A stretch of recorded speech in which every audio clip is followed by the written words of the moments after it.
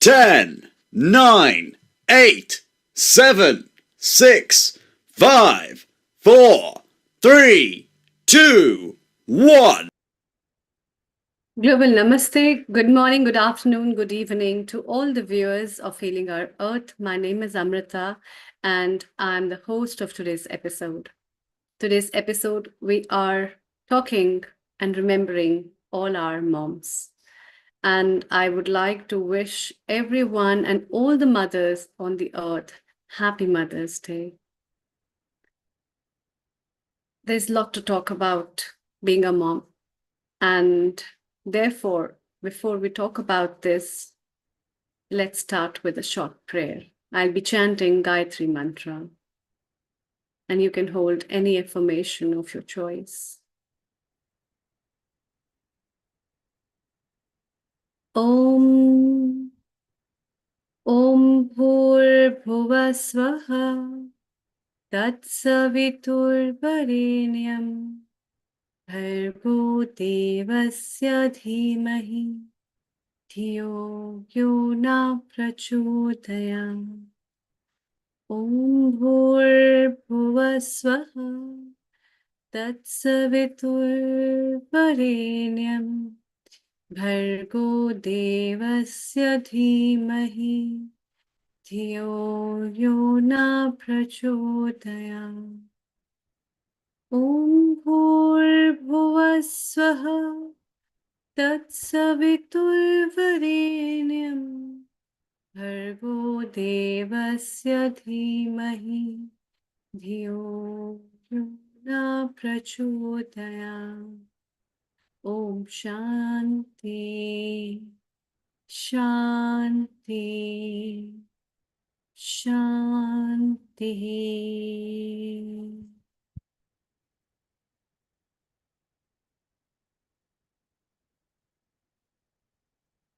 Mother.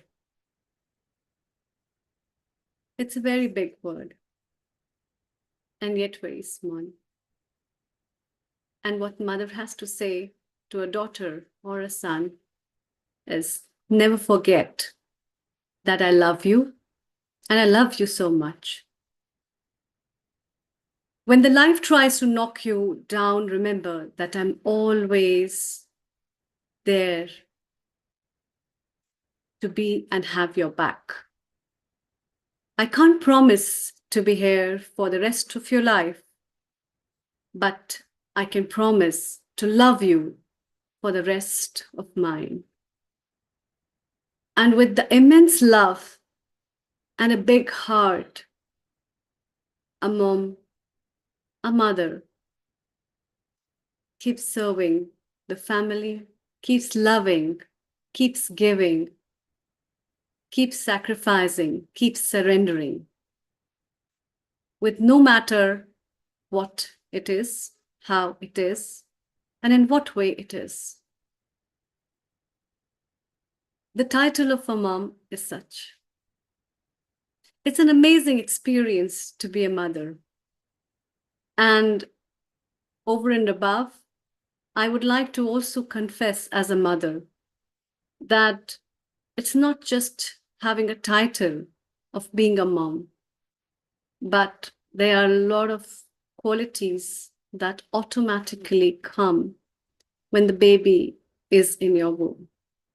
The quality of strength to protect your child, the quality of morals that you want to give to your child, the quality of those love and moments of sharing certain things which are very personal between you and your child makes you very special to get the title of mom. And sometimes you really wonder, I'm the same girl who was the daughter. Am I the same person who is just a girl and has become a lady and now being a mom? And all these things make her a magnificent lady. The way she is, the way she holds, no matter what the problems are, no matter what the requirements are, she's always to back the whole family. And that's what is the big sacrifice of mom. What we deserve is nothing, but what we give is immense. And that courage with that title of being a mom comes automatically. Even if you're very tired, still you would love to feed your children. Even if they say something, you would love to fulfill their wishes.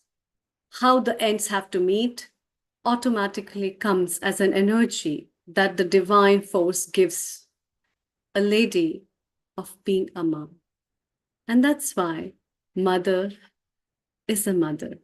And so we correlate and give this title to the honor that we have for being a person and a human with these immense qualities. May it be Mother Earth, may it be my or your mom, but the time that we spend with them is also very precious. It might be few minutes, few hours, or a gesture of a quick smile and a quick share of a plate, maybe. But all these things are very special, and they make you really special to share these things with your mom. I have a lot of memories, and I would like to share with you. But then it's also very nice to share all these experiences with all the people around the world. So therefore, all those who are listening to us through various partner channels, I would like to invite all of you to come and share your experiences of being a mom, of being a daughter, of being a son, and a thanksgiving note with a big hug to your mom. And to start with, I have our founder and director of Healing Our Earth, Neil Kumar, who will be sharing some thoughts. And also, I would love to listen what he has to say about his mother. Global Namaste, a very good afternoon to you, and happy Mother's Day. And a very happy Mother's Day to you, because you are a mother too, and to all the mothers on the earth. As we've mentioned many times on Healing Our Earth, the only claim that anybody on the earth can say that this is mine is a mother. The car, the house, the body, the wealth, nothing belongs to you. But a mother can claim because she gives birth to humanity. And that's very special, because for those who cannot touch God or feel God or understand, they just have to touch their mother and they can feel that special godly feeling. Isn't it wonderful? To all the mothers on the earth, a very happy International Mother's Day. Different countries from different places observe on a different day, but today is the International Mother's Day. And it's so important. Of course,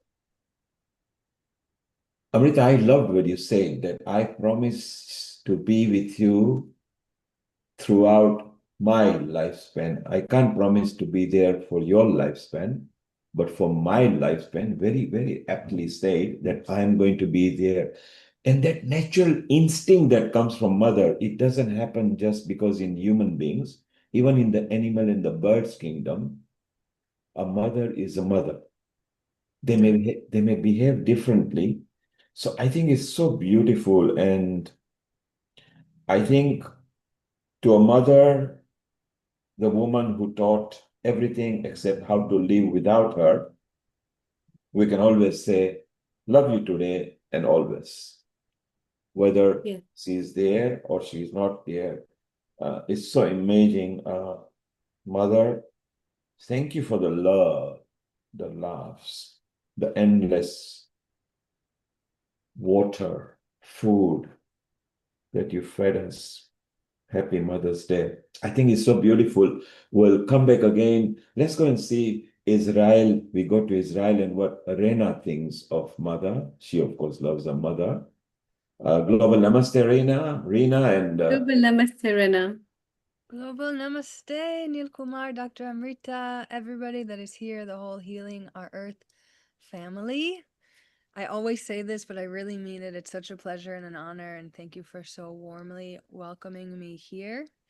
And Rina, so, we had your mother on Healing Our Earth once. You were on a holiday Yeah. with her in one of the episodes, and she was so nice the way she gelled in with you. You, of course, Yeah. have got fond memory, both with your mom and dad, but your mother Hmm. was there in that bonding over there. What does mom mean to you? Your mom and generally mothers at large. it's a good question. I remember that episode. I remember my dad was there. I forgot that my mom popped in. So that's sweet that you remembered. What does mother mean to me and in general? Well, it's hard for me to speak in general because I only have my experience to go from, but so I'll start with that. To me, mother means nurturing, loving, supportive, reliable, Hmm. creative, and there's also challenges that come, especially I think between the relationship of mother and daughter. Yeah. And I think that manifests differently for different people. Hmm. For me, it means as a daughter, learning. I think what's similar for everybody is like at some point we realize that our mothers are imperfect and they're human and they've made mistakes, and that can be really hard to accept for some people, and it was hard for me. And then the next step, which I recently went through myself, is realizing that it's true that no mother is perfect and every mother has made a mistake, and that every mother did her best and tried her best with the tools and the resources and the abilities that she had, and that every mother wants the best for her child and wants her child to be thriving and wants her child to be happy and wants her child to be healthy, and that it's just part of the human condition that nothing here is perfect. And Hmm. not And what are the two qualities that you like in your mom? the qualities that I like in my mom, I like, yeah, she's very nurturing, and that even though she's very, very busy with her work, she makes it a priority to be there for me when I really need her. Hmm. Taking out time. Hmm. Yeah. Right. Any two things that you would like to imitate in your own self, or you try that these things should be there within me because I like that in my mom? That's a good question. And it's I'm at an interesting point in my personal life because I'm not yet a mom, but I do think about becoming a mom, God willing, one day. And I do believe, I hope that I'll have an opportunity to really embody these things as a mother.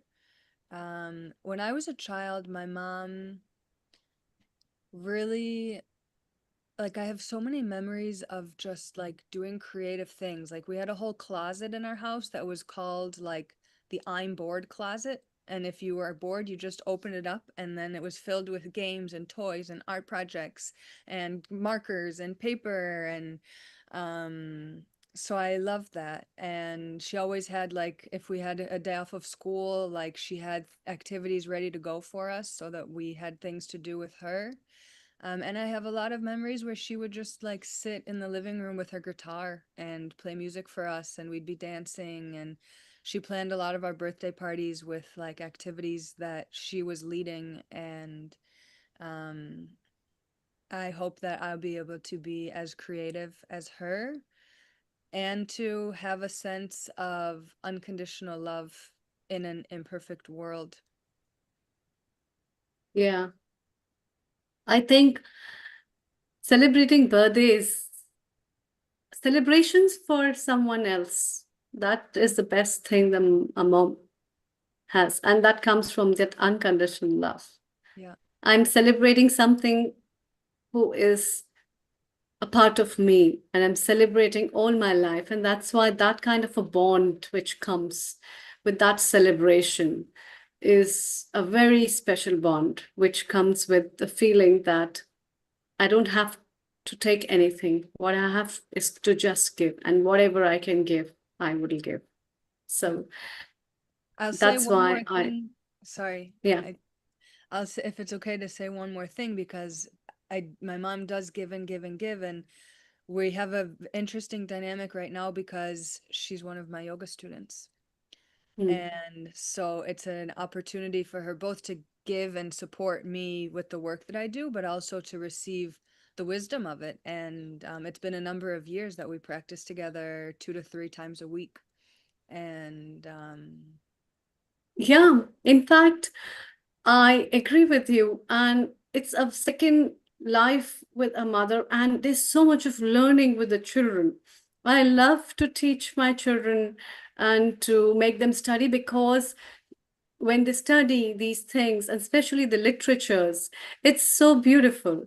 I Today itself, I would like to share. I was teaching my young son about an English poem that he had in his literature, about a very small memory of being a 3 years old and a day spent with her mother. And in a hot day, on a dusty road, with a small house near the mountain, with a tree behind, and a cat, my mom wearing a red shawl. And the lady now is the poet, has gone very old, and now she's remembering her past, which is still a little hazy. But then what she says is, I don't remember things much, but what I can feel is still a very strong memory within me, which is an unconditional bond which has come through my mother, though I am a grandmother now, but still that bond will never break. And I was just full of it just brought my heart to break to think about it. And I could happily explain my child about, this is so special. And I think we all have our memories with our mothers, which even if have been dissolved with the distance of time, but they are very strong and very close to us in our heart. And I think they will always stay close to our hearts. And that's the special bond we have with our mothers.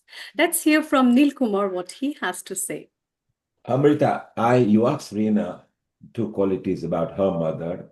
The one that Hmm. I remember when she came on, she didn't Yes. overshadow Reena. She actually behaved with her like a friend of hers. So she didn't throw her authority, she didn't override her.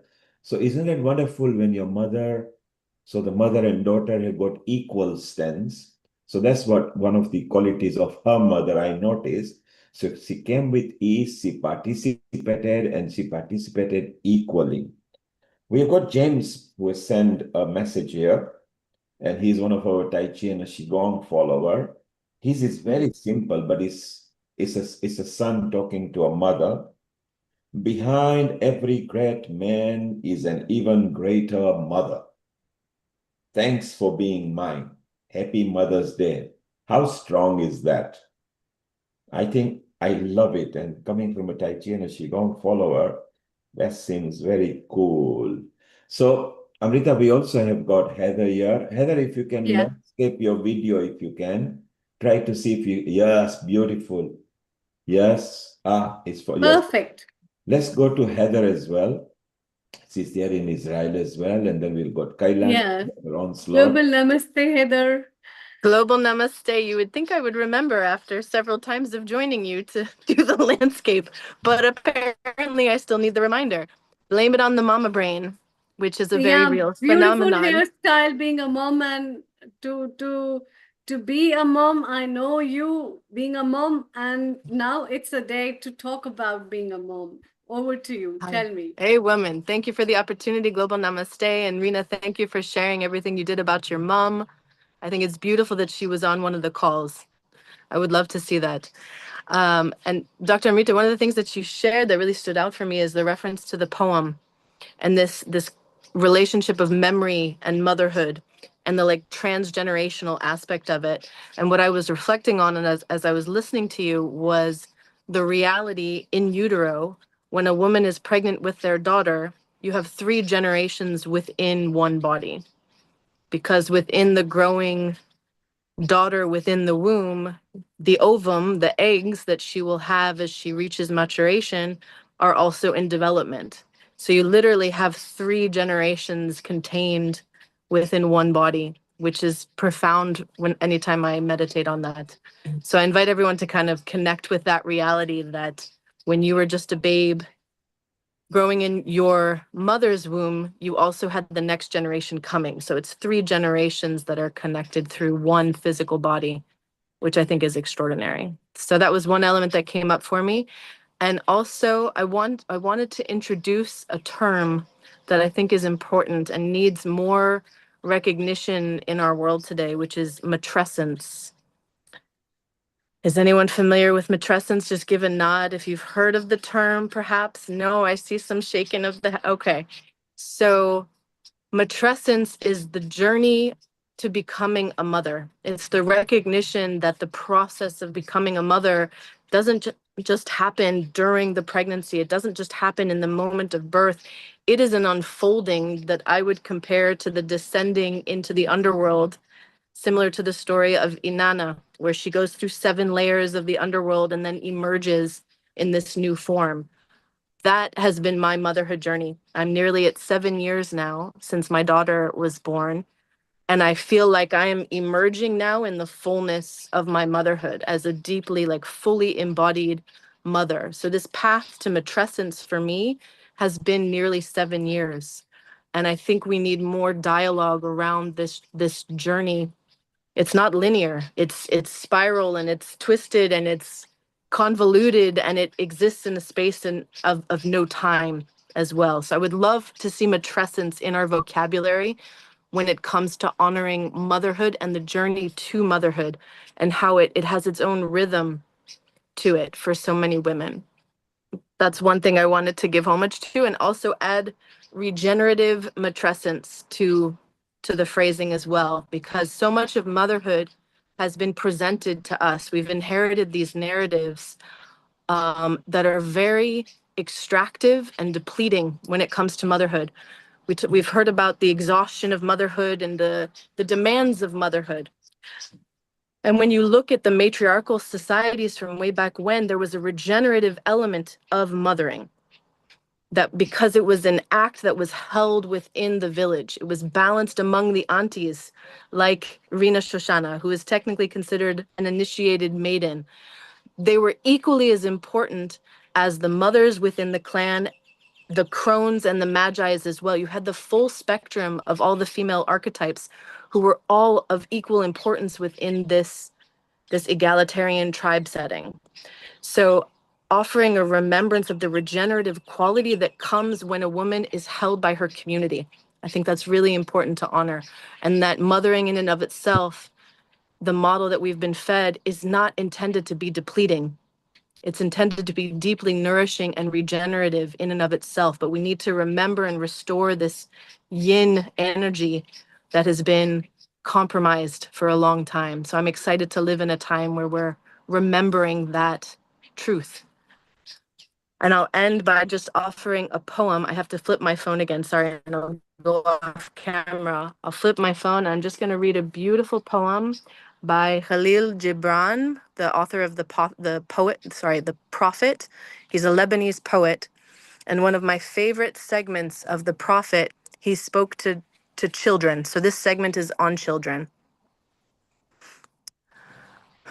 And a woman who held a babe against her bosom said, "Speak to us of children." And he said, "Your children are not children.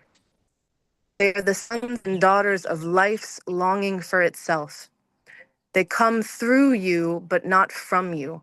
And though they are with you, yet they belong not to you. You may give them your love, but not your thoughts, for they have their own thoughts. You may house their bodies, but not their souls, for their souls dwell in the house of tomorrow, which you cannot visit, not even in your dreams. You may strive to be like them, but seek not to make them like you. For life goes not backwards nor tarries with yesterday.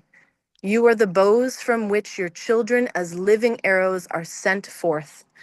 The archer sees the mark upon the path of the infinite, and he bends you with his might, that his arrows may go swift and far. Let your bending in the archer's hand be for gladness. For even as he loves the arrow that flies, so he loves also the bow that is stable. That segment for me is a really perfect capture of what it means to be a parent, what it means to be a mother, from a place of absolute humility, that we are nurturing the future, and they don't belong to us. We are the portals through which they came, but their commitment, their devotion is to life's longing for itself. And to remind ourselves of that, I think has a lot of power. Beautiful. Thank What you. are the two things that you love in your mom and you like to give it to your children as a mom? Tell me. I've started a practice as we're going to sleep. Like one of our bedtime rituals is I'll draw with their permission, always with their permission. Teaching them how to embody consent is one of my favorite aspects of mothering, honestly. To support their body sovereignty is really essential for me. So, but as part of our bedtime ritual, recently I've started to offer the invitation to draw a sigil, like a figure 8, the infinity symbol. And as I draw that symbol, I bring the intention of this blessing. It's escaping me for a moment. Give me a second. You are blessed, highly favored, and divinely protected, surrounded by light and love. There are a series of other things that are specific to certain days, but I always end it with, and sealed with an Ima's kiss, with a mother's kiss. And then I give them a kiss on their forehead. And that's how they drift off to sleep, is with that blessing on the third eye, essentially, in that correlation to the pineal gland. Yeah. So that's one of my favorite elements, is blessing my children and offering them a sense of confidence in how to navigate the world, that they can trust themselves, they can trust their bodies, and in so doing, I'm invoking a new level of confidence in myself too. Amrita, you asked Heather what she would like to give back. One day in one of the episodes, one child actually came on the screen and she didn't shoo the child away. She actually cuddled the child and said, "Look, this is I think it was your daughter, is that right? The young one?" Yeah, it was my It's daughter. so beautiful that she felt deserved. She looked at the screen, realized that maybe mom is giving a session, hugged her, and just gently left. So it's like, okay, thank you for acknowledging me. So isn't it wonderful that we remember these kind of things? Heather could have said, "Shh, look, I'm like, you close the door." She didn't do that. She embraced her. And then she herself recognized that she needs to go, but she went with a smile. So I think that was so beautiful when you remember. And those are the qualities of the mother, the patience, the love, no conditions. Talking about that, Sunita, who follows us from South Africa, in fact, she's been following since pandemic, has sent this poem that she seems to have constructed, A Mother's Hands. Her hands held mine when I took my first steps, wiped the tears I didn't know I had. They buttoned the coats on winter mornings and waved goodbye at school gates, brave but sad. Now, that I can resonate because every mom actually waves goodbye to the child when they go to the school. This is without fail. I think we can all resonate with that. Her hands cooked meals when money was thin, mended clothes, mended hearts, mended me. They clapped the loudest at every small win and folded in prayer quietly. Now her hands are softer, lines like maps of every mile she walked for me.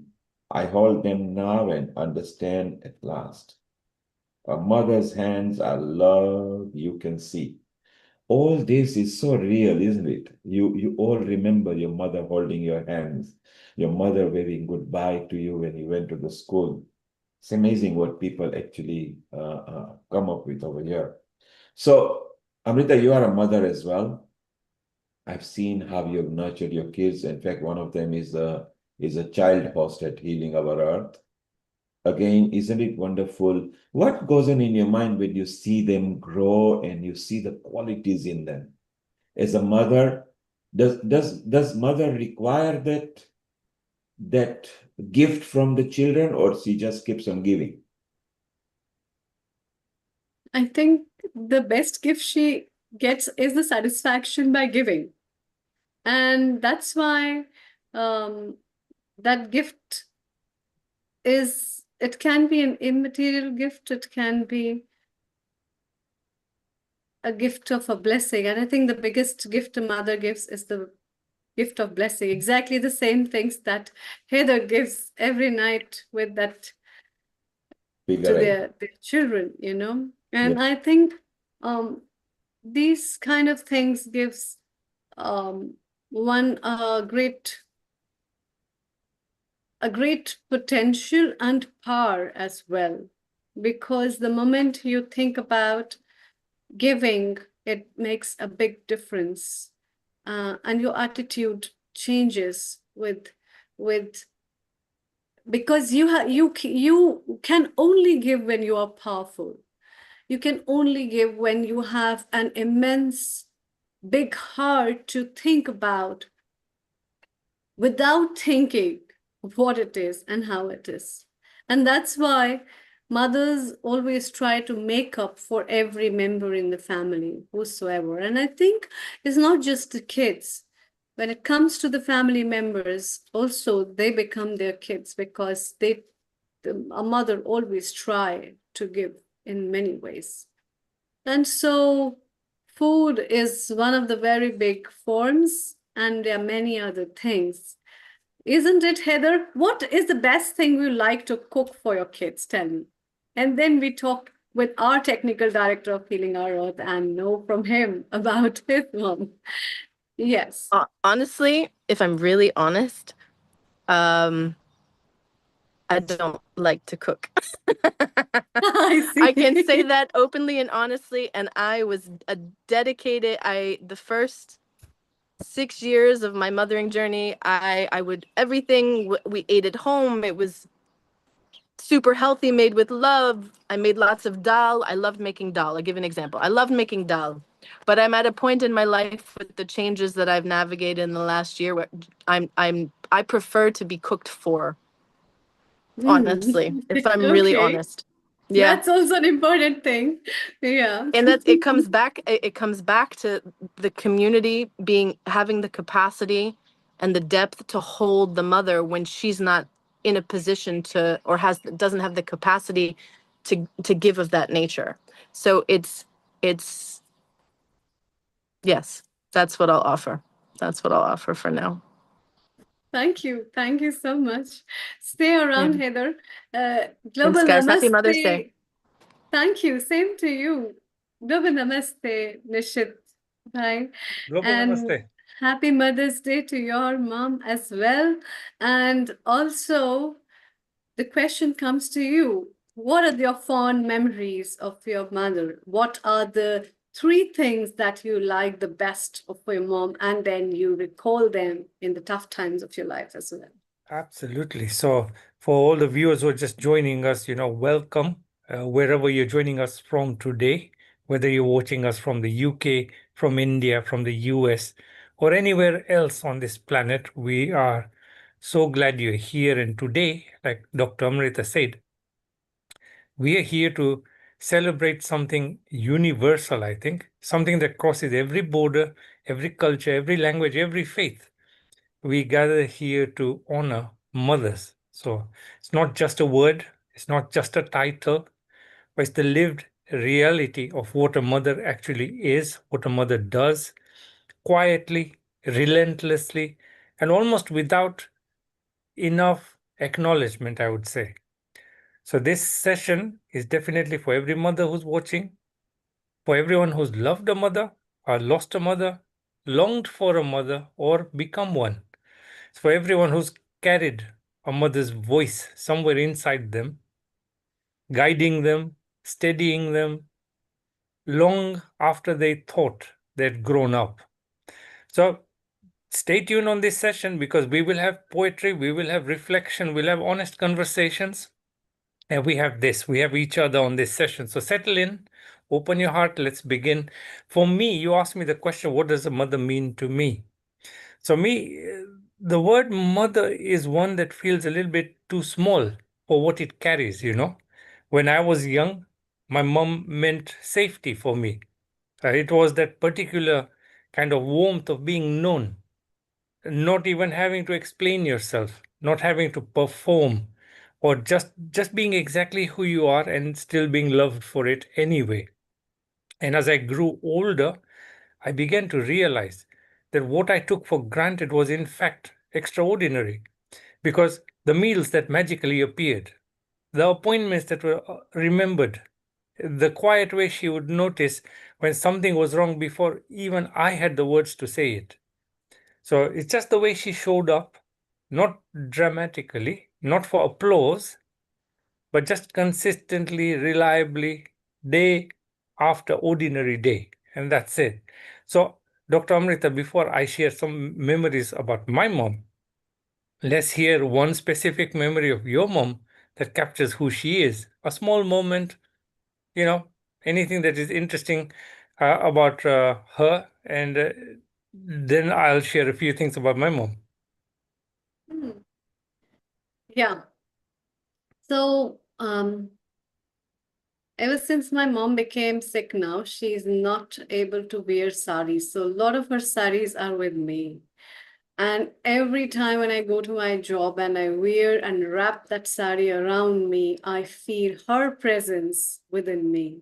And her image of draping the sari with the elegance, getting ready, with the pride she feels when she puts the bindi, with the kind of care and the warmth of the eyes she was to look at me, I think has got such a beautiful memory in my heart. And there are loads of memories, but then that comes within me immediately the moment I wear. And the whole day, that energy, I would say that when you share this thing, that's a kind of a divine energy, I would say. So the draping her saris that day gives me an immense energy because I feel surrounded by her that day, remembering the same colors and her elegance in the same dress which I'm wearing. And I think hundreds and hundreds of girls who have been sharing the clothes of their mom, which is one of the best thing, I think must be remembering and getting that energy from them. Absolutely. So, you know, the word mother means different things across cultures, but it's very universal and it's very differently carried across different cultures. So in South Asian families, the mother is like the keeper of traditions, the one who ensures that the family recipes are passed down and that the prayers are said and the festivals are remembered, even though you're in a foreign country. And she holds the culture in her hands. It's pretty much sums up my mom. So my values, you know, I've done like more than 17,000 hours of community service that's driven partly or in a major way by what she made us do when we were younger. And then that just became instilled in us. And in African countries, so we come from Africa, the mother is often called the backbone of the community because it's not just her own children, but the neighborhood, the church, the extended family, everybody all orbit around her warmth, you know. And so we felt a mix of this South Asian and African influence because we're all born in Africa. And so we get this overflow of things there. But it doesn't matter. Even here in the UK, you can go to a British home, a British family, and you'll just see the mom is not always spoken loudly, but it's in the making of a cup of tea. It's in the I'm just calling to find out how you are doing, or a casserole left on the doorstep during a difficult week. That is motherhood. So for me, some of the key things are, you know, I remember when I used to help my mom with the kitchen duties. I don't know, I must have been 6, 7 years old. So I learned my cooking skills from my mom at that time. So she'd get me to pitch in with all her work. And yes, it has been, I'm sure everybody can relate to it. But times were not always the best for her. And she still managed to do her best and always put on a brave face. So it's not the most radical, the most healing, the most necessary uh, gift that another human being can give you, but she still gave us what she could. And so that was where we are right now. So my 3 siblings, my dad's passed away nearly 20 years ago, in fact, this year. So my mom is the hub of the family. And so she makes sure that all of us, 3 siblings, my son, my wife, all of us are doing good in her eyes. And so that's what I would say my mom's memories are. She still lives with us. She's quite active. Yeah, it's just interesting to see how she's grown and where we were as when we were younger. And now that we are older and we have children of our own, we can always see that she's never going to switch off, no matter how old we get. Nishit, Absolutely. one of Yes, the please. memories you mentioned was that when you were 6 years old, you learned and you were seeing your mother cooking, so you wanted to learn. Now that everybody can relate. When we are younger, we want to follow our mother. If she is doing a prayer, then we want to learn that and we copy that because she's doing it. If she puts the flowers onto or a garland on a deity, then we want to do. We also ask why we're doing, and they slowly tell us when they're cooking, and if they're doing particular thing, we ask them. We try to emulate. Not that I ever learned how to make chapatis round, and not many people do. It's so funny that the girls always get it right and the guys, except if they are chefs. I did start off with making map of Africa, but then eventually I Exactly. got it to round chapatis. That's what I mean, that we can make any shape, but that everybody can relate. That when you are young, you want to emulate your father or your mother, particularly mother, because you are quite close. If you want a favor from a father, you first go to the mother and say, will you ask my dad this? I think that happens in every culture. We actually did a research on it a few years back and found out that mother is a conduit to the whole family. And you just mentioned it, Nishit, that since dad passed away, the mom is the umbrella. She is the Yes, actual big spindle, and all of you are the spokes that come out from it. that's it. Isn't it amazing the tough time that she had to go through suddenly to manage, nurture, feed? And I think a mom can do better than a dad when it comes to harnessing family. So I think that's very beautiful. I do think, yes, that was her time, but I think right now in 2026, I would say motherhood is unlike any other previous generation. Although at its core it has not changed, but mothers today, they carry more than any previous generation had to carry. They are expected to be fully present parents, productive employees, engaged community members, emotionally available partners, and somehow still find time to look after themselves or take care of themselves. So, I mean, if you just look at it in terms of invisible labor, right? I'm sure there's research out there that will show you consistently that even in dual income households, mothers carry the majority of what is called the mental load. The invisible management of family life, remembering school events, tracking health appointments, managing emotions in the household, anticipating things before even they were expressed. So this labor is rarely counted, rarely thanked, and almost never stops though. Dr. Amrita, have you ever stopped to think about how things your mother was managing simultaneously, before that you never thought about or even knew about she was doing it? Yeah, in fact, I think same as you. Now, when the life moves and the distance of this time increases with the age and experience, you really realize how profound our mothers are. And that's why the small things and the small activities have got so much of great intentions, love, support, and the kind of nurturing.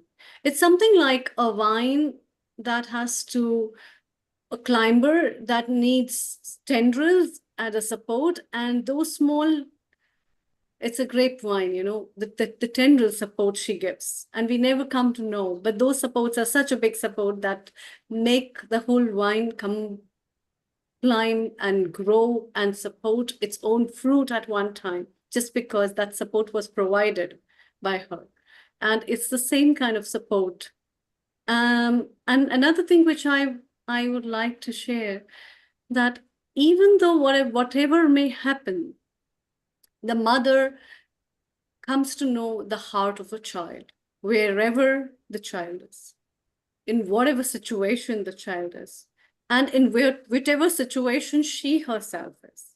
And I have experienced that, even if there has been critically very bad situation of a mother, still she can feel the heart of the child in what situation the child is, and still will be supporting the child, that yes, I'm still there for you. And that's what makes her special. Nishit, Amazing. you mentioned that the mothers of the current times are slightly taking more burden. And we got two mothers, which is Amrita over here and Kailash. Kailash, who can relate herself not very far from the past generation and not very far from the current generation, maybe could be a good example to tell us, because we remember that our mothers or grandmothers, who generally didn't have to work because the head of the family, which is the man who works, takes care of it. But now the world has completely changed. Kailash, a global namaste to you, who is our resident co-host, and shortly in about 30, 40 minutes, she has got her own slot there. Kailash, as a mother, and as someone who have had a mother, and you've also got a daughter, how do you correlate the past generation, for which you remember from your childhood now, to the current generation? And a happy Mother's Day to you as well, Kailash. A global namaste to everyone, and a happy Mother's Day to happy you. Mother's Day to everyone internationally on this global platform. Again, it's absolutely a delight to come here and talk about my experiences as well. Like you said, Neil Kumar, I come from a generation where when I first came, my mother came as a migrant. Okay, so no English, nothing yet, and there was no facilities as well. But there she was with my other four siblings, so there was five of us, plus we had another two cousins who came along. So I saw my mother, incredibly such a strong person, how she managed, how she multitasked everything in a new country where language was different, nothing, there was no Mondays, nothing yet. She adapted so well. And the way that she nurtured us, the way she looked after, the way she led, managed, it's just incredible, really, to see that with very limited, resources. We didn't have fridge freezers, we didn't have cars, life was so different in the mid 60s. Yes, she managed, and I remember coming the winter months, and then to cater for all of us, to look after us, to even take pride in our education. It was something that's going to always stay with me. That was such an incredible role model for me, and I kind of, from there, I think it made me stronger as well, and that's what I pass on to my own children. How important it is, to stand up for yourself and just to be strong, that strong person. And I've got my grandchildren as well, so I can relate to all those layers. And also when I talk about motherhood, and I think, Neil, Nishit ji said it, and everybody else said it, that warmth feeling, can't describe it, but that security and the safety in a new country where I left my other mothers. My grandmother was a mother, my auntie was my mother there in India. They're all mothers to us. Yet, to find that comfort in a new country was incredible. So I paid tribute to my mother, who left us about 6 years ago. But even though she's not here physically, I feel her love. I feel her presence. She was such a big, big personality. And like Amrita ji said about the saris and everything, that just made me so emotional because, we still got her saris and everything. And, I do put it on, I feel her around me and her love, the way she brought us up. You know, so, my tribute to her today and to all the mothers. And when we talk about mothers on this platform, Healing Our Earth, I call our mother nature. She's a mother who, when I feel a bit down, I go out, for a walk near the nature, and she nurtures me and she energizes me and shows me so much love. And I know on previous episodes we talked about hugging a tree, and that is so powerful, empowering. And I want to pay tribute in my poem when my slot is here later on. My poem is dedicated to Mother Earth as well. So I just wanted to say Happy Mother's Day to everyone, and that's my experience. Thank you. Kailash, quick question. So when you were younger and growing up with your mom around you, I'm sure you'll be able to relate to this. In many communities around the world, mothers are often the first line of support when it comes to mental or physical health support in a family.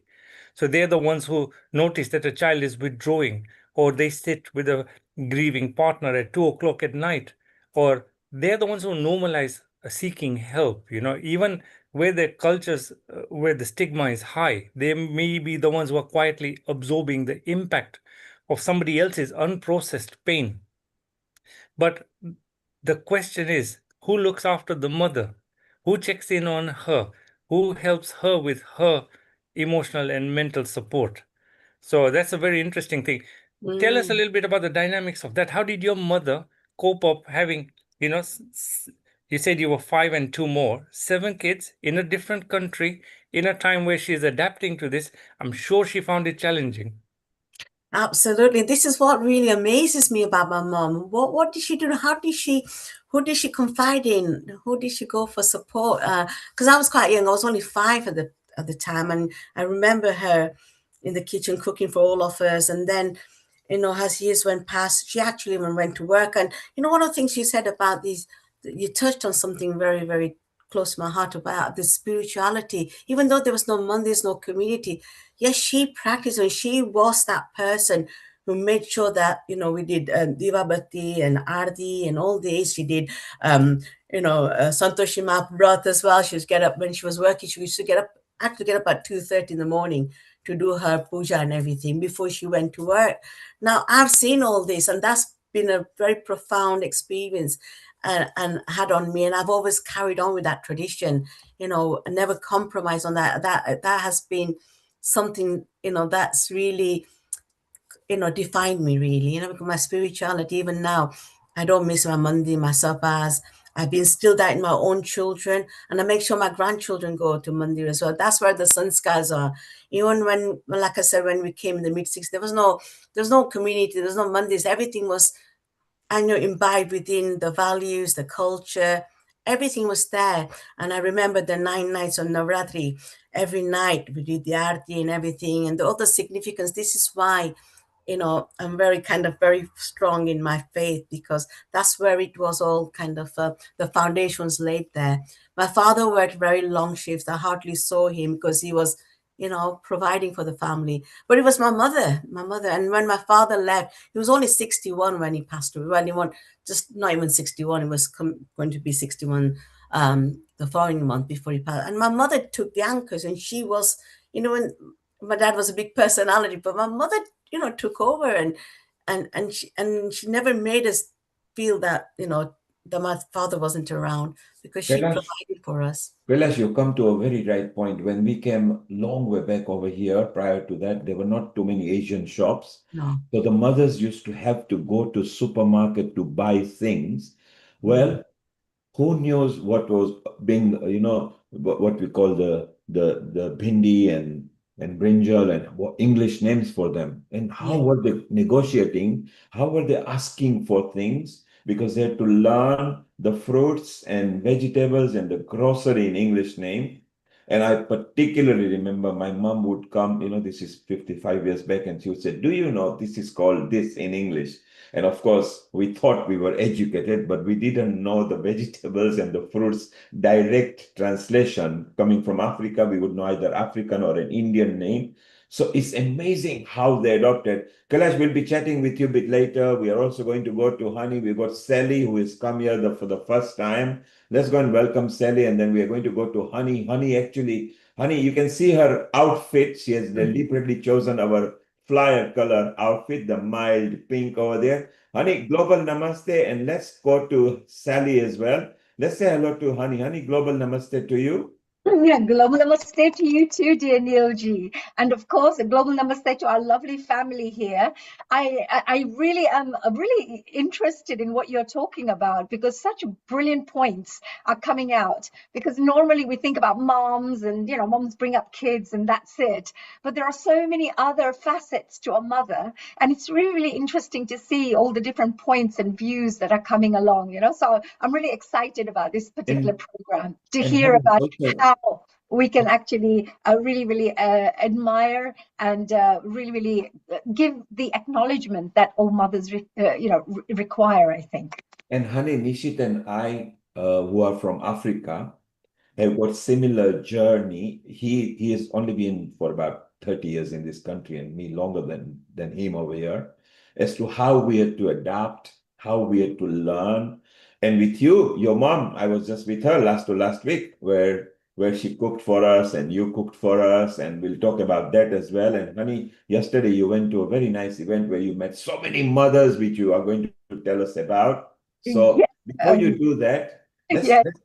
let's go to Sally over here from the Coaching Illuminations Limited. So she has got some news for us, what she thinks is International Mother's Day. Before we come to you, Sally, just 1 second. Earlier, when James actually sent a son's perception of a mother, then we've got somebody replying as a daughter and says, Mom, I got it from you, the strength, the grace, the terrible sense of direction. Love you. I mean, isn't that very typical? I mean, I don't think all the moms have got terrible sense of direction, but very nicely said. So it's beautiful. Amrita, let's welcome Sally, and let's see what we got lined up. Then we got Honey, then we got Kailash, and Heather in Israel. Love, Nishit, the fact that you identified the labor and the work which is not recognized or appreciated, which is what mothers do. Sometimes we ask them, what are you, housewife? Oh, you're a housewife. Okay. Well, a housewife has got several professions merged into one. And for a man, try to do it just for a day, or maybe even carry a child in front of your tummy for 6-7 pounds. Just put a dummy 6-7 pounds and see what a backache you get. A global namaste to you, Amrita and Sally, and let's see what Sally thinks of International Mother's Day. Oh, thank you so much. What a lovely warm welcome. Thank you, everyone. It's so lovely to meet you. And I'm delighted to be here and be invited to join you today. So I'm Sally Stockraiser, and I'm actually a mother myself. And I support pressured professionals with neuroscience-based coaching. So I'm from the world of emotional empowerment, and lots of my clients are wonderful mothers who are experiencing pressure. So it's my support and privilege to support those with taking emotionally empowering steps forwards. And it's just a delight to be here to hear reflections and hear interpretations and common ground. I just think there's such a richness to relatability and the opportunity I feel like you always learn something from everyone. And I'm a committed lifelong learner. So it's absolutely lovely to be here and have the opportunity to, present when you'd like me to, just for a few minutes. Thank you. Thank you, Sally, for being there, and happy Mother's Day to you as well. It's really wonderful to have so many views from the different people, and especially we at different age and different stages of life, being sons and daughters, remembering and cherishing our memories of the past. And I think these kind of days are also important in a way that they make us remember and go to the time in the past where we can value the relationships that we had. And it just doesn't come by default and we don't acknowledge them. But these kind of days makes us make some big room about somebody who was a beautiful flower and is a beautiful flower in the bouquet of our life. But we profoundly now remember them, think about them, and value them more because we think they're very precious. So thanks for joining, Sally. You yourself are, apart from a mother, into the science of coaching and from the emotional well-being.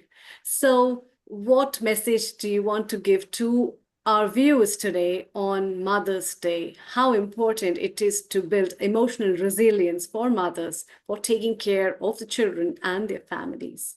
Oh, thank you, Amrita. That's a very kind introduction. Thank you so much. Are you comfortable with me sharing a few slides if I've just got a couple of minutes to present to you? Definitely. Would that be okay? Oh, how lovely. Definitely. Okay, wonderful. So I would love to just bridge to Amrita's comments there about parenting and the fact that we are navigating this at lots of different stages of our lives. How we interpret Mother's Day is obviously very different to our individual experiences.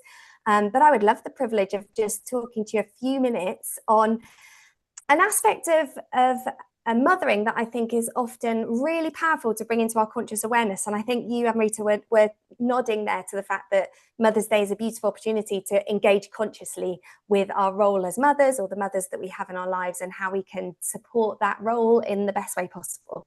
So I would love to just spend a couple of minutes talking to you about the kindness that we give to our children, but actually rarely give to ourselves when we're in that mothering role. So this will be hopefully quite insightful and interesting for those of us who are mothers ourselves, but also those of us who are supporting mothers in our lives. These are my daughters. This is Chloe and this is Sophie. I'm very lucky to have those two in my life. And this is a personal few minutes as well, because this actually talks to a story that I've gone on in terms of how I've supported my brain as I've become a parent, from a place of real, quite challenging emotional intensity to a place where now I'm very fortunate that my brain supports me with kindness in my parenting life. So I'd love to just talk to you very briefly about the role that I feel kindness plays critically in mothering. I feel like Mother's Day is a wonderful opportunity for us to celebrate love and care and emotional nurture that mothers are often carrying quietly, very constantly, and often invisibly. And I think that's perhaps a really powerful point to make very early on about the kindness that radiates out through our mothering roles, which is that obviously a lot of what we do as mothers is completely invisible. It's lovely to have an opportunity to really recognize kindness with consciousness today. And kindness is key. We are taught this from very young. We know that kindness plays a critical role in our parenting. And I know so many amazing people in my life who pour kindness into their children. And I just think that is an incredible attribute to celebrate today. We also often, as mothers, are very naturally offering kindness to our families as well and our communities, which is a beautiful, wonderful thing. I love the ripple effect of kindness. I think that's something to always be celebrated. But I would also offer that it's also the case that our brain is naturally not necessarily so automatically ready to support ourselves with the same kind of kindness as a parent. And often, actually, we've inherited a brain that is kind of predisposed to default to pressure or guilt or self-criticism. And having been on that journey myself, I'd love to just talk to you just for a couple of minutes about how we can engage with that reality in a really supportive way, and then a micro activity that we could do that would just move ourselves forwards to a place of increased empowerment. So in terms of navigating the reality of the joy of being a parent, the privilege of being a parent, but also sometimes having some challenging feelings to navigate, which are very natural and normal. Emotional empowerment really is critical when it comes to, I would offer anyway, when it comes to thriving as a mother. And the reason that I'm talking about this from a skills space is because what I am on a mission to do is to make internalized kindness the new normal. And so what I mean by internalized kindness is where we've supported our brain to process our circumstances, our parenting, our interactions with our children in a way that supports us with experiencing kindness internally. So we've actually trained our brain to provide us with emotional advantage that fuels our parenting to best effect. And I'd love to talk to you just briefly about why we need to be proactive, because it sounds so simple, doesn't it, that we would want to be kind to ourselves. That's a simple concept that I don't expect many people would disagree with. But there's actually a really good reason why we need to be proactive in experiencing this as parents. And it's because of several things our brain does naturally without our awareness and without our permission, which is that all of us as mothers, we've all inherited a brain that is very good at leaning towards a natural negative bias. It has a negative, natural, inherent bias towards how it interprets our circumstances, and it interprets our parenting in exactly the same way quite often. And this is our brain thinking it's very ingeniously clever, because early humans that were naturally biased towards the negative were able to spot threats and concerns and go on and better themselves and were more likely to survive. So it's a kind of hangover from our early ancestors, but it sometimes leads us to be emotionally vulnerable as mothers. We also have a natural comparison in our brain's design. It loves to seek out social status and comparison. And especially when you combine that with a negative bias, it can be very easy for us to identify examples where we can see other parents, other mothers, let's say, performing or behaving in a way that we can see perhaps compares to us. And usually our brain isn't set up for kindness at that point. Often it can compare in a way that is less kind, and that obviously doesn't support us overall. And I would also offer, we need to be proactive in internalizing kindness because we have a lot of social messaging that's sometimes not necessarily conscious, but incredibly impactful. For example, it's very easy for us to have absorbed the idea that to be a quote unquote successful mother, successful parent, that our children must always be blissfully happy and everything is always wonderful. Whereas actually we know that all of our any children that we do have, and any of us with a human brain, we're all navigating a mixture of emotions, and being kind to ourselves about this reality is a really great way to experience empowering emotion. And I would offer that the kindness and internalizing kindness as a mother is so much more than simply a nice idea. Actually, if we consider the fact that the way in which our brain thinks about ourselves is hugely important in our emotional experience, actually, we can consider internalizing kindness as a mother as being an amazing emotional opportunity. It's actually very difficult for our brain to produce feelings like worth and calm and capability and contentment if we aren't practicing being kind to ourselves about our role as a mother and our role as a parent. So this goes way beyond just training our brain to be kind and supportive. This is actually the difference between fueling our energy as a mother, fueling our capacity, fueling our health. It goes so much further than just a nice idea of being kind to ourselves. So just a little micro step that I was going to offer to you today actually links to Sophie's story. So Sophie is my youngest, you may remember. And I wanted to introduce just a little micro step that we could do for anybody wanting to take a step forwards towards internalizing kindness, whether they are a mother or not. So Sophie has, with my permission, been having coaching from me for the last 2 years. And she was previously someone who experienced quite a lot of self-doubt. She was often quite nervous in new environments. She was often quite unsettled. But actually, she has learnt to change the way her brain processes her situations in a way that empowers her emotionally, and it critically empowers her every day with kindness. So I've just taken Sophie's story that I'd love to talk to you about because it links beautifully actually with the role of being a mother and a little activity we can do together. I was putting Sophie to bed earlier on this week, and she said, oh, mummy, just before you say goodnight, please can I just show you this letter that I've written? And there was this tiny piece of paper in the corner of the room that had been folded up lots and lots of times, and she unraveled it, and inside was this letter. And it's a letter that Sophie's written to herself. So it says, Dear Sophie, don't be too hard on yourself. You matter. Love, Sophie. And then she's put her age, as children always do, and the date. Now, this is a letter that she's writing to herself because she's teaching her brain to internalize kindness in a way that supports her. But I think it's something as mothers we can all learn from, and parents more generally, because she's written a very gentle thought to herself. Gentle is critical. So when we want our brain to embody kindness, we need to meet it where it's at and then gently move it forwards. So it's a lovely, gentle sentence. It's not too aspirational. It's not an affirmation.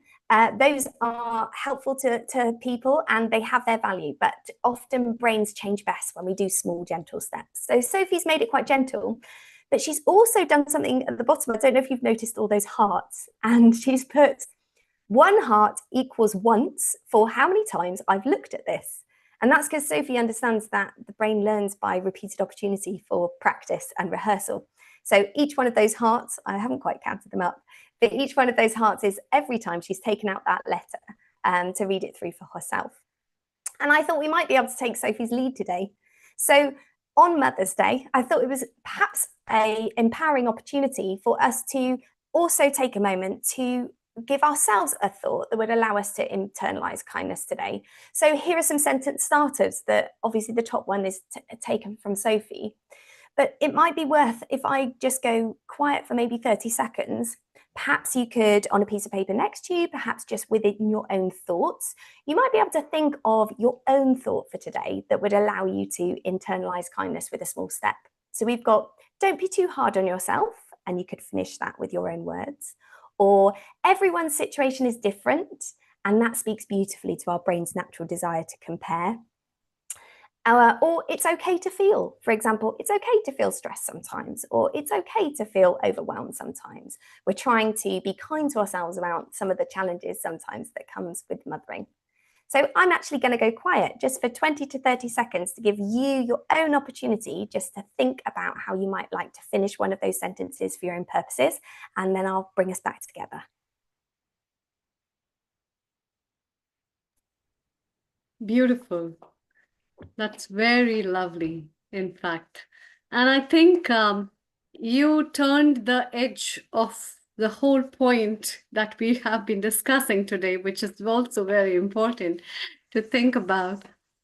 Parenting in itself is a very tough job and a very challenging thing in its own way. As we all have been discussing before, how important it is to take care of your own self, how important it is to be with your identity and yet be dissolved with everything is also a very important part of being a mother. And yeah, there are a lot of challenges. There are a lot of things that we often have to suffer from. So here we have Sally, who is an emotional empowerment coach and a keynote speaker, practical neuroscience that transforms stress and intensity into calm reassurance, creator of emotional rebuild framework, championing internal kindness, transform stress and intensity. That's very nice. In fact, today's time, much required thing of today. I think so. Isn't it, Haniji? It's so important that we all require this in today's time. Absolutely, absolutely. Sally, that's amazing. And also, actually, you give this beautiful aura about relaxation and this lovely aura about you. You know, you already understand that, you know, I know you teach and you share about kindness, that it oozes out of your own aura as well, which we can feel as we're watching you. Oh, that's so kind, honey. Thank you so much. It's been an absolute pleasure. Thank you. Thank you, Sally. And you are now part of Healing Our Earth family. So keep in touch. We have got different episodes every week. Shortly, we'll be showing the future episodes. Next week is mental health awareness. And then following week, we have got yoga. And then we have got children, kids, and teens where you can come back. I think it'll be very good from a coaching point of view and parenting point of view. That will be beautiful. Where Hani is also launching the IPCN, where she is running that organization, which is a global organization for children, where Amrita and her son, who is a child host, will be also there at the end of the month. And And following week, we got the environment. So wherever you feel is appropriate, just keep in touch with Amrita or whoever you are connected with. Let's go to our Honey. Honey is our resident host and producer of some of the episodes, and very aptly dressed, as I said earlier, with our flyer color, where we got this baby pink with that. Honey, a global namaste to you, and of course your mom. We had a good fun last Friday, where we had a nice dinner and a long chit chat. Aren't mother really the epitome? Aren't they not the beacon of our life and the lead of the family? Absolutely, absolutely. I mean, there are so many facets to a mother. It's unbelievable because although we're sharing so many points about moms, they actually, for me, mothers seem to be like a little treasure, like so valuable. They're like little diamonds. They're like little gems. Sometimes what happens is people don't appreciate their value. Unfortunately, you have this little stone and you think, oh, it's only a little stone, but actually, when you polish it up, etc., you think, oh my God, this is a real valuable diamond. So I feel that all mothers out there are actually little diamonds. That's how I see them. And also, I'd also like to share, today I had some messages from various people. So before I share some of my own messages, I'm going to see if I could share some of these wonderful people's messages. Now, Neilji, you mentioned about this wonderful play that I went to see yesterday.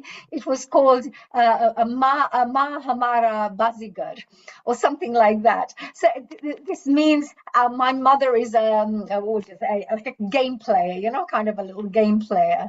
And what we mean by that is she knows exactly how to straighten people up, because the whole play was about how a mother, a father, and a family of two sons and their wives, how they live together. And sometimes you have a really modern wife, so how the mother-in-law, like the mother, would straighten those wives, how to make them get back on track again. How the sons are not very, very, they're not very responsible. How she works on helping them become more responsible, and all of that is done in a funny way, in a very comedy way, So it was really brilliant. It was such a light-hearted play. It was in the Gujarati language.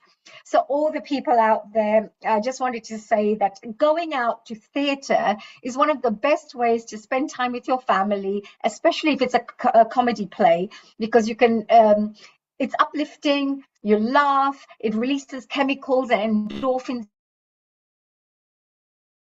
And my mom, who's currently, unfortunately, on a wheelchair most of the times when you take her out for outings, she doesn't seem to go out much.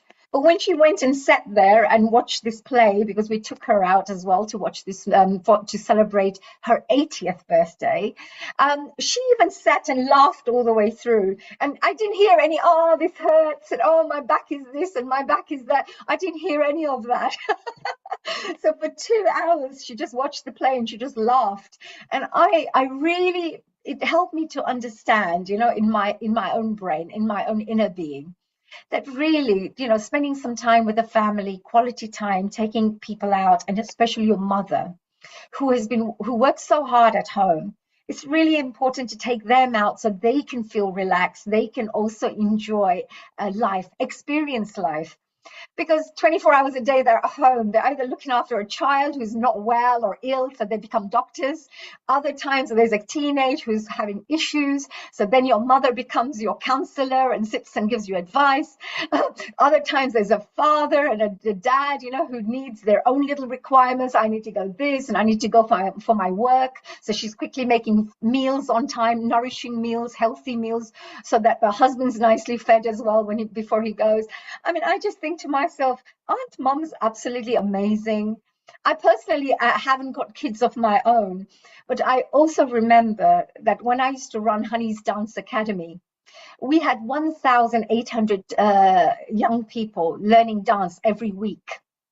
And every time I would say, my kids, because I would feel like they're like my children, and they literally saw me as a mom because I would not just teach them discipline in terms of dance discipline, techniques, and how to learn performances, but it was also about how to be a good human being and personal development for children.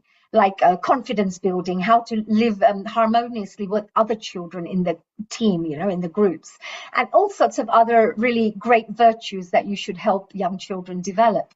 So for me, it reminds me that, gosh, if I was a mother, I really believe that, you have to bring out the best in children. So I'm sure all mothers out there are doing that. So I really value you. I really would like to acknowledge all the great work you're doing. I also remember, actually, when I was growing up, my mother would teach me little prayers. I was only 3 years old, and she would teach me. I remember Kailash ji, Dr. Kailash ji mentioned about Santoshima. And my mom actually used to do Fridays, fasting on Fridays for probably over 45 years without one break, without one Fridays missing. That's 45 years of pure commitment and discipline. And can you imagine what your mother is asking for, what my mother was asking for? Please keep my family safe. Please keep them healthy. Please keep them la, la, la. So for me to hear that, even my mother for 45 years, fasting every Friday, praying, she would still ask not for herself, give me this, give me that. It's always for the family, for the children, help. I just, again, find that so unconditionally loving, and very rare to find people who are so unconditionally loving. Only mothers can have that kind of unconditional love, that they just feed their children before they feed themselves. It's just really amazing. The other thing I remember when I talked, again, like I said, about the prayers, it's about inculcating really good values in a child. Because up till this day of today, I meditate regularly and I pray regularly. And I think that because I was 3 years old when my mum taught me all of that, it stayed with me for life. So sometimes parents also teach you life lessons, and these life lessons stay with you forever. It shapes you. It shapes you as a person. It helps you to see the world in such a positive way, and also helps you bring in your life habits that are very conducive to you becoming perhaps a better human being. So I think, again, I respect all parents, and especially moms who are out there. They spend more time with the children. Fathers are sometimes working out there, so children and moms are spending more time together. So moms really, really, I think, play a very important role in shaping young children's personalities and character, etc. So again, well done for that. And today, actually, I was studying. I do a lot of studying about different types of topics. I'm a bookworm, as you would call it. I love reading, etc. But one of the things I recently read was it was actually quite a heavy. It was quite dark, actually.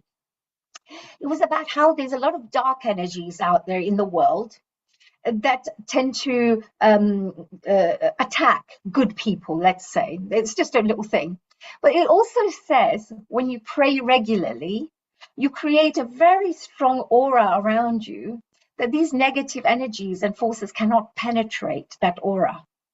So a Christian was saying, there was a Christian and there was a non-Christian. The non-Christian was saying we hate Christians. So, we try to attack these Christians.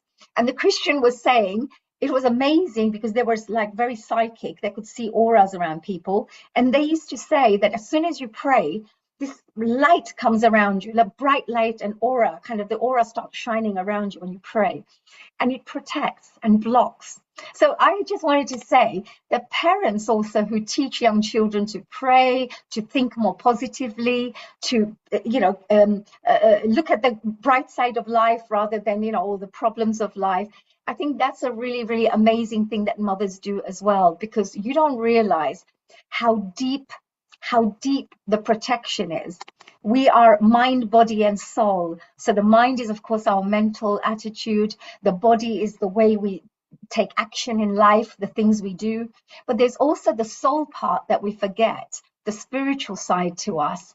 So I feel again, and I think, and I would like to say a very big congratulations to all the mothers out there to help your children from all 3 levels. So thank you for that as well.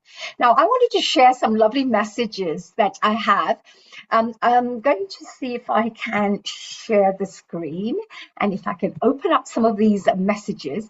Now, this message actually, let me show you first of all this Bazigar. I think you may enjoy this. This was the program that I went to see yesterday. So let's see if I can share this. It was really fun. It was so exciting. This is the one.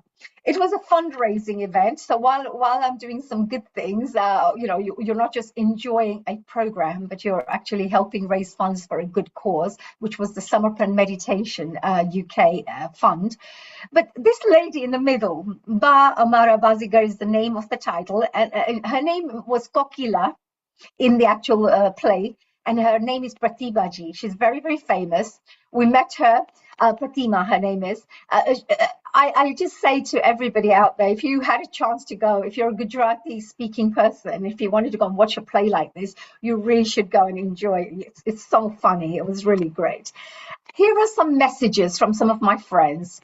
This one is from Omashola. Omashola is somebody who you will be seeing very shortly on 17th of May. She's coming along and she's going to be sharing her knowledge about how to challenge yourself, how to clear your negative energies, how to clear your limiting beliefs. She's really good, and she's starting a 31-day challenge to help young people, to help mothers, to help anyone from any age groups to come along and to better themselves. Now let's see a little message that she has to say for us, and I'm going to share the sound because last time I remember Neilji said you couldn't hear anything. So here's a message from Omashola. Happy Mother's Day. Happy Mother's Day to all the mothers and the mother figures who take time out to sacrifice, to show love, to demonstrate what love is all about. Take time to sacrifice for others. And I charge you at this time, even as we celebrate Mother's Day, celebrate you, that you take time out to celebrate you, that you take time out to remember who you are, and you take time to reflect. My name is Omoshola, and I am the creator of 31-Day Reflection Challenge, where I challenge you to take care of you. Enjoy Mothering Day. So there you go. There you go. There's a little, I'm sorry, the sound was a bit low there, but she's just telling all the mothers it's time to take time out for yourself, she's sharing. So she will be also giving some little wonderful tips to all the mums out there and anybody else as well, of course, because we can all improve ourselves in all different ways. Here are some other little messages I've got here from, one is from a lady, lovely lady called Reena Patel. She's saying a lovely little message to everyone. Let me share that for you as well. And I think this is really good. All these people who love their moms, you know, I think this is great. There you go. Hi, my name is Reena Patel. I wanted to say Happy Mother's Day to everybody at Healing Our Earth. And I want to say a special thank you to all the mothers that have helped their children, and especially with my mother, I want to say thank you to her, because with all the ups and downs I have had, she has supported me in every way, and also she's also let me do everything that I wanted to do and achieve, like my studying, my jewelry making, etc, etc. She has been the most wonderful mother. I always feel that I want her to always be my mother for all of my lives that I have on earth. And also another thank you to all my aunties that have been really nice to me, and a special thank you to my very, very special one of my aunties, is she's made me learn a very special skill. And so there you go. There is a little message there. Now that auntie that she's talking about is my mom. So my mom, when she was traveling to India regularly, can you imagine, my mom's spending her time learning about beauty things. So she learned about how to do eyebrow threading. She learned about waxing, and she just learned about all these wonderful beauty things. But what that did was, when she came back, she would teach that to me, to my little lovely cousins, my, various women in the family. So nobody had to go to the beauticians. We would do everything ourselves because she taught us exactly what to do. So these skills stay with us for life, and Reena Patel, with my cousin, she actually said that, that was one of the most important skills she ever learned from her, my mom. So I just wanted to say to all the mothers, whatever skills you have, whatever you have, thank you very much for sharing that, because it actually transforms lives in a whichever small way or big way. So thank you for those messages, everyone. I had one more last thing, but I'm not sure, Neilji, if I should share it or not. But it, So, as honey, yes, we will share it. Coming back to your mother, yes, earlier we just discussed this, that whenever, even if you are a male or a female, yes, once you are from the age of 2 to about 6, 7 years old, you try to emulate what the moms do. So if they are cooking, you want to learn cooking. If they are doing makeup, so you remember, if you're very young, if mom does a makeup, you want it too. And you are lucky that your mom took personal interest in you because you had affinity to dancing and music right from your childhood. Subsequently, you became a very good academy yourself by learning the dancing, then teaching the people, and then you opened Honey Schools, the Honey Kalaria's dance academies, which was quite famous. You loved it. You have also acted in Bollywood movie or helped them out with the choreography. And mom took special interest in you with your outfits, your makeup, dropping you, picking you, every interest that she took. And I think only mother can do that because they can give, and they don't want anything in return. yes. And that's the special about mothers. Yes, absolutely, absolutely. I had these beautiful, you're absolutely right there, Neilji. And, I had these like about 10 points that I had of how mothers make a difference, to people's lives. And, the more you think about it, you can add and add and add and add because the list just goes on. And I had these wonderful 10 areas that I thought was really, really important, what you just shared as well.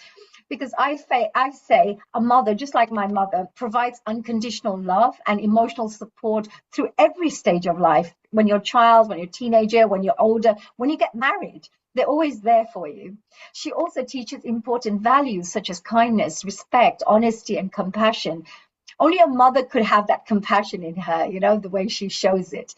And she becomes a great role model as well for us to follow. A mother also offers comfort and reassurance during difficult times. I had that. We always have these ups and downs in our lives.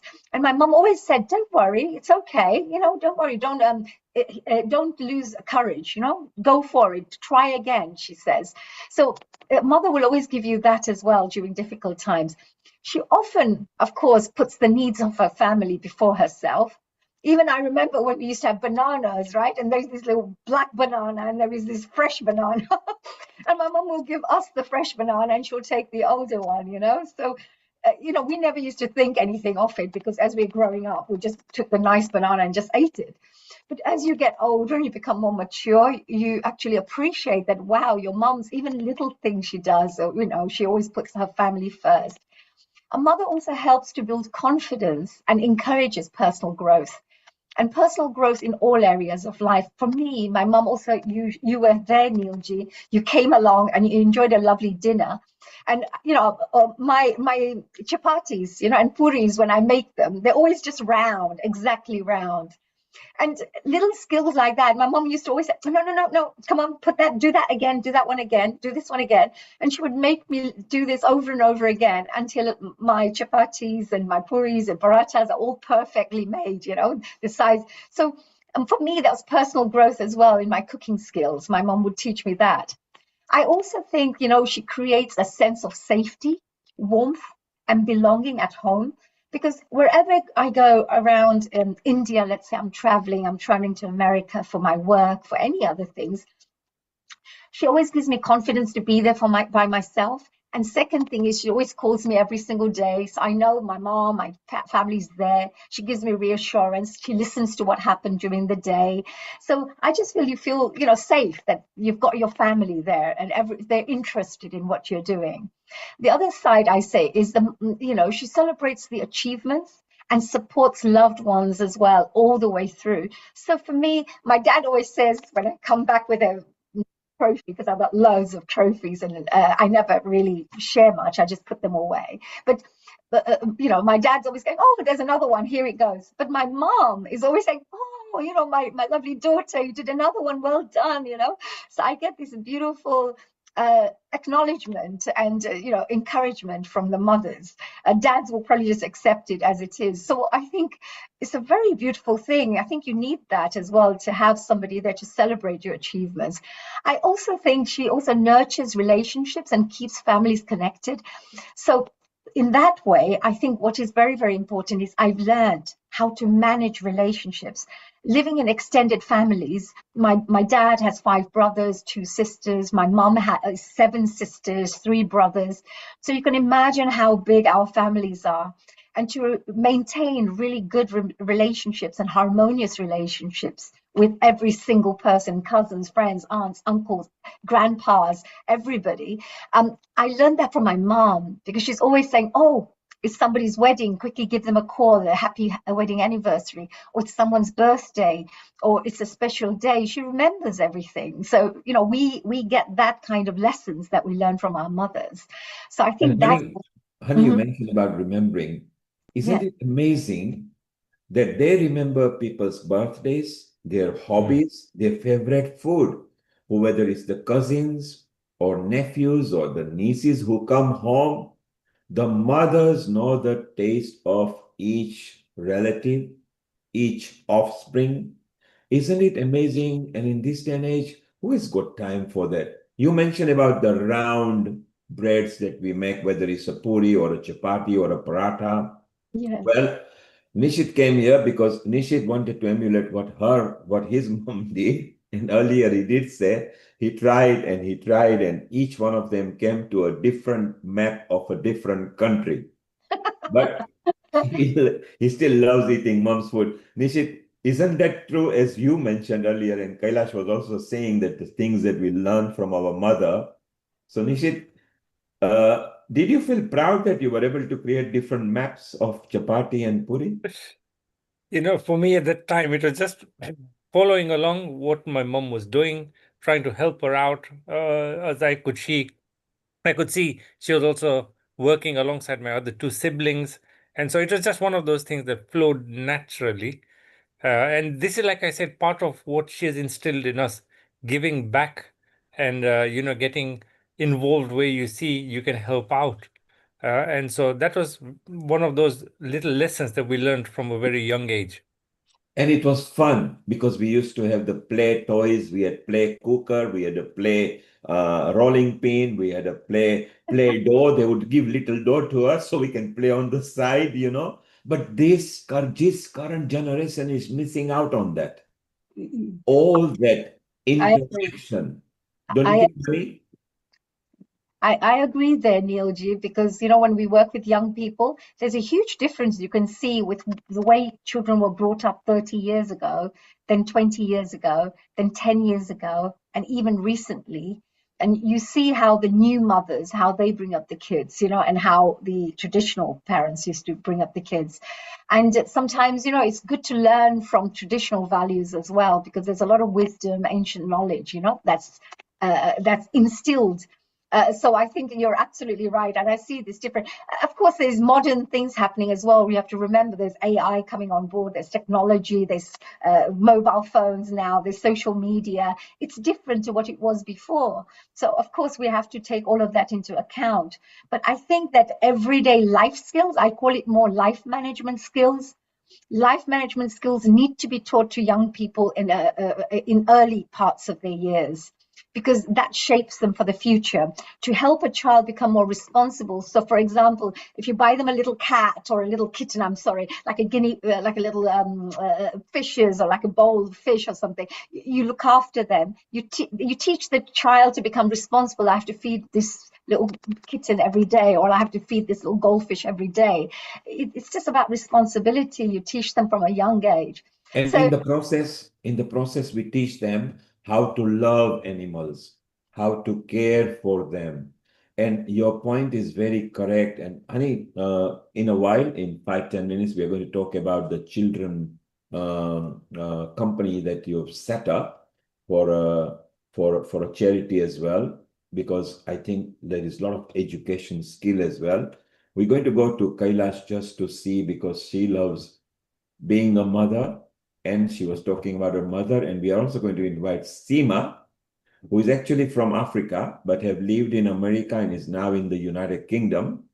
So let's take a comment from Seema, then we go to Kailash with all the messages that she has got. Honey, we come back to you. Nishit, you can get the rolling pin and the chapati ready, and we want to see how it turns out. I mean, it's very competitive. Seema, you remember you got fond memory of copying your mom and wanting to learn from them. A global namaste to you. And what message have you got on this International Mother's Day? Over to you. Thank you. And a global namaste to all of you. Thank you so much for having me here today.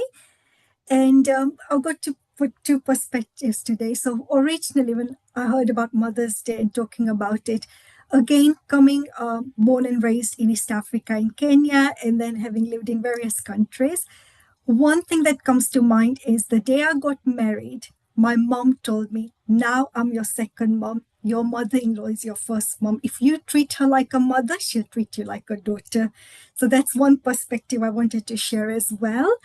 And for me, embracing a mind, body, soul living is very important. So a lot of my paintings, like the one behind me, a lot of the wordings that come through are channeled after I meditate, or, I'm out in nature.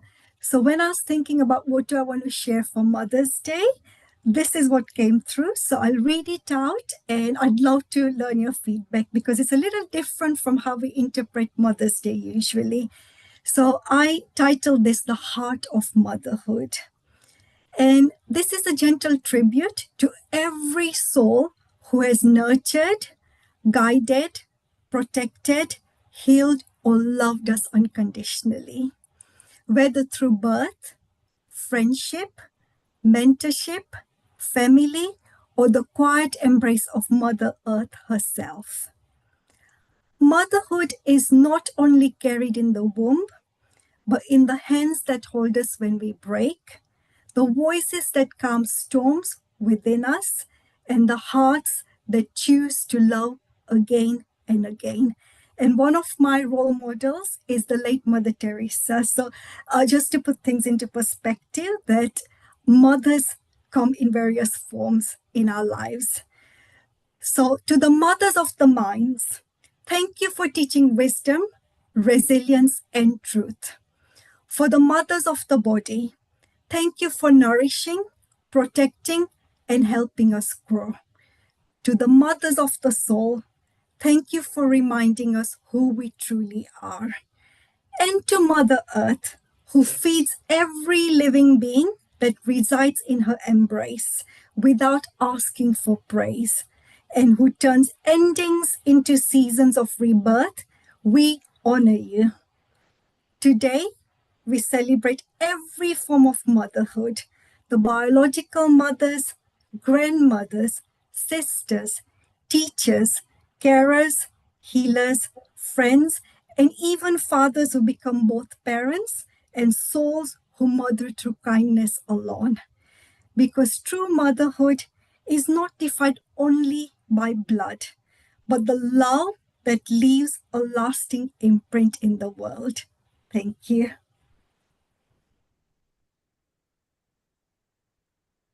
That's amazing. It's beautiful, coming straight from the heart. And somebody who likes talking about poems and from the heart is Kailash.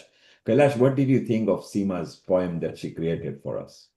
Absolutely loved it, Simaji. That was really beautiful. And like you made references to motherhood in different forms. It's not a mother who's biological, but mothers, in the form of, teachers as well as the mother nature, which I spoke about earlier. That mother nature, just provides me so much comfort as well, so much love and energy. When I just go for a walk, when I'm feeling a bit down, I just feel so close, and helps me to sort of wind down and relax. So that was absolutely my poem. Actually, kind of touches on a lot of things everybody said today about mother being, making those sacrifices, being tolerant. And I always enjoy, Honeyji, your input on this program. Last week was very inspirational, and today I was making notes again. And I particularly liked your point about mothers. And I remember my mom, doing all this fasting and everything and the prayers. It's always about us, about the family, about our well-being, and our happiness, and very little about their own selves. So I love that bit. And also I've seen my mother, how she kind of nurtured relationships and how important it was. I mean, she came from an extended family where she had to obviously live with her in-laws and, form sister-in-laws and all that, how she maintained those relationships and the tolerance and the sacrifices that she made. So that's always going to stay with me. That's a very powerful lesson. So I wanted to sort of kind of follow on from your poem, Simaji. So if I may just recite my poem. So here it is. Some loves change the world quietly. A mother's love is one of them. It lives in small sacrifices that no one sees, in sleepless nights, steady hands, and in the endless giving of herself so others may feel safe, loved, and whole. Across the world, in every culture, in every home, mothers carry generations forward, teaching kindness, holding families together, and planting hope even in difficult times. And above us, around us, and beneath us, Mother Earth does the same. She nourishes without asking, offers beauty after every storm, and reminds us that life grows best when it is cared for gently. Today is for every mother, those with children beside them, those remembered in our hearts, and those whose love reaches far beyond blood. May we honor them not only with words, but by living with more compassion, more gratitude, and more care for one another and for this earth that we share. So those are my tribute to every mother today, even the Mother Earth today. And Nilji, I did promise you that I'll sing one day. So this is a little Bollywood, just a couple of sentences, but I used to love it because, it just reminds me the love for our mother. So it's a Bollywood, and it's only two sentences long. So do excuse my singing, but I just feel compelled to sort of share this to you. Let's have your debut on Healing Our Earth, and then Seema will sing, and Nishit actually sings. On Sunday, he refrains because at home his family says, on Sunday, don't sing, please. Rest of the time you can sing to us. I've actually been what do we call quite impressed by all the poems. I've got one for the show later on whenever it's ready. Yeah. Okay, so let's listen to Kailash's debut, and then Seema, maybe you can maybe sing in Swahili about Mama. Yeah. So here it goes. It's only two sentences long. Go ahead.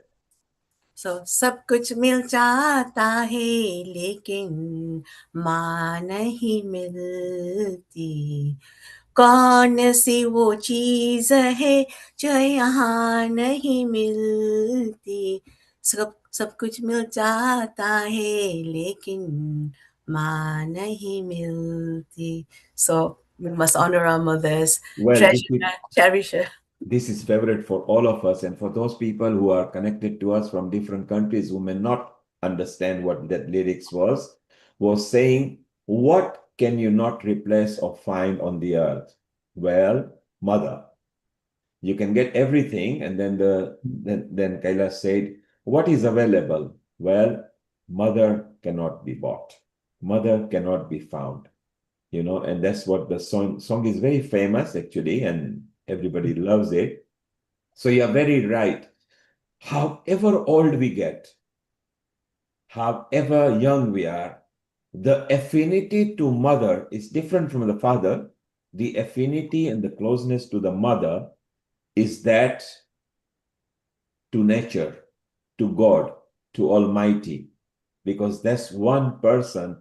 Even if a mother touches you and when you are not well, somehow psychologically you feel comfortable. If you got a temperature or you are unwell, what do? You go and run to mother. Very rarely you go to a father. You just go straight to the mother. And somehow her hug is good enough to make you well. The food she prepares for you, she knows all your habits right from day one because she's the one who gave you the birth. The day you were born, the mother was born as well. So if it's the first child, from that day, it is her birthday as well as a mother. So it's just amazing the fun memories that you can have with the mother, the affinity that remains. And I love it when you got a 75-year-old person and the mother might be 95 or coming to 100 and says, "This is my kid," and yet the person is about 75. So for our parents, we will forever remain children. But I think it's extremely amazing that a mother is so multifaceted. Seema, don't you find that moms are just amazing? Seema, you are a mother as well, is that right? That's correct. Yes, I'm a mother to a 12-year-old boy, and it was a transforming part of my life, just embracing motherhood. And I'm afraid I can't sing, but this is what I'll say. With motherhood, I've learned so much about myself. For example, unconditional love, patience, and even I used to have a very structured life before, but how to put those things apart. Success isn't just about a structured life or what's on paper. It is about those cherished memories. It's about a life well lived, and motherhood has taught me that beyond anything else has. And talking about Mother Nature, what it's taught me is in if we emanate nature, for example, we're talking about mother. So in a woman's life, spring is like a maiden, a young girl. And then summer's when she blooms. So it's the years when, say, if they're going to get married or embrace motherhood. And autumn is the stage where they're getting a bit more wisdom, and winters, the time the matriarchal, we hear a lot in, say, the elephants and certain animal kingdoms where the matriarch is the oldest female, but there's so much wisdom by that stage. So winter to me is a little bit like that, where there's a lot of wisdom, but it's a lot of introspection as well, just like the leaves fall in the autumn, and there's a lot of winters about hibernation for certain animal kingdom. So for me, it's a little bit like this. Every season is something to teach us, and every phase is something to honor. So thank you. I just thought I'd share that. And Seema, this goes for both you and Kailash. When you both became mother, obviously, I think maybe what your mother taught you must have resonated at the time when you were pregnant, both of you. And then after a few months, you delivered your child. Do you feel that not just in an Asian culture, but in every culture, the girls right from the beginning are actually learning the process of being a mother? Do you feel that that would be the case? Each one of you. Kailash, you go first. Yeah, absolutely. Yeah, my mother was there. Oh, luckily, my mother was part all the way through my pregnancy, but I was obviously first time mother, and she was there to advise me, right from the beginning, what to eat, what not to eat, and what to do, and even when sitting down, sit on this position, don't do this, don't do that. So she was there, as my mentor, my guide, um, and she, like I said, for me, being a mother at an age, I was only about 19, 20. I was quite a young mom. So she was there even when the baby's born, like 40 days, that she looked after me. And then even, as Stasia was growing up, she used to give me all these little tips, what to do, teething and then feeding and all this stuff. So yeah, it was really, really helpful to have my mom around and her influence there and guiding me all the way through. Seema, for you? Absolutely. I couldn't agree more. I felt so looked after and cared for, and I'm very fortunate. My mother and my mother-in-law both live very close to each other. So I had two of them nurturing me and looking after me. And what I learned was how kindness and compassion, because for them, they saw that there was a future generation. They were looking forward to it. It was the lineage getting extended, and how they looked after me to ensure that I had the most comfortable experience to carry on the lineage, the DNA. And it is also said that the state of a mother, the mindset, the physical nourishment really matters for the development of the fetus. So again, coming from a scientific background as well as embracing yoga and other holistic therapies, I totally agree with that, that the mindset has a very big part to play, not just the physical nourishment as well. And now I also feel, as a mother myself, like previously when I was younger, I wouldn't understand why my mother would say certain things or did things in a certain way. But I feel like I'm becoming more like her when I'm nourishing my son and seeing him grow up as well. Because I couldn't appreciate that wisdom back then, but now I appreciate, how she was navigating as a mother. And I respect her more because I can see that at that time I might not have understood it from my level of maturity, but what I understand now is what she was like when I was growing up. So Absolutely, Seema. That is called deja vu. You've been there and somebody was teaching you. When they were telling us, don't do this way, don't be like that, we thought they are controlling us and ruling us. Now that you are a mother, you are having to do with some of your children quite a bit that your mother did with you.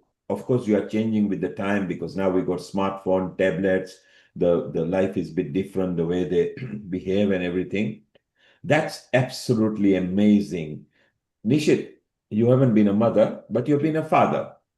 How do you find the different role? Because Mamta, you see her mothering, and maybe you are also another kid for Mamta as well when it comes to looking after that.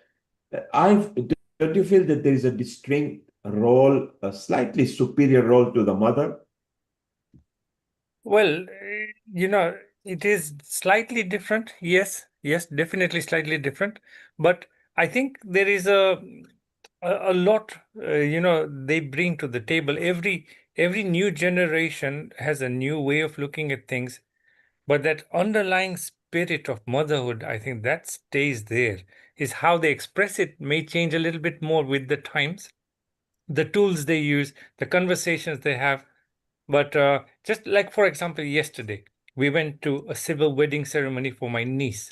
This is some lovely young lady. I've known her from when she was like a school-going girl, And now, yesterday, she's all married. And then to see her mom and how they've embraced the groom side of the family and everything. So it's interesting to see that spectrum of motherhood shifting from not only her family, but now to welcome the groom, who we've known for some time as well. But she's extending her family like that. It's really interesting to see.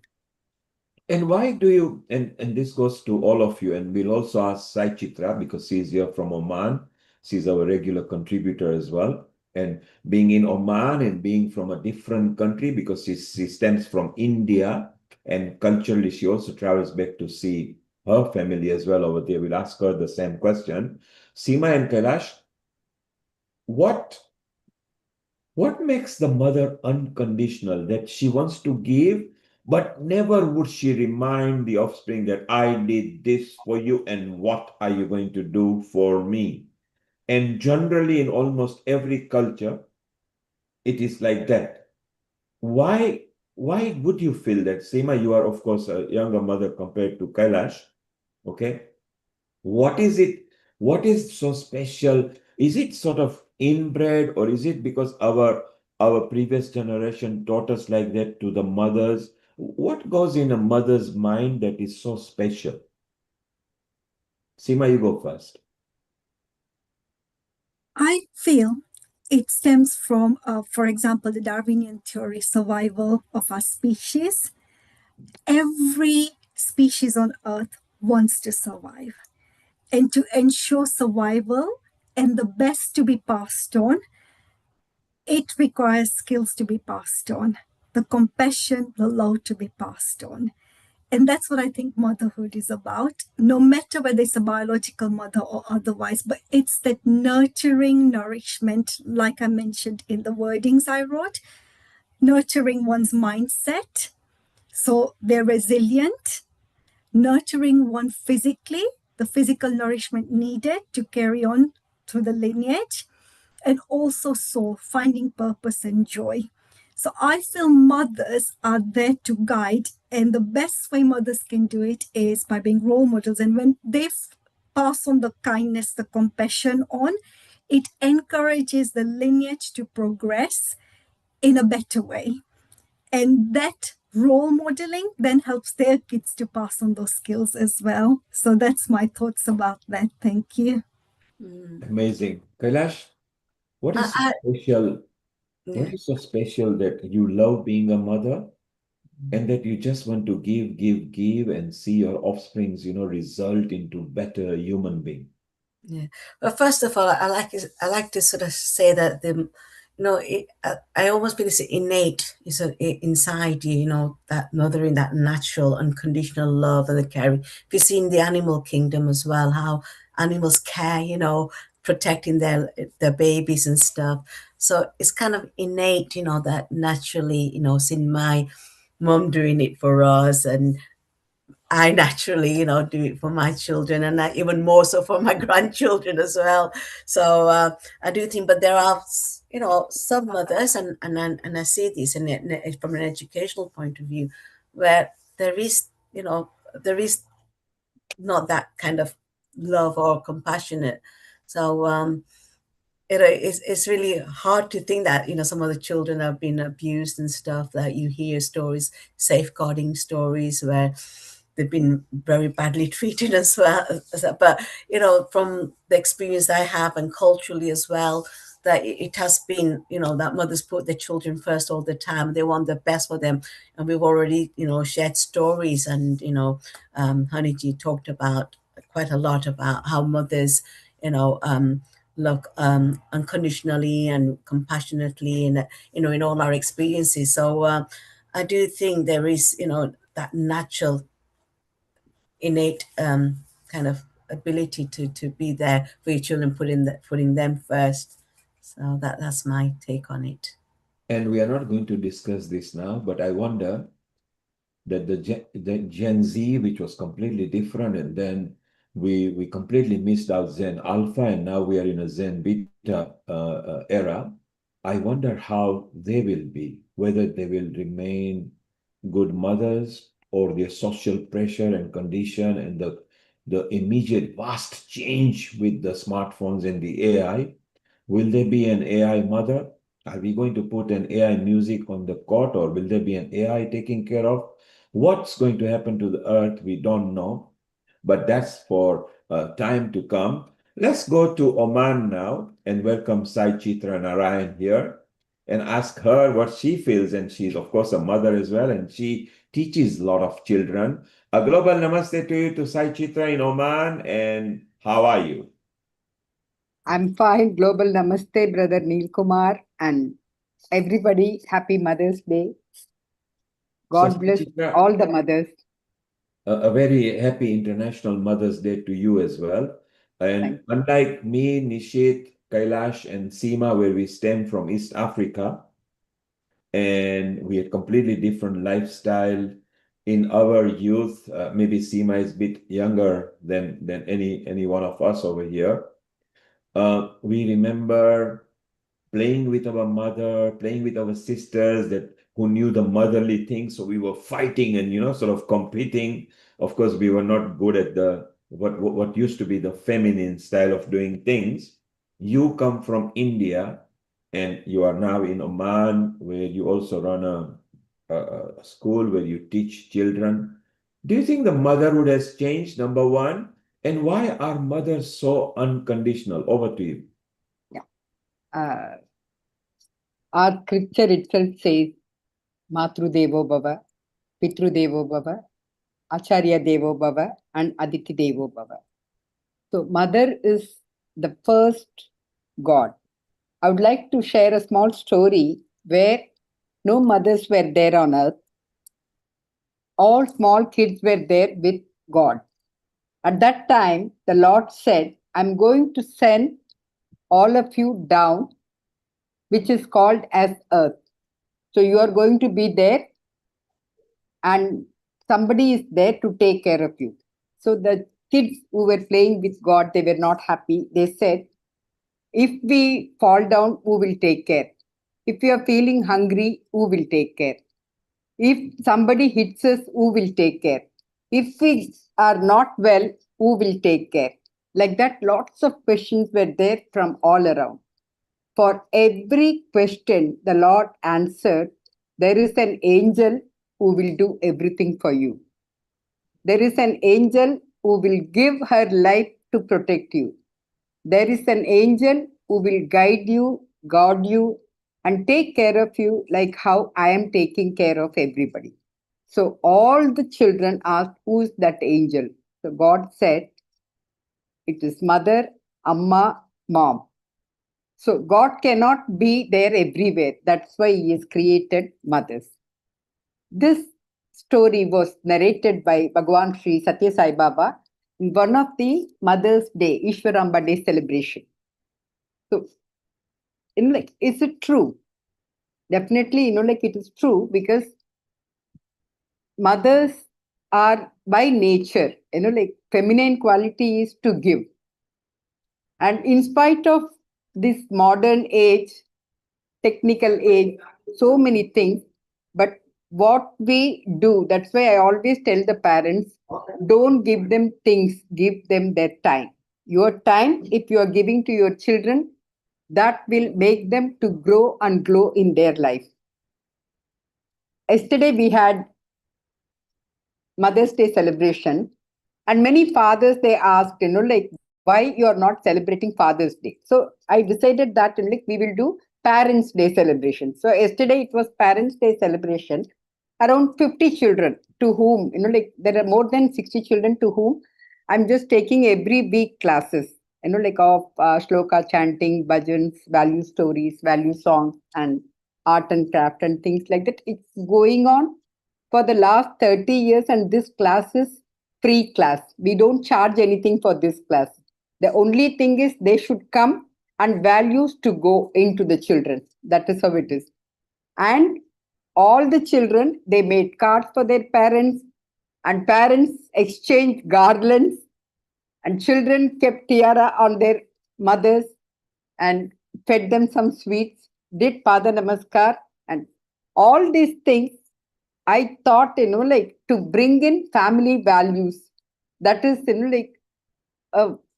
one set of people, they have just moved away from our culture and tradition. But it's our duty to bring back and instill everything in our children so that we get better society. Because there is a word, when there is righteousness in heart, there will be beauty in character. When there is beauty in character, there will be harmony in the house. When there is harmony in the house, there will be order in the nation. When there is order in the nation, there will be peace in the world. So to bring the peace, which is even our global earth healing, its main motive is to spread love, to spread awareness, to just enhance our community and to bring peace. For that, the righteousness in character is very important. So this is what, so when we are giving the awareness to the parents, and when we are just walking the talk, children, they close their eyes, they close their ears for advices and keep their eyes open for examples. Because whatever we do, if we talk, they will definitely follow us. So I feel that all the parents, it is our duty, because to become a mother, as Satya Sai Baba always says, that mother is the supreme. So that is why she is called as Griha Lakshmi. So it is every mother's duty to not only, like to bring a child to the world is easy, but to bring a good human being to this world is what is most important. So we work because my mother, being an ardent devotee of Satya Sai Baba, she has sent us to so many classes. And she said, I only need one thing from you. That is, wherever you are going, just spread the message of values. And by the blessings and grace of Bhagwan Shri Satya Sai Baba and now Sanjay Sai Baba, our value classes are going on, and I'm so happy because there are 5 mothers. One is Deha Mata, our own mother, who has given this body to us. We should always be grateful and thankful. Second is Desh Mata. We are all, like our Desh Mata is Bharat Bhumi, but our what to say? We have come, like Karma Bhumi. Karma Bhumi is for me Oman. So I need to pray for both the things. Then third is Go Mata, the mother cow who's nurturing so many people. Fourth is Veda Mata, to learn about our scriptures. In maybe, like if we are a Hindu, to be a better Hindu, if Christian, to be a better Christian, if Muslim, be a better. So be a good human being is what all the scriptures says. And then last but not the least, the Bhumata, who is Mother Earth, who takes care of everyone. So let us nurture and make ourselves involved in goodness and evolve for betterment. This is what I feel. And this Mother's Day, let it not only become a blessing to everybody in this world, but also all the mothers. With responsibility comes power. So all the mothers, like family is father and mother, I love you. So to be there and to bring good human being, to give good human beings should be our ultimate aim, and we should work towards it. Global Namaste, and thank you so much for Earth Healing Group, because this is bringing our culture back, and this is helping all of us to get into our sanskaras and to know more about many things globally. We are really thankful that we are associated with such a beautiful platform. Global Namaste to all. Lovely. Let's go to Shivanya. Shivanya has been many times on Healing Our Earth. She's a lovely child. I think she's only 5 years old, but she's so fluent. She loves the culture. And so a global namaste to you, Shivanya, and Global namaste Namaste. for Mother's Day. Happy Mother's Day. So today Shivani is going to talk about Mother's Day. So here we go. Have you ever wondered who is the first teacher even before we step into the school? Global Namaste. My name is Shivanya Yatin Pagare. Today I am going to talk about the most loving and selfless person in our life, our mother. In our Sanatana Dharma, we say Matru Devo Bhava. That means mother is God. A mother gives us love, care and guidance every single day. But in our tradition, we just don't have one mother. We have 5 mothers. First is Deha Mata, our own mother, who gave us birth and fill our life with love. Second is Gau Mata, the cow, who nourishes us like a mother with her milk. Third is Desh Mata, motherland, Bharat Mata, who gave us identity and culture. Fourth is Bhumata, Mother Earth, who gave us food to eat, water to drink, and a beautiful world to live.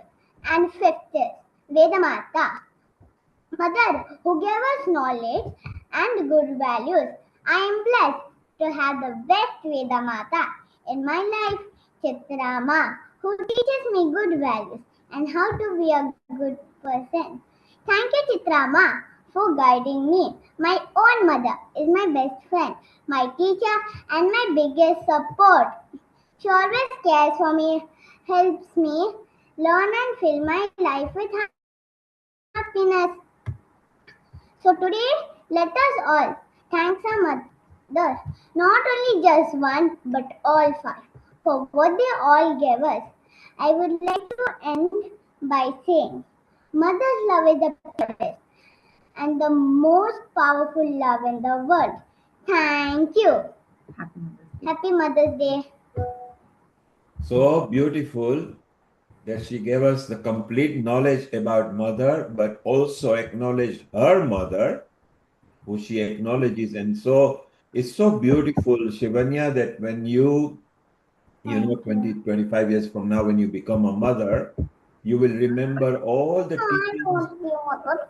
But it will be beautiful. You are too young now, but when you do, or when you got friends who are, you will be able to tell everything what your mother has taught you. So it's so beautiful. So your mother is teaching you culture, religion, etiquette. So she's teaching and spending so much time to you. So give her a big hug now. Come on. Let the world see you giving her a hug. Beautiful. That's why mothers are very special. So who are we going next to? Pradiksha or Pradiksha? We are You going are to there? Yadupraganya. Yagapranya, yes. You need to landscape your video, please. Make it like everybody's. Can you landscape? Yes, beautiful. Always keep a landscape. So it's nice. Go ahead. What message have you got for us? Global Namaste. My name is Yadu Pragnya. For Lokamata, I have to offer some shlokas. Guru.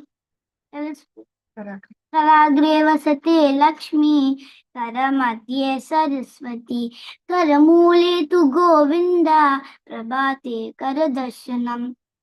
Guru Brahma, Guru Vishnu, Guru Devo Maheshwara, Guru Sakshat Parabrahma, Tasmai Shri Guruve Namaha.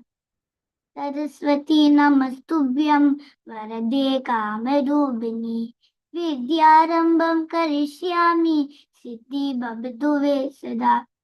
Sarvamangala Mangalye, Shive Sarvati Satike, Charanye Triambage Gauri Narayani Namostute. Sai Ram. Isn't that beautiful? All the children learning the slokas, the mantras, the culture, the Veda knowledge. Yoga Pragnya, when you were actually reciting that, Meeta had a smile on her face because she is originally from India, but now she's in London.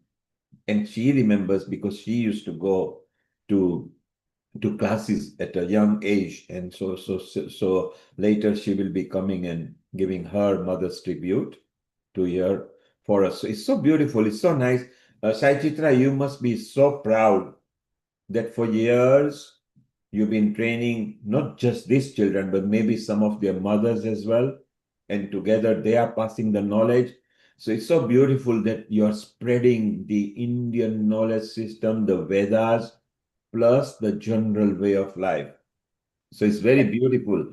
Who are we going to, Adya or Pradiksha? Which one now? Adya Lakshmi. Adya Lakshmi, let's go for you. Unmute yourself. Global Namaste to you all.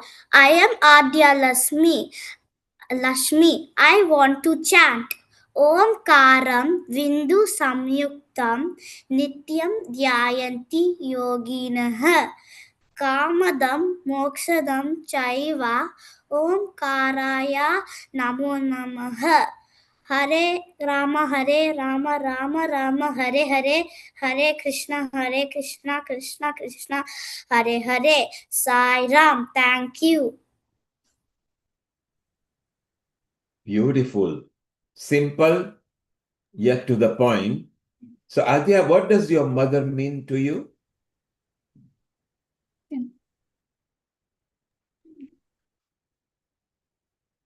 Your mother is there with you? Yeah, I'm here. Yeah, if you come on the screen. So we are so proud with the knowledge you're installing. You can unmute yourself. It's so wonderful that you are spreading the culture. And isn't it amazing that our first love, our first teacher, our first mentor, our first coach is always our mother. Yes. Matru Deva Bhava. Chithra said that, Shivanya said that. Well, it makes sense. Before Pitru, before father comes the Matru. The mother actually takes a priority on the earth. Therefore, the earth has been personified as mother. We say mother earth or she. It's not he or not him. And that makes mother almost next to godly power because she can create you. She gives you the birth. It's just simply amazing.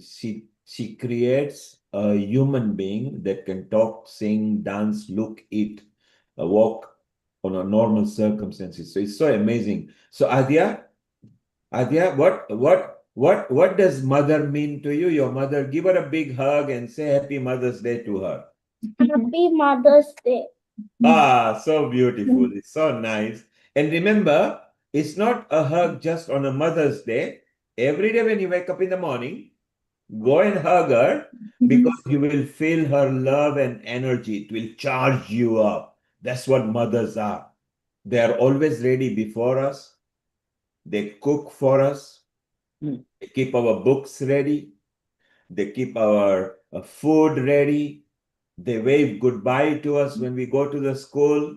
When we see the smile and the power of mother, then we feel enhanced. We feel very powerful. So Adya, mothers are very, very special, as is for you, Shivanya. Mother are always very special. Every day you must hug. You can bow to them, so your back will be very good and you will be flexible. So it's very, very beautiful. Well, we haven't heard from Pradiksha. Pradiksha, I love you. Got a bindi on, Pradiksha, and you are matching your outfit with your mother.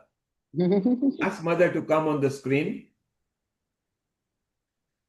Yeah, you both got the matching top there. So it's so beautiful. So Pradiksha, what does mom mean to you and what have you got lined up for us? I want to sing the song.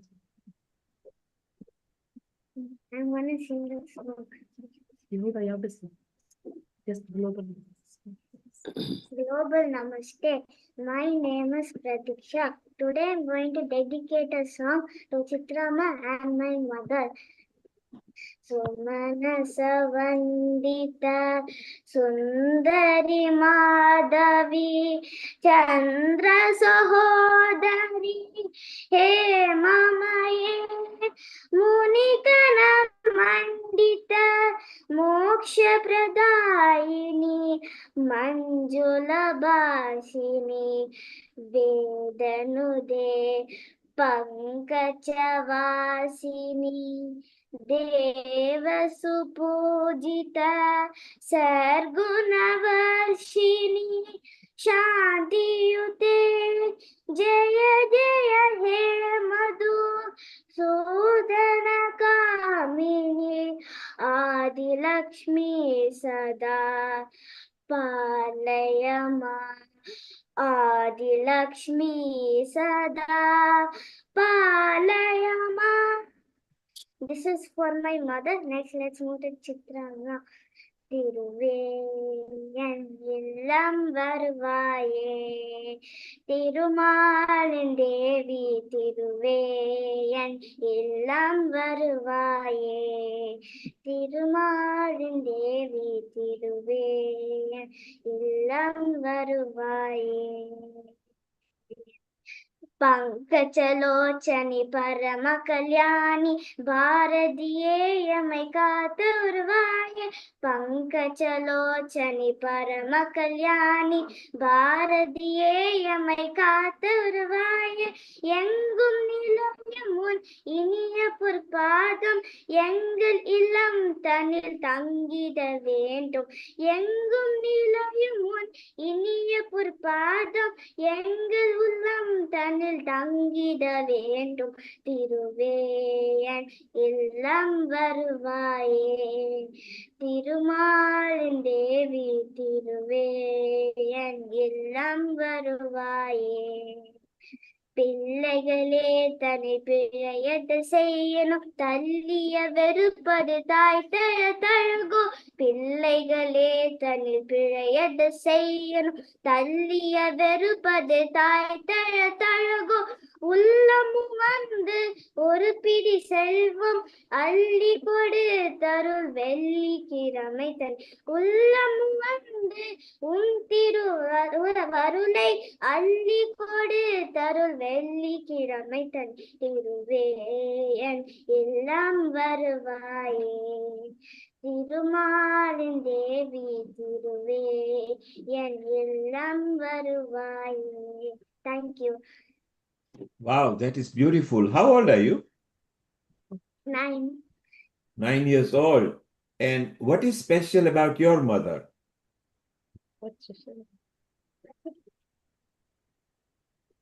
What do you like about your mother? Everything. Everything. Oh, completely. Bring my mom on the screen and give her a hug.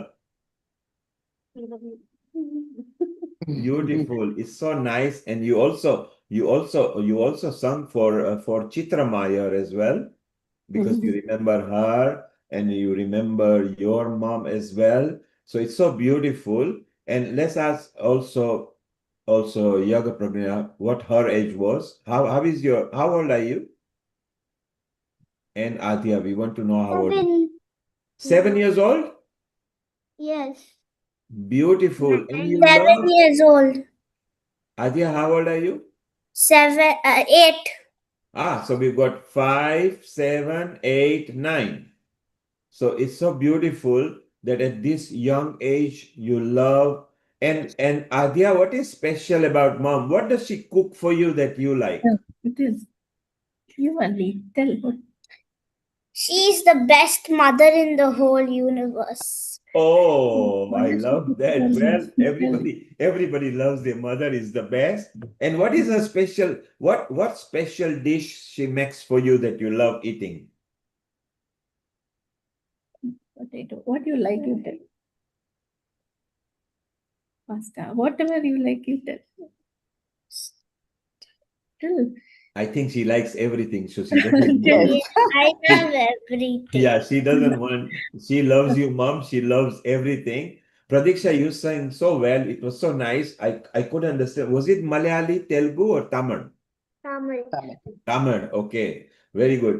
Maybe Chithra, you can tell us what she was singing. What was she depicting? No, this is like for Lokamata. That song is for Lokamata, who's doing everything for us, you know. So Yes. she's put in like whatever, you know, like we need and what is good for the thing, everything you are giving without even asking. So I pray to that mother. That type of meaning is there. And it's so amazing that you particularly take so much time nurturing all these children, their family. But today whatever, you know, like she sang, Yeah. her mother has taught, because this is surprise to me also. So there you are. Look, the values of the mother, because Yes. obviously we emulate our mothers, because Yes. we have to copy them. You know, if they are doing Gayatri Mantra in the morning, then we want to learn. If she's doing chapati in the morning or idli sambar, we want to learn as well. You know, even the boys, when they are young, up to the 6, 7 years old, they don't mind doing girly things. But suddenly at 7 to 8 years, hello, I'm a boy and you are a girl. You play with dolls and I will do with the car and stuff. Although the world has changed now. Yes. Because with the smartphone, anything a man can do, a girl can do now. So it's so beautiful. And Sai Chithra, do you feel proud when you see that our culture is still growing strong and our Vedic knowledge is still spreading? I don't feel proud of this one, I only feel that like we are all nimitta matram, the instruments of the Lord. So I pray that like every day just like makes us to be like to spread this awareness and knowledge to as many people as possible. And when the children come out as good children, that gives me lots of happiness. So that's beautiful. And thank you to all the mothers here as well. Thank you so much for Global Earth Healing, which is giving us the platform to come out with a noble thoughts. God bless everyone in this platform. Thank you. And thank you very much for always bringing guests from Oman. It's nice that we are connected to different country from different part at different time zone, because what we miss out on with other people, this is what we catch up with. Sai Chithra Narayan, we are so proud of you. You are a regular contributor here at Healing Our Earth. May we bless you and all the schools and the community that you are leading and all the mothers you brought today on Healing Our Earth to bring this very special day alive for us. So thank you very much. Thank you. And now, Sai Chithra, we go to our regular senior host here, which is Rotarian Lal Goel. He also every week brings some special guests. And of course, he loved his mother as well. And mothers are special. So let's welcome Rotarian Lal Goel, who is a senior host and a regular producer here at Healing Our Earth, a founder and a charter president of the Rotary Club of Organ Donation International, and is also the chairman of Organ Donation India Foundation, and also runs a Gyan platform, which has been running for several years, where he helped a lot of people during the pandemic, and very keen and passionate person who loves organ and organ donation. A global namaste to you, Rotarian Lal Goel. Global namaste, Neil Kumarji, and happy Mother's Day to all of you. All the mothers, grandmothers, or even those who are mothers of young children. And as Neil Kumarji mentioned that I love my mother, I think there is no one who is not loving their mother.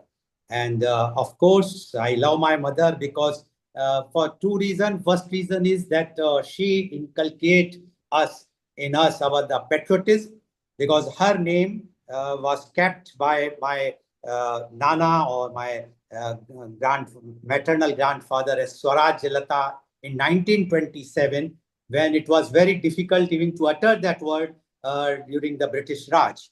And after that, she unfurled the national flag in 1942 on the Holkar Degree College at Indore, and that is why I feel that one should be patriot from heart. Secondly, she inculcated in us the social work, the charitable work. She has done so many social and charity work in her lifetime.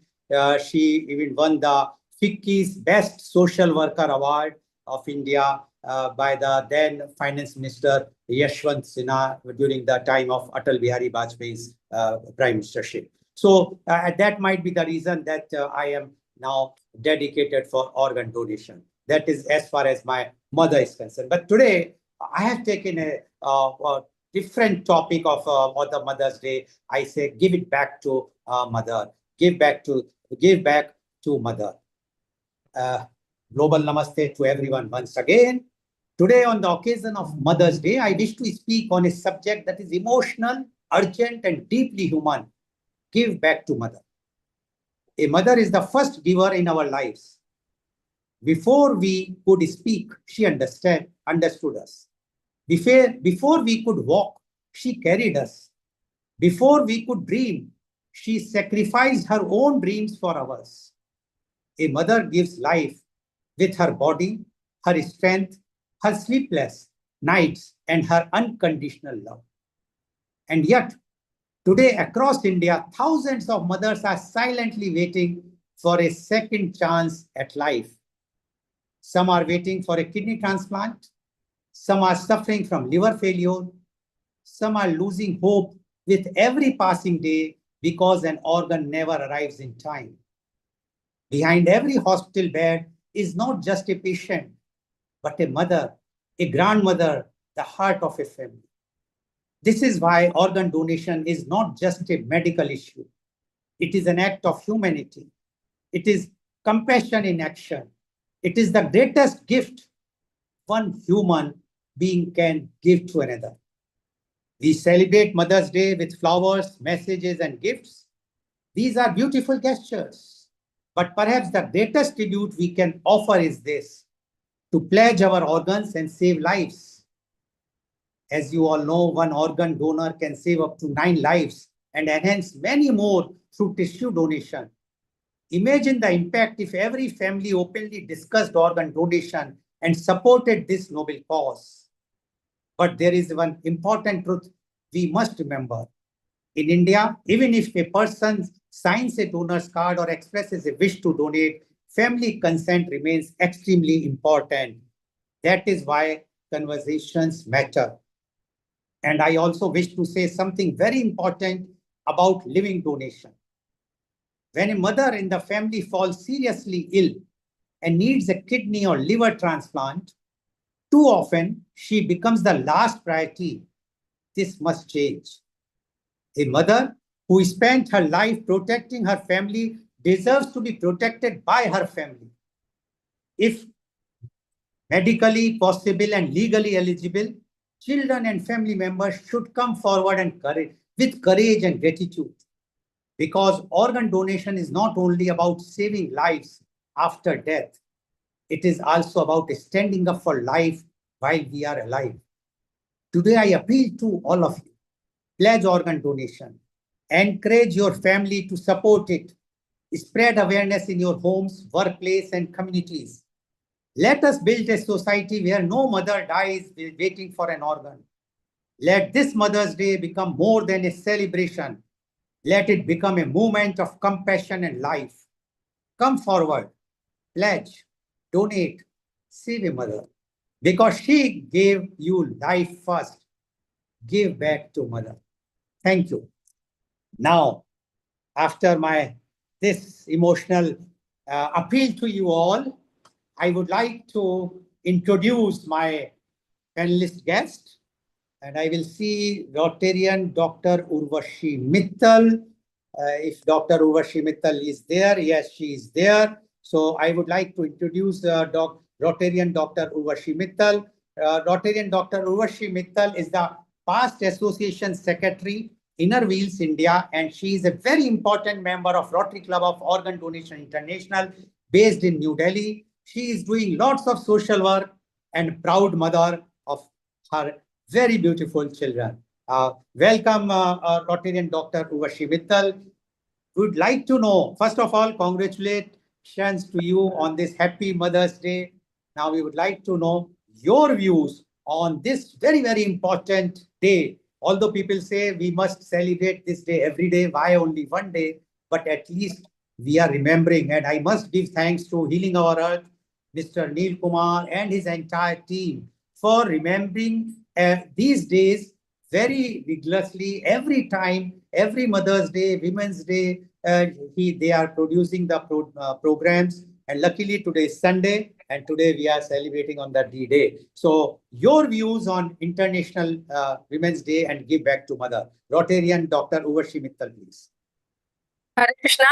Thank you, sir, for the beautiful introduction. Thank you so much for making me a panelist today. Happy Mother's Day to everyone. We heard Lal sir and he spoke so passionately about it. Sir got to know about mother, and basically when you said Mother's Day should be celebrated every day. So whether it's a Mother's Day, Father's Day, Daughter's Day, or any festival, that is a routine daily, and of course we need to imbibe those values. But these days are celebrated to attract attention and to go overboard, to make someone feel very, very special. So hence this Mother's Day.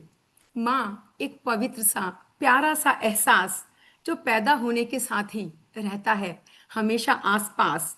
माँ मुझ में बहता है तेरा खून, मैं पाती हूँ तुझसे ही अपना जुनून। Mother is a very divine, pious feeling, always with us once we are born on this earth. My mother's blood runs in me, and I find my passion, my compassion, my energy also from her. So on this day, sir, and when I was hearing from like what you were saying, so every topic, every issue, as a person wears multiple hats, the same way, every topic, every issue has so many angles, and one analyzes it and looks at it at the sphere of activities that she or he is involved in. So when you talk about organ donation, all of us are proud members, and even I know the importance because my brother-in-law, his one kidneys got removed. So we understand how important it's become. So I believe now this is not about gender. It's just about the needy person, and we should always be around. But yes, what you said, the ladies are the first target. So this narrative should change and hence such programs. Now coming back to this Mother's Day, this is very interesting. As charity begins at home, we all want everything to be absolutely prim and proper, but the change must start from the other's house. I'm just to be seen, like, I will just like to see it as a spectator. And when it comes to me doing my bit, maybe that will happen later. So when on this day, every mother wants to feel special and she wants her daughter or the children to go overboard for them.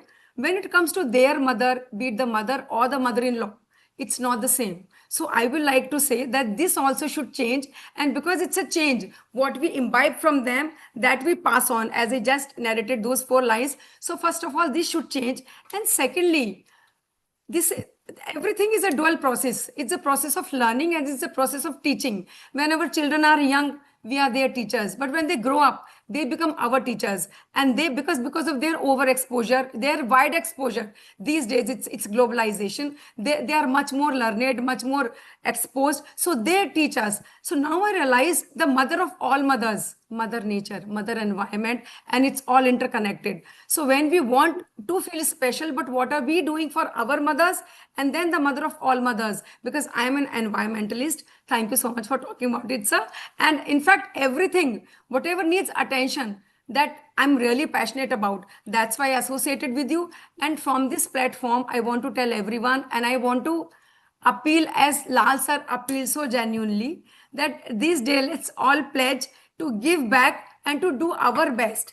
And sir, this is a flask. This has my name on it. This is personalized. So when we think of saving environment, everyone needs fresh air, fresh water to drink. So what are we doing for that? Whenever we talk about environment, the Mother Nature, the first thing that comes to our mind is planting trees. But that's really not so easy. So what is something that you can do without at any additional cost or any extra effort, that you can take out your reusable steel flask with you?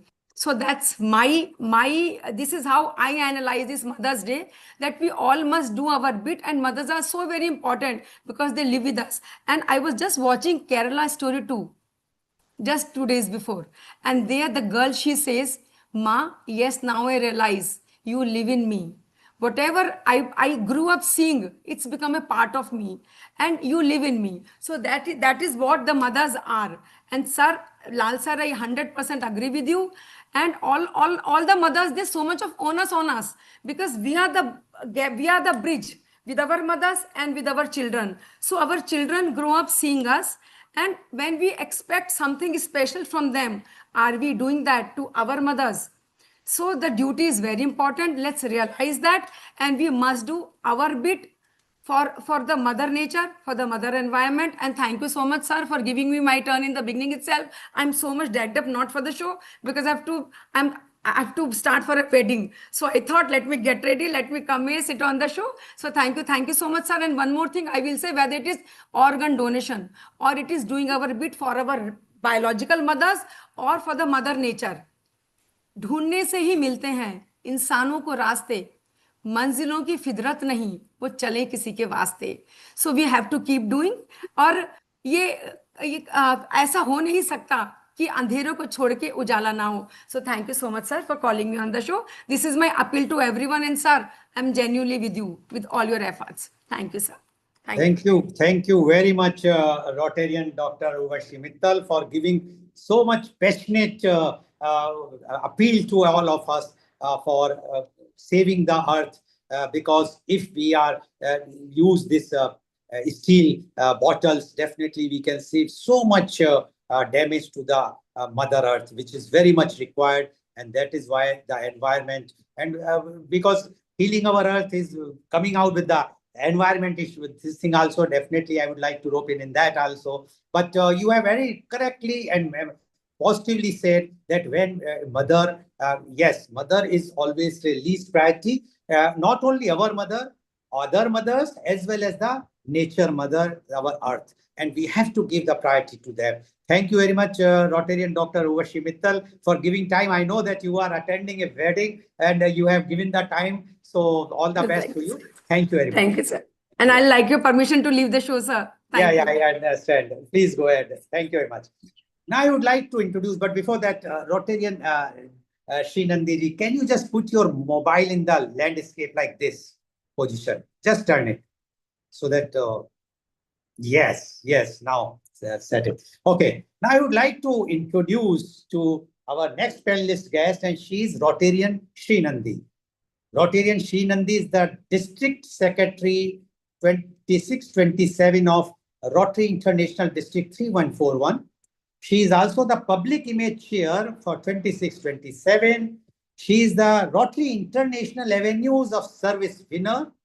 She is the past president of Rotary Club of Mumbai, Kalakar, Mumbai.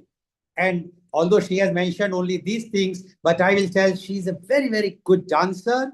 And she is very much devoted for the dances that even at the Raj Bhavan, which is now called Lok Bhavan of Kolkata, she went there with her troops, with her own expenses to perform there in presence of the gathering of the elite gathering of West Bengal or the Kolkata at the Kolkata Raj Bhavan on the topic of organ donation. When I was there to speak as a chief guest and the keynote speaker on organ donation, she performed there. And this shows that she is not only doing this for money, but her passion is to perform in the art. And because she originally belongs to Kolkata, it was a very nice that I have seen that people of Kolkata, because she performed on a very famous tune of Gurudev Rabindranath Tagore, and people were so much connected that after the program, they informed me, they messaged me, they wanted that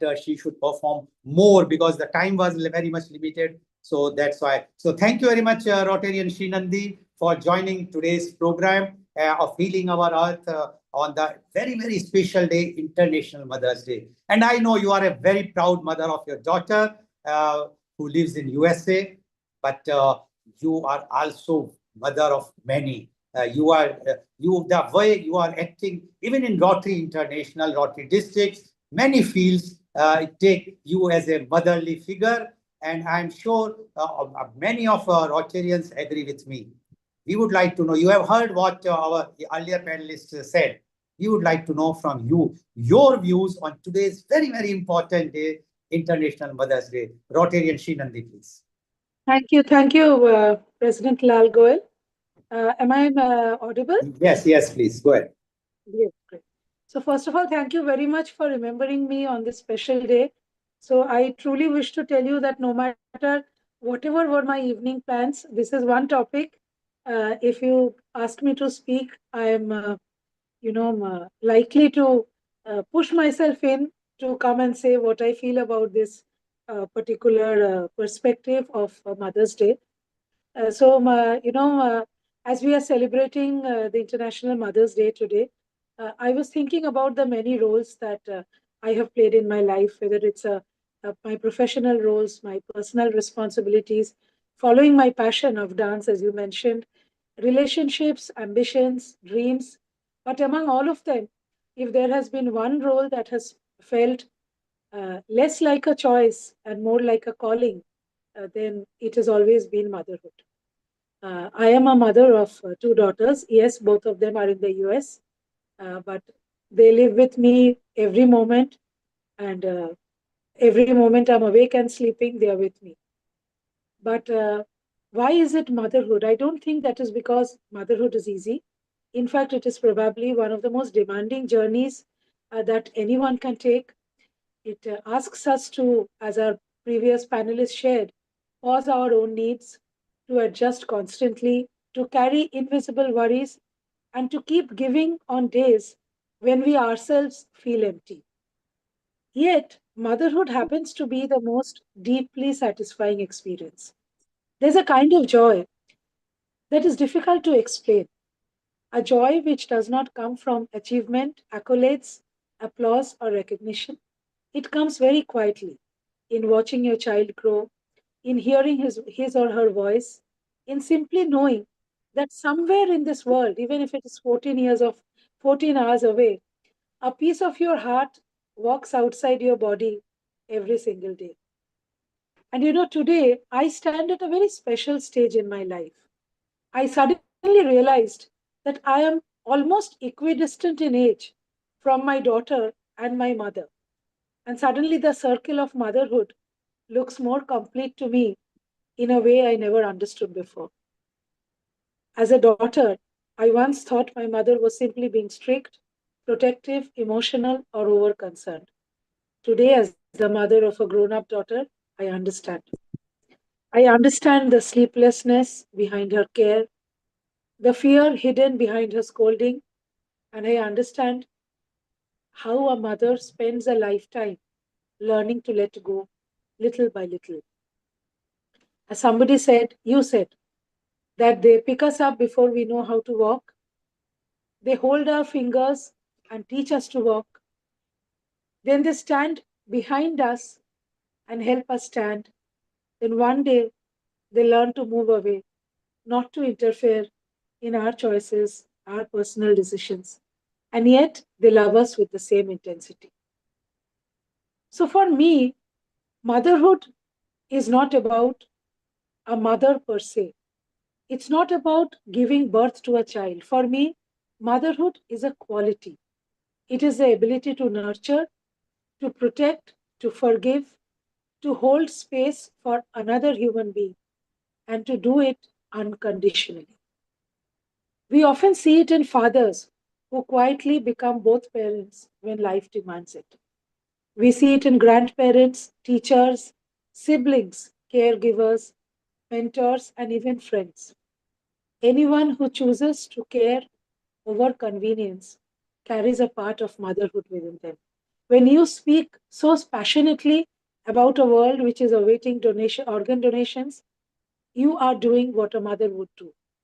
When the panelist wants to see the change in protecting Mother Earth, that is a global motherhood that she is representing. So, motherhood is not about gender. I truly believe that even today, if the world is surviving in spite of all the chaos and all the madness, it is because every day, somewhere out there, someone is mothering someone. So today for me, Mother's Day, International Mother's Day, is a celebration of this spirit of nurturing, of loving, of giving, and of having someone else before yourself. Like in Rotary, we always say service above self. So I would say here, it is the service of love. It's a service of let somebody else, another form take shape, another life take shape, while you put yourself in the shadows and behind the stage. And that is motherhood for me. It's an all encompassing feeling, the most beautiful gift a human being can have. So, irrespective of gender, let us just celebrate the spirit of motherhood on this International Mother's Day. Thank you. Thank you very much, Rotarian Srinandi, for giving your views. And you rightly said, although it's a very interesting thing to know, that everyone can be a mother. Only thing is what has to care like mother. But my question to you before you leave, do you think one can take place of mother, or whether it's father or brother or siblings or anyone? Because we know that she has suffered, not suffered, rather she has embraced the pain of 9 months. She has enjoyed all those moments. The pain, people are afraid of the pain, but the mother is the only creature who enjoys that pain. She was waiting for the happiness. Yes. So, they say that when God could not come to this earth and he decided to send a child to this earth, he put everything with the mother. So, in the breast milk, the mother had all the water and the nutrition that the child needed to survive on this earth. And in the mother's cradle, the child has all the protection that it needed at somebody being so vulnerable. So if you ask me, no one can ever replace a mother. But we have to look at the world with a more compassionate feeling, because not everybody has the blessings of having their mothers with them all their lives. So we have to look for the qualities in the world around us to make this world a more beautiful and livable place for everybody.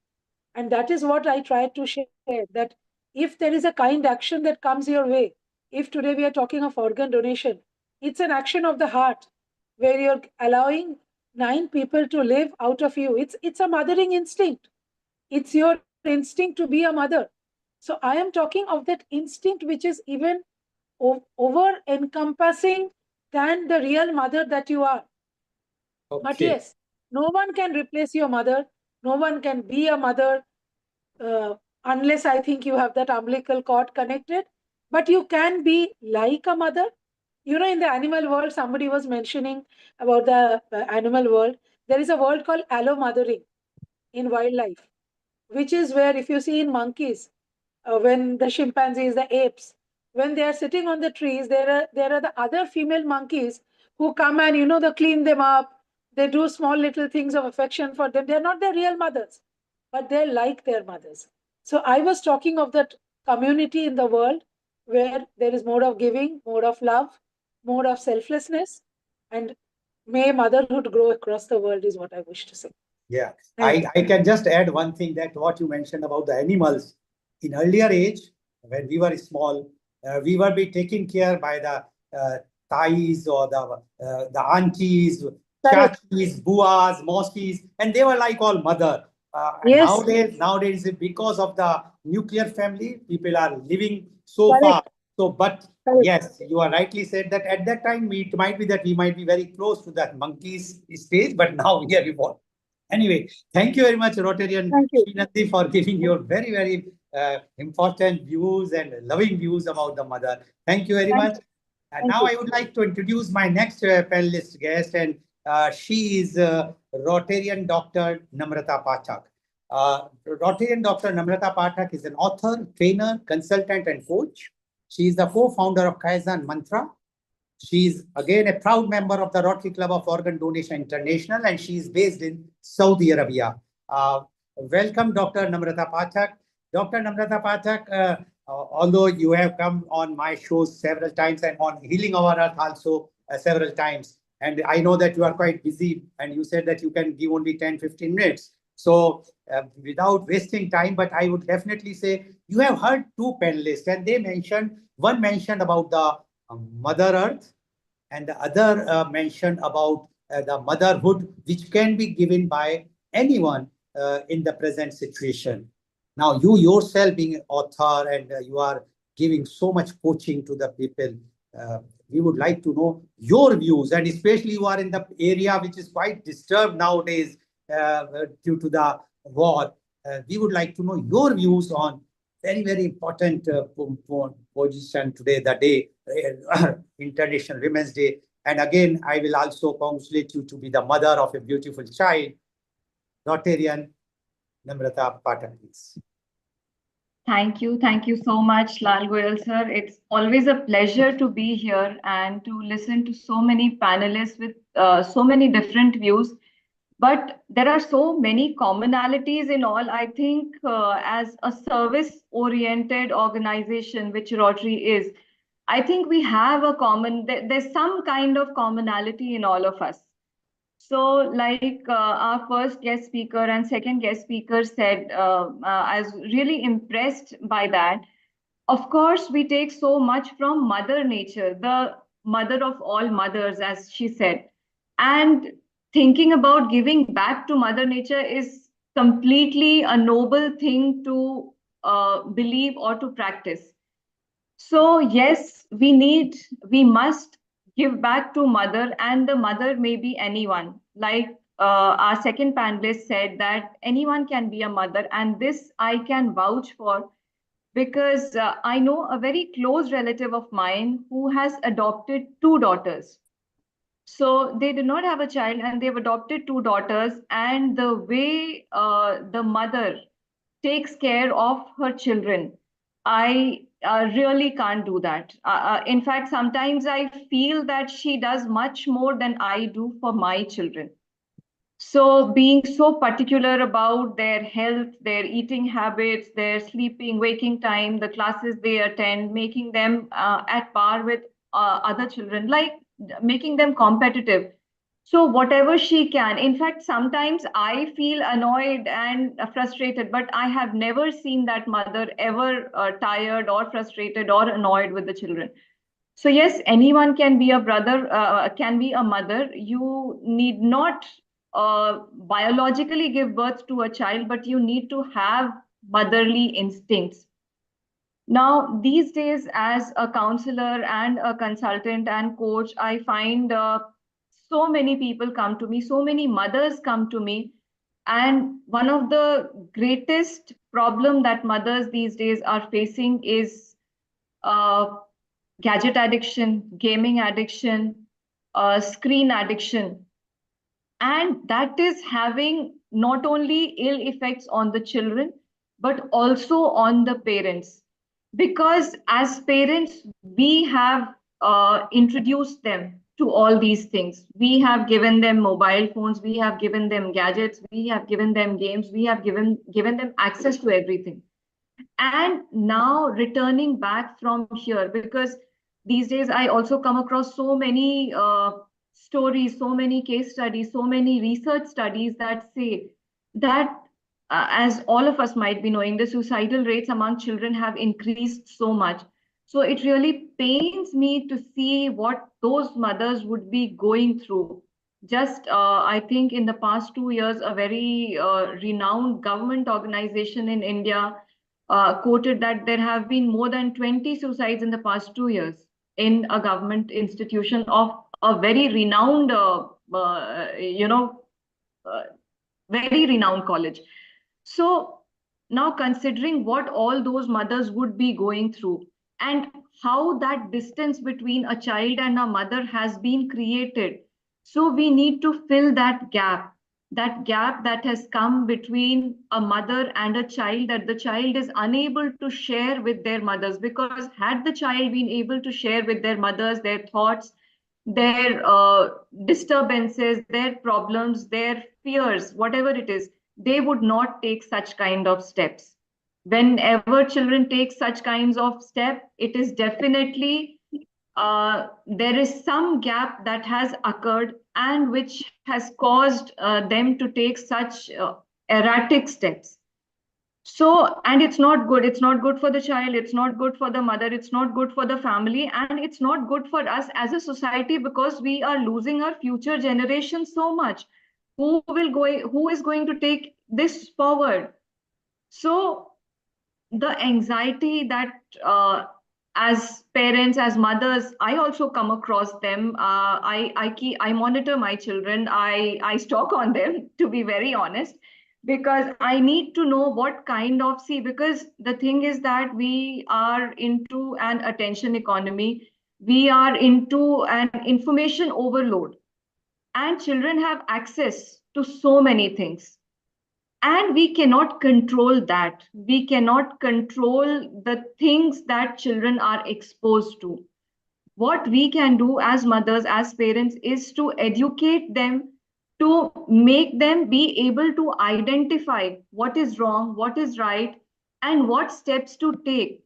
Like I come across children talking to chat gpt, and the conversation is like they talk to a person, but children ask question to chat gpt like a person, but chat gpt does not respond like a person, it responds like a robot.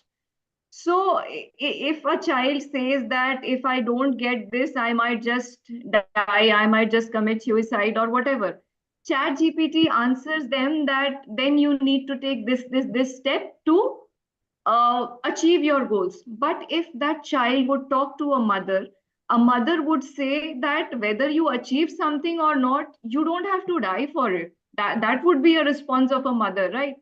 But that gap has been created. So I think somewhere, and I appeal through this platform that please bring your children back to you, not give them to AI, to artificial intelligence, because we are fighting an enemy. Like as mothers, we are fighting an enemy that does not exist physically. So it's very difficult to fight an enemy that does not exist physically, and we have to save our children from that enemy. And until and unless we save our children won't be there to save us. So we have an entire generation in the hands of an enemy, as Goyal sir said, that the economy here, the political scenario here, it's very disturbed. But it's not as disturbed as our children are.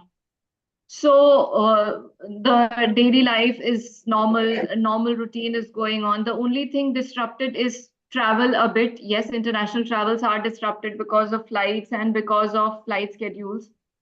But otherwise, internally in countries, they are taking very good measures to keep everything going and to keep everything safe. The only thing we as mothers need to do is to save this generation from sacrificing to something that does not exist. I also read a few days back that a child had a homework assistant. Their parents both were working and they had appointed a homework assistant through artificial intelligence, and the child was studying through that, and something happened, and the robot led the child to commit suicide. And there is a legal battle going on. So legal battle going on an artificial person. So the person does not exist.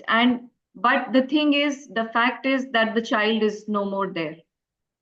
So this really pains me. This really affects me, that how can I just bring our children back to us? Because until and unless we have them, we also don't have a future, because they are our future. So that was from my end. And because I am a counselor and the kind of people I come across, this is what I feel.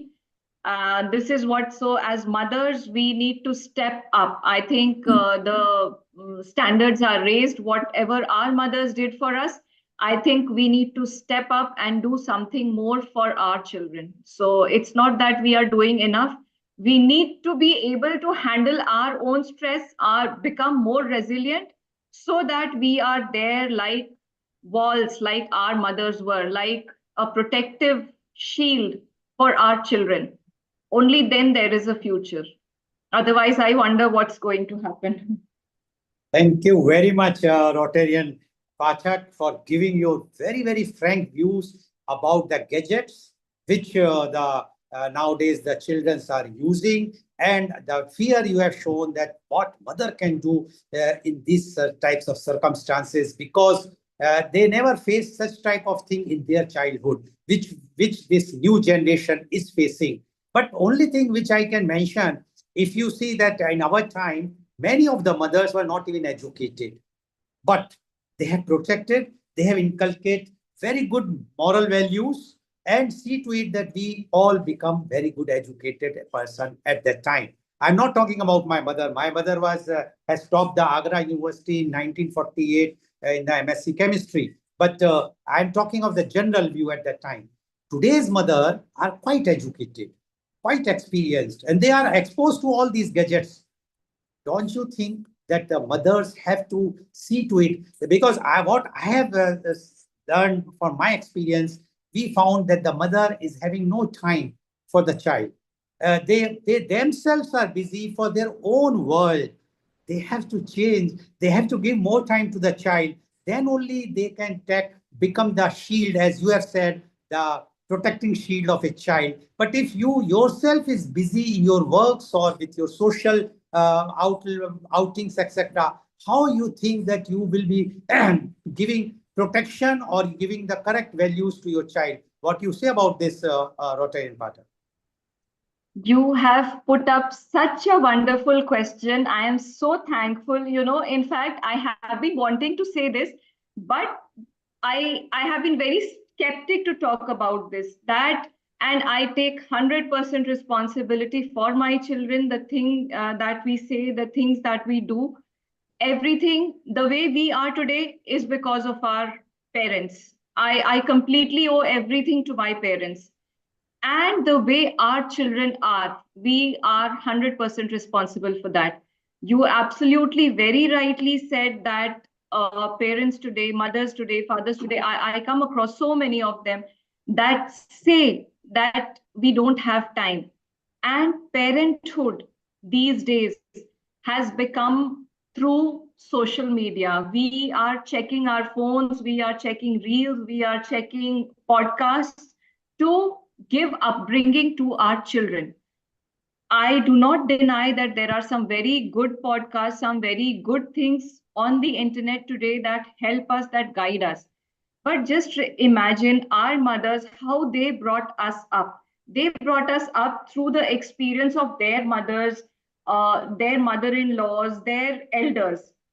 Now, for us, our go-to person has become this AI. We also sometimes defy our own mothers that no, this is wrong, this is the new way. But there are certain things, there are certain parenting tips that have worked since ages and that still work, which we are not practicing. So I completely owe, and even in my sessions, in my workshops, I tell to everyone that child is not responsible. It is the mother, the father, the parent that is responsible for whatever the child's behavior. Nobody else is. So thank you for putting this up, because people get offended, people get very defensive, when you talk about this, that, okay, I am doing so much. No, you are not doing so much. We are not doing as much as our parents did. We now this thing has come up, self-love, me time, motherhood pressure, and all those things. And I think our mothers had much more pressure, and still they did not pass on those pressures to us. We were completely unaware of what our mothers are going through. But as parents of today, as mothers of today, I think we express our pains too much to our children. So I think that is one of the reasons which, because a child's mind is very delicate. So they feel that they are responsible for their mother's pain, which disturbs them, and they close. So when they feel that since they already have caused a lot of pain to their mother, so why cause more trouble to the mother? Why not refer to Chat GPT or to AI for any suggestions, for any advice? So I think there we need to draw a line that no, we are capable of taking care of our children, whatever it is, whatever problems they have. So I think when we share, as a person also, when you share that you are already pained, nobody will come and share their trouble or their pain with you. Yeah. So that's the reason I think, thank you. I really can't thank you enough for putting this up. We are definitely responsible.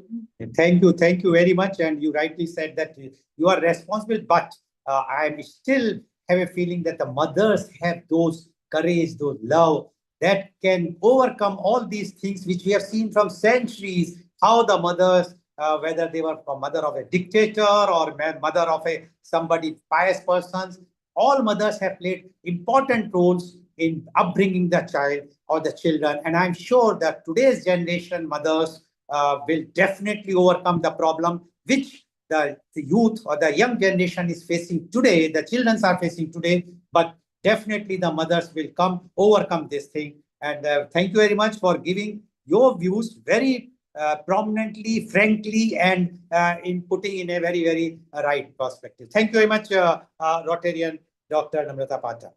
Now I would like to introduce my last but not the least. Thank you so much, sir. Thank you. My last but not the least panelist guest, and she is Dr. Surangna Agrawal. Is she there? She is here, but her video is not working. Surangna, if you can correct your video, please. Am I audible? Yeah, but your video is not on. Video. Just that no other device is working because Zoom takes lots of things. So See, all other devices should be off. Only this, on whichsoever you are connected, should be on. Dr. Surangna Agarwal? Yes, anyway, sir. Yeah. Is there, your video is on or is still off? So my video from my side, it's on. No, it is not showing. It's off here. Surabna, you put your video on, but it is blank because you have not propagated. Either sign back in or look at the bottom left where you got audio video and see if you can propagate the video on, please. Or just simply sign back in and it should work, okay? I think now she is going to join again. Yeah, so it's wonderful, Rotarian, that we had different views from people. Coming back to motherhood, you remember when you were a child and you obviously, our first teacher, our first love, our first fondness is with our mother. The reason why they say that next to God or the Supreme Almighty is mother is actually true because it is the only person on the earth who can claim something belongs to me. Otherwise, your clothes, your car, your body, your wealth doesn't belong to you. But the mother can always take a claim that this is my son or my child or my daughter. Isn't it amazing that why the earth has been personified as a mother, Mother Earth? Why mothers are so special that sometimes we don't even recognize their time. You know, when somebody comes and says, I'm a housewife, and we look and, okay, fine. But the amount of work that they do, you know, in the Indian Vedas, they show a mother with several hands. Well, it actually depicts the fact that they can do so much work together.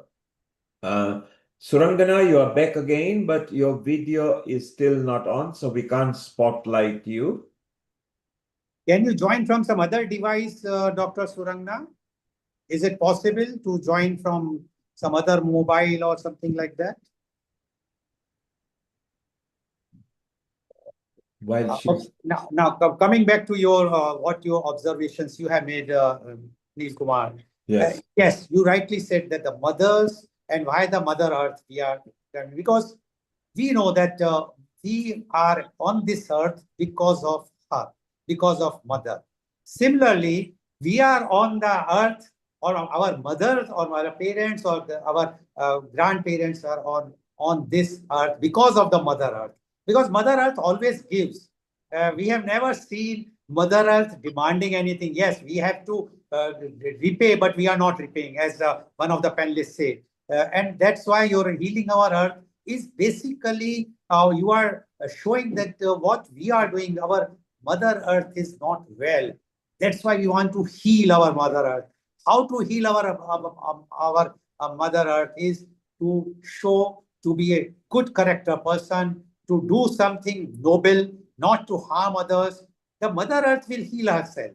Like a mother, if a child is doing good things, it's not the question of money, but the mother heart will feel proud if they feel that the child is doing good for the society, earning good name. The mother will get all the things back. Similarly, our Mother Earth, if our intentions are to give back to our earth, although we know that we are not, it's not possible for one person, but yes, if we will decide one drop can be enough for the ocean. Similarly, if we will start giving back to our Mother Earth, definitely the day will come when we will have the fauna and flora or the earlier things what we used to enjoy in our childhood. Coming to the point which one of the last panelists said about the gadgets in the today's world. Yes, they are there. But as I mentioned, that parents are in some way not taking care of their children. If they will take care of their child properly, they will definitely listen. Child is a clean slate. One has to write what they want. Morals have to be inculcated. And that's why in India, that is very important. And we used to be in the joint family earlier time. And we know the advantages of joint family. Today, unfortunately, because of the job pressure, business pressures, and all those things, the nuclear families are there everywhere. And that's why the teaching what our mother got from our grandmothers or great grandmothers are lacking. Our daughters are not having that particular teaching, which otherwise her mother would have given because of the nuclear family. And that is why these things are happening. I'm sure that Dr. Surangna, although she's very important panelist because she is a, yes, I think now she is there. Is she there? Dr. Surangna, are you there? Please unmute yourself. We don't know. She's not here, but there is somebody called Naomi who has signed up. Please unmute and say that you are Dr. Surangna because your name is not... She can't unmute, but let me unmute this person and see. Yeah. She's Are there. you Surangna? Hello, sir. Good evening, sir. Yeah, Dr. Surangna? Yes, sir. Dr. Surangna, please put your mobile in a landscape like this. Yes, if you sir. can just turn it. Flip it again. I think Mr. Nilkumar, you can help. Yes, you are landscape now. And if you just jerk it seems you are on a mobile phone, either unlock you will see a rectangle on top of your phone. It is locked. Okay, let's take her as portrait. Okay, I will do this. Okay, now let me introduce Dr. Surangna. Dr. Surangna, please switch on your video. You have again gone off. Forget about, you please switch on your video. Dr. Surangna, your video is off. So while she's doing the Rotarian, what memory do you remember about your mother? Oh, my mother, as I mentioned, that very well qualified at that time, and she started a career which was new to her because although she is from the background of a MSc chemistry in 1948, but she because my father being a tuberculosis specialist doctor at that time, so they started to dedicate their life to eradicate tuberculosis because tuberculosis at that time was a very deadly disease and nobody wants to touch the tuberculosis patient. But my mother has taken courage along with my father being a doctor, but she was not a doctor, but she has taken the training for the laboratory tests about the stool, urine, and the blood tests, etc. They were the only tools at that time, and the X-ray, which she used to do. And then they started their own hospital at that time with only 50 rupees they used to charge from the patient way back in 1951. And that was the time when no electricity, they used to have their own generator because the TB hospital has to be away from the city. So no electricity, no telephone. But she has decided to dedicate her life to eradicate tuberculosis, to give the comforts. And she was, in my memory, she was like a, I can say Florence Nightingale or Mother Teresa on both the roles. And afterwards, when we grew up and when my elder brother has taken over the hospital, she has started doing social work. She started one widow ashram at Vrindavan along with Ms. Mohini Giri, the daughter-in-law of our president V.V. Giri. And that widow ashram was for those widows who were at one time used to be left from West Bengal because there was a tradition where there is a widow, they used to leave that widow of irrespective of any age to Vrindavan. And they were in a very pity situations. They were exploited sexually, otherwise also. And that's why my mother started that. It is still running as a ashram. And Vinci Wilfred has come, visited that place. And that's why she got the Best Social Worker Award. And she used to teach all of us to do some work, social work, because she says, whatsoever money you earn, you will not get that happiness, what you will get. Thank you very much. I can see now Dr. Surangna Agrawal. Please unmute yourself. Be like this only. Just unmute yourself. And I will introduce Dr. Surangna Agrawal. Dr. Surangna Agrawal is the senior gynecologist at Ma Saraswati Hospital, Mathura. She had the privilege of being on the front cover of a famous magazine called Femina. I'd say, Dr. Surangna, before I will come to the topic, how it happens, because Femina always takes celebrities, film artists, or someone who has done so much work in their life, You are such a young doctor, just started your career few years back, and you are on the front page of India's top magazine called Femina. How it happens? Good evening, sir. Thank you for making me a part of this talk. Femina has an edition which is related to medical issues where they discuss different medical conditions.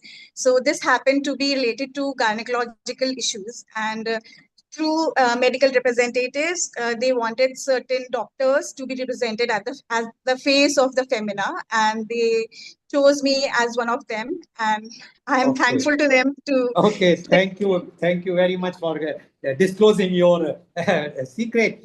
Now, first of all, I would like to congratulate you because you have become mother very recently. And you being the youngest mother among my all panelists, you are a gynecologist, senior gynecologist. You are giving delivering the child every day to different mothers. You have heard our panelists. We'd like to know from you your views on this very, very important topic, that is International Mother Day. Dr. Surangna Agrawal, please. Thank you, sir. Good evening, respected dignitaries and esteemed members of Rotary Club of Organ Donation International. Every person has a person in their, every human being has a person in their life where that person is never unwanted, unrejected, and that person is mother.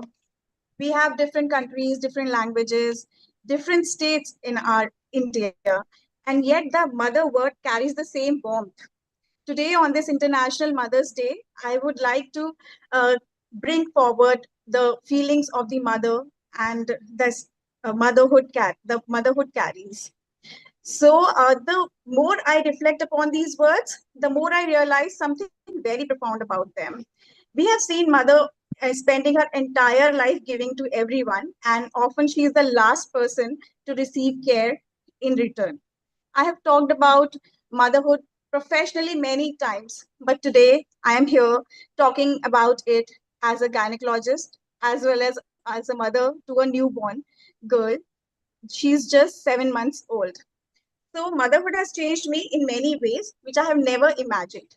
Earlier, I used to appreciate mothers.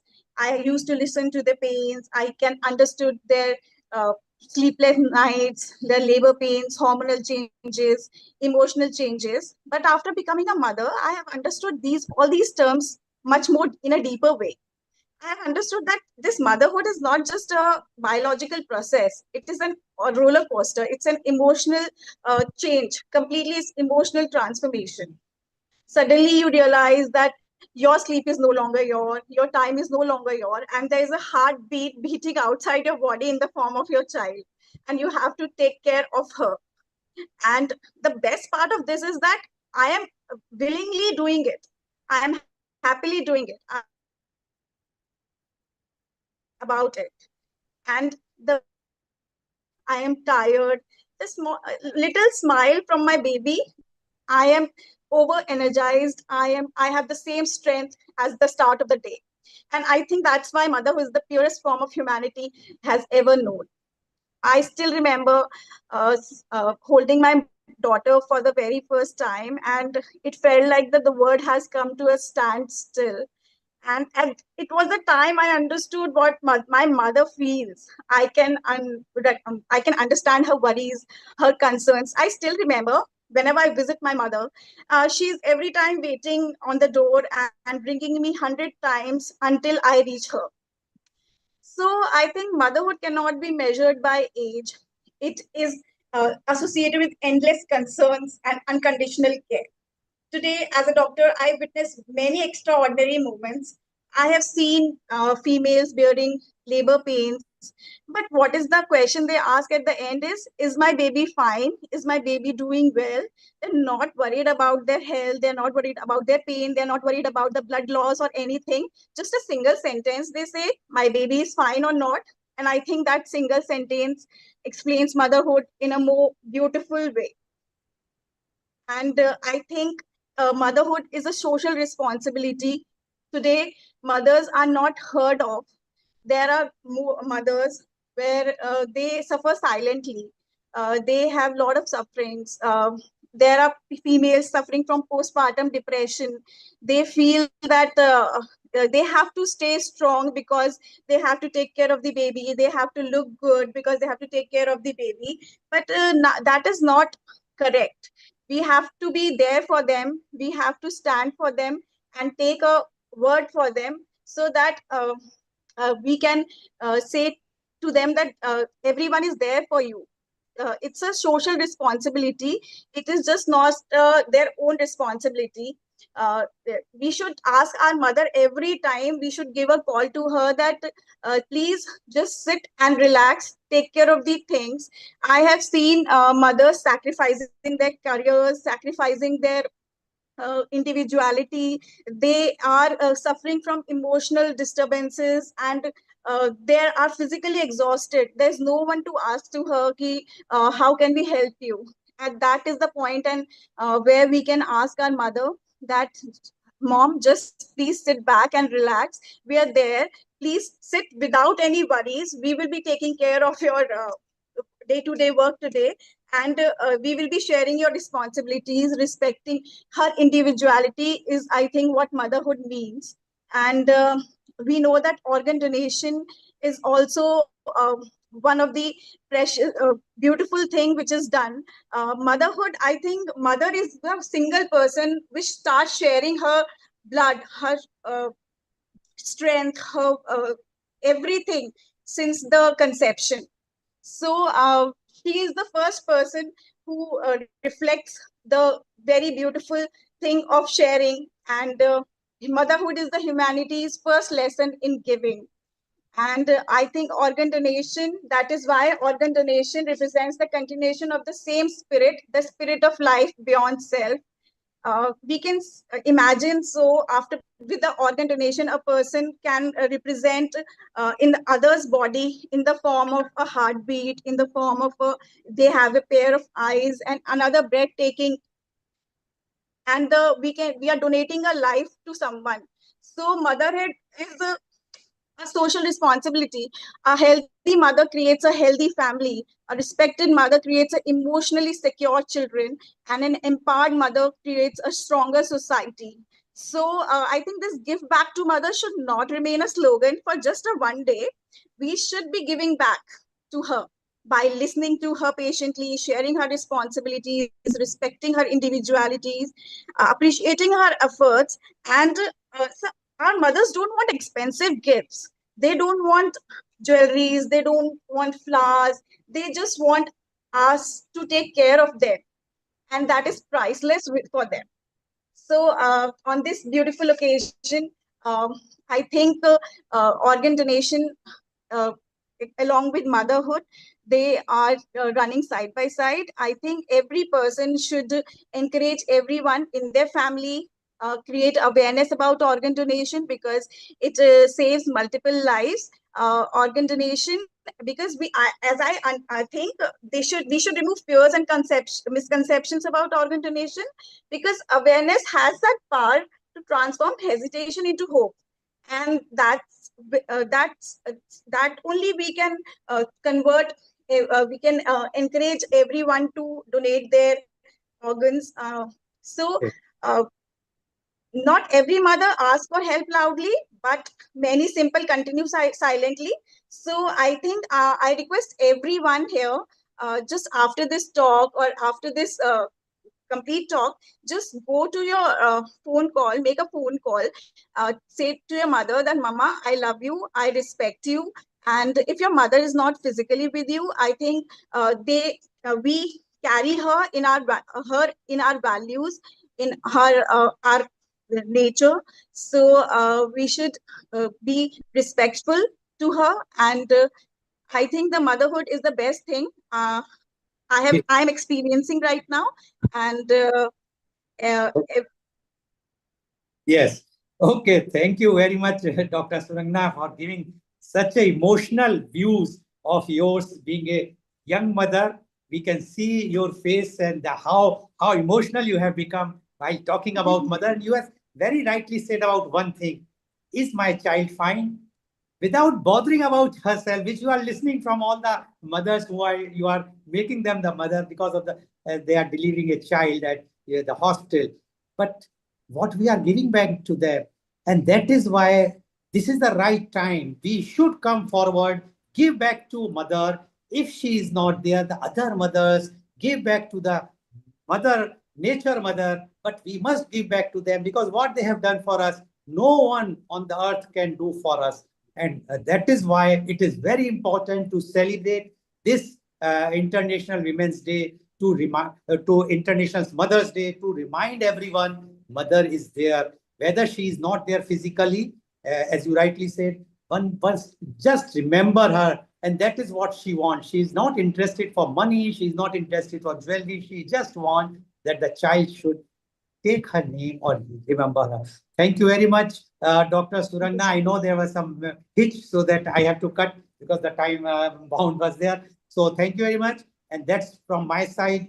Over to you, Neel Kumar ji and Amrita ji, if you have anything to ask. Thank you, Rotarian Lal Gohil. Surangana, congratulations. You are now a birthday with your child is a birthday for you as a mother. You are also now a mother. Wasn't it not a deja vu that as a gynecologist, you've delivered so many babies and then you gave a birth to one? Yes, sir. It's like a deja vu only. I remember holding my baby for the first time and crying loudly that I don't want to give this my baby to anyone, because every time I I am delivering a baby, I have to give to someone because it belongs to them. But once I had my baby, I was so emotional. I was continuously crying. I got a like I scolding from the doctor, please stop crying. We are not giving your baby to anyone. So the amazing thing that you've learned is that you have delivered babies for the mothers. Now you are a mother. So the next time when you deliver a baby, you will know not only how it feels, but what is going to result from there, because it's the nearest to the God one can get is to the mother. And that's why we say Mother Earth, because Earth is the creation of a Almighty or a God or a Supreme, whatever you believe in. And therefore the mothers are very special. So it's wonderful that you are now a complete person. And it just happens to be that you are a gynecologist. So it's so wonderful. And we are very proud of, particularly in Mathura. Why, just before we let you go and digressing slightly, and Rotarian is actually from Mathura. His original birthplace, as he classifies, is Mathura. Has Mathura advanced in medical terminology? Is it now equally as good as any metropolitan cities? Of course. Yes.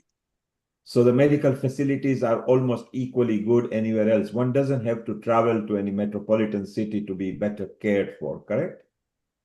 Now I don't think so. We have everything. We have every kind of advances. We have laparoscopy. We have infertility centers. We have ICUs. We have everything related to the medical health facilities needed for the person.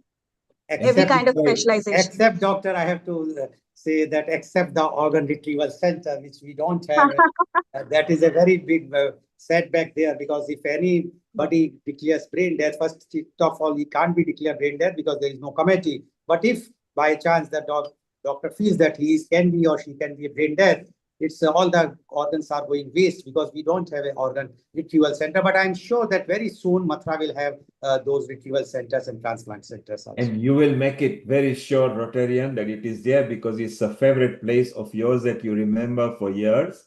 I mean, in fact, a lot of cities in India are yours because you travel. There is hardly any week that you are not in a different state. So it's so beautiful. Surangna, before we let you go, are you scared that AI will take motherhood as well? No, AI cannot replace motherhood. Motherhood is not a responsibility, it's a feeling. So maybe AI cannot give a birth, but now AI has taken everybody's life over so fast, so much, that AI has actually started opening companies and organizations themselves without human beings. It is actually running organization and matters without human beings.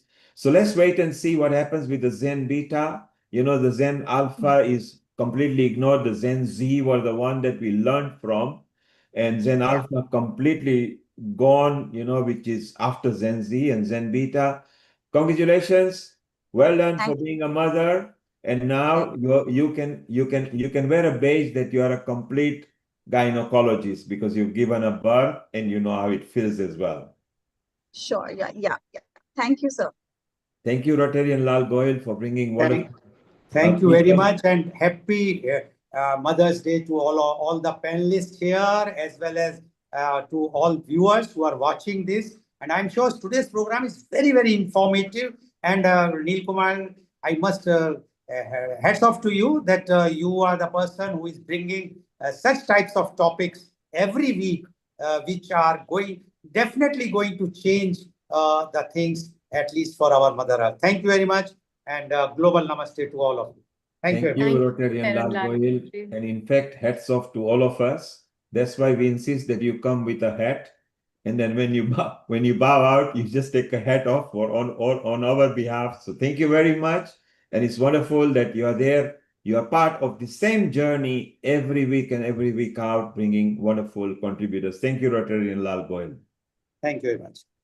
Wow. So a gynecologist having given a birth, Amrita, what a wonderful feeling she must be having when she has given birth to so many. She has now experienced how to, because it is her birthday as well, because on the day she gave a birth to a child, she became mother. So it was a mother's birthday on that day. Isn't it wonderful, motherhood, that it's like a deja vu for a gynecologist? Yeah, definitely. In fact, the beautiful thing I think as a personal experience is that motherhood is a feeling which you cannot know until unless you become the mother yourself. And in medical profession, I know in terms of gynecology and obstetrics, there's so many things that you're taught how to deliver a baby. But then until unless you deliver a baby by yourself, you can never experience how the other person is feeling. And that's what is the beautiful thing about being a mother. And I think these kind of realization makes you really special to know about things and to experience motherhood in your own way, actually. And Amrita, as a mother, do you feel you possess your children, or do you feel you own them, or do you feel, how does a mother feel? I mean, that applies to Surangana as well, because she's a very recent mother, only just a few months back. What is the ownership like? Is it a soul that you are owning, or is it a body or a person? How does it feel as a mother? Yeah, personally, I think I don't owe my own self. So who am I to owe somebody else? Just because giving a birth doesn't make me authoritative of having a right on somebody, but the inner soul is the one that has come from the pure consciousness. So that way, I feel being a female or a feminine energy, you get an opportunity as a Shakti to take the energy in the form of a soul and bring a human facet to that. But then beyond that, I think it's a very long journey for everybody. That's what my perception is. It's just simply amazing that how and what people feel when they become a mother. And here is Connie, who is there, and Connie is nearing, I think she's going to be 80 pretty soon, and she's still traveling all over the world. Connie, good morning, Connie. Happy International Mother's Day to you as well. Thank you. Thank you. It's been so sweet being here and listening to these young mothers. And the prior one expressed it so beautifully. I don't remember her name, but she just expressed becoming a mother. And I remember that time when I first became a mother, and it was just the most magnificent time of my life, and really sent me on a journey to change the world, to make it a place that honored the human heart and the human spirit. And it's been 46 years since I gave birth to my first child.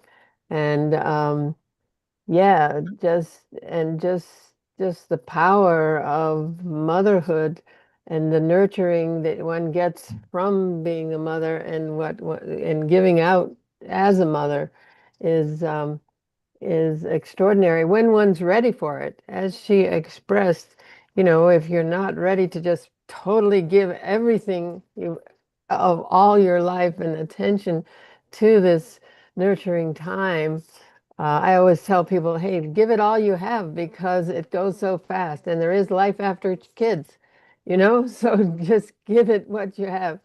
And because it's a whole long time after they turn 16, 17, 18, what they don't tell us in the birthing class, the grief that comes with that separation, that the individuation that happens. So yeah, and as far as, do you feel like you own your child? I was like, yes, my children.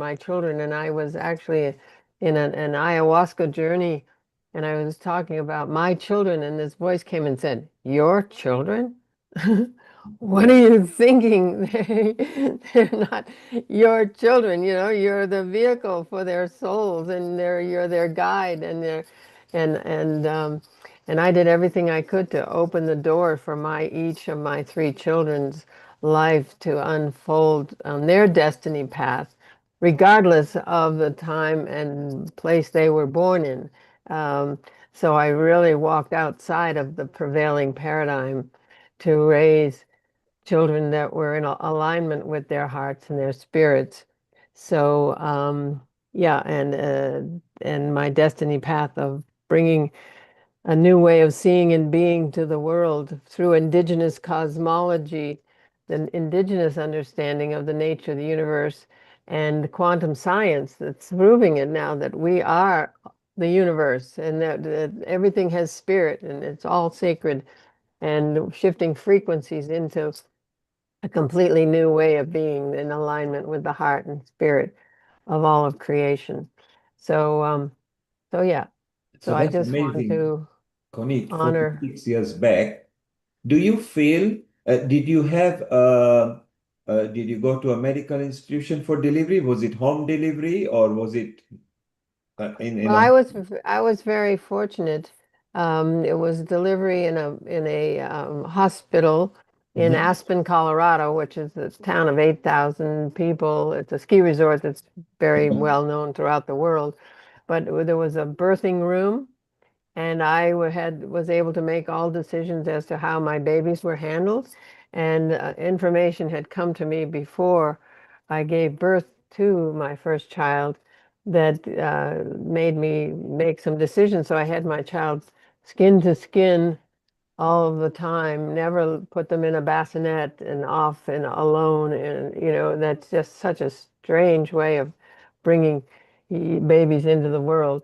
So it was almost a home birth situation, but not at home.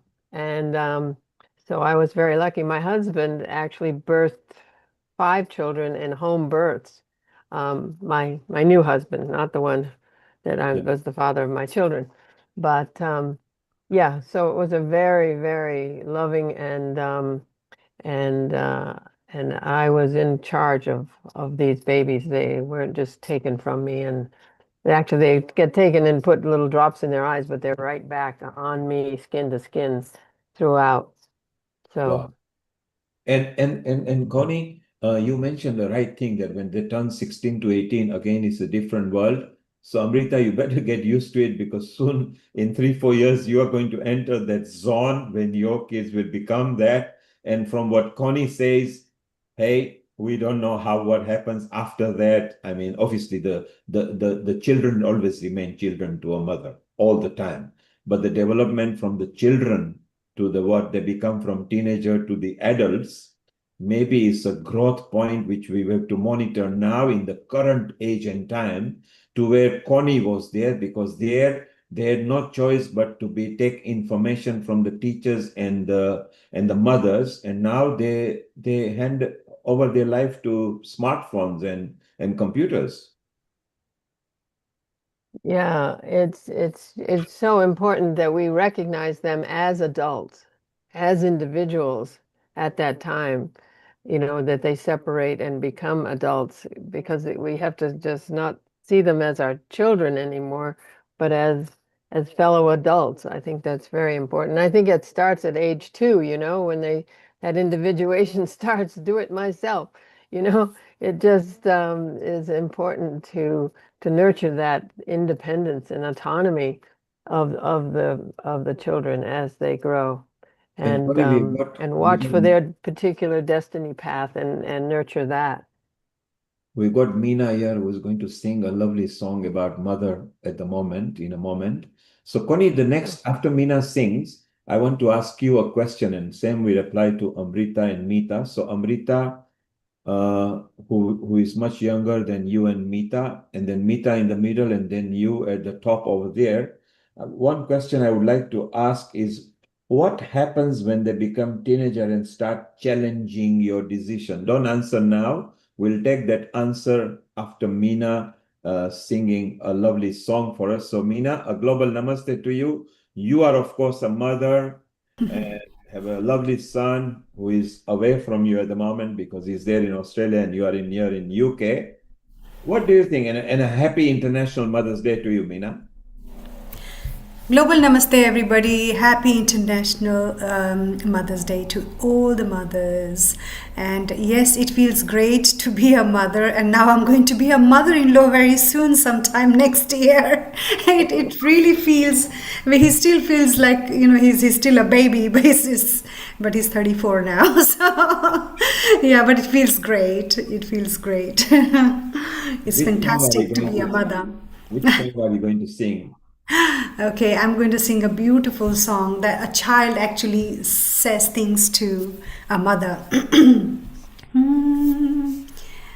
उंगली पकड़ के फिर से सिखा दे, गोदी उठा लेना माँ, आंचल से मेरा मुंह पोंछ देना, मैला सा लगे जहाँ, आ ई उरी हे हे ओ आ आहा, आँखें दिखाए मुझे जब जिंदगी, याद मुझे आती है तेरे गुस्से की, डांटा भी तो तूने मुझे फूलों की तरह, क्यों नहीं माँ सारी दुनिया तेरी तरह। माथा गरम है सुबह से मेरा, रख दे हथेली ना माँ, तूने कुछ खाया देर से क्यों आई, कोई ना पूछे यहाँ, आ ई उरी हे ओ हा, हीरा कहा कभी न गिना कहा, मुझे क्यों ऐसे पाला था माँ, तेरी नजर से मुझे दिखे न जहाँ, दुनिया को तू डांटेगी ना माँ, तेरी नजर से मुझे दिखे न जहाँ, दुनिया को तू डांटेगी ना माँ, मुझको शिकायत करनी है सबकी, मुझे को सताते हैं माँ, अब तू छुपा ले पास बुला ले, मन है अकेला यहाँ, आ ई उरी हे हो ओ आहा, आ ई उरी हे हो ओ आहा. Such a beautiful song with beautiful wordings. This is Wonderful song. I must admit, I have not heard it. But for those people who are connected to us and who maybe didn't understand the lyrics, it was very simple. And it says, hold my finger again, because we remember our mother holding our finger and our father, and then we walk, and then tells the mother, cradle me, hug me. And the child is talking about the story, about everything that a mom does. So, Meena, that's very beautiful. And it's so nice. And I want to ask this question that I asked, and then Annie will come later to you. And then Meeta has got a poem for her mother who passed away last year. And she vividly remembers for that. So let's ask that question. Connie, you and Amrita and Mita. Mita is the mother to a talented daughter, and Meena. When were you first challenged with your understanding or decision? And generally, I noticed that we never challenged mom as we challenge father, but we are scared of the fathers because to reach the father, we go via mother in many cultures. Okay. But how did you handle the first challenge of your decisions when it came about philosophy of life or understanding a life? Amrita, it goes to you first. Your kids are quite young. One is only 13, other coming to be 15, 16. Do you feel you are ever challenged by them? Many times. Motherhood, I think, is a big challenge at every stage from the very beginning. Ever since the child is born, firstly, we think about when will the child be independent, when he'll start walking, when he'll start eating. Once that starts up, after that, we think, okay, this matter is solved now. New issues start up with the teenage itself is a very big challenge, I think. And balancing children, bringing those values, making them understand about the whys that happens in their life. And there's so many questions that they have, I think, in the box of their mind, and that very inquisitive box has got so many questions at the times when you aren't even prepared, or you're overwhelmed with so much of stuff in your life as well. And I think that way motherhood is very challenging, and especially when certain things are challenging in a way the child thinks, yes, this thing only a mother can do. And then the mother finds an opportunity to talk, and a courage also to talk to the family, to talk to the father, and make the child understand. So I think there's a lot of things in terms of decision making. There are a lot of things in terms of leadership qualities. There are a lot of things in terms of managing with the management skills in the family that a woman automatically comes to know beyond holding the qualifications on an education point of view. And I think most of the mothers must be agreeing with me that you really have to be very strategic and wise to understand and make the things move very smoothly in the family. Otherwise, there are a lot of issues, so that everybody is in harmony and the children find a space where they want to grow as well. Let's ask the similar question, and we go to a complete different generation. So Amrita, here comes Connie, who, as old as you are, she gave a birth to her child 46 years back, and different generation, different country. Connie, how was it at that time when they grew up? And when did you feel that you were challenged or you found them challenging? Well, first of all, I want to honor Amrita for her articulate talk and insights into parenting. And the one before, from a different culture than I, and just so beautifully expressed, you two beautiful young women. Well, she's just had her first baby, the one before, and you've had yours for a while. So anyway, for me, yeah.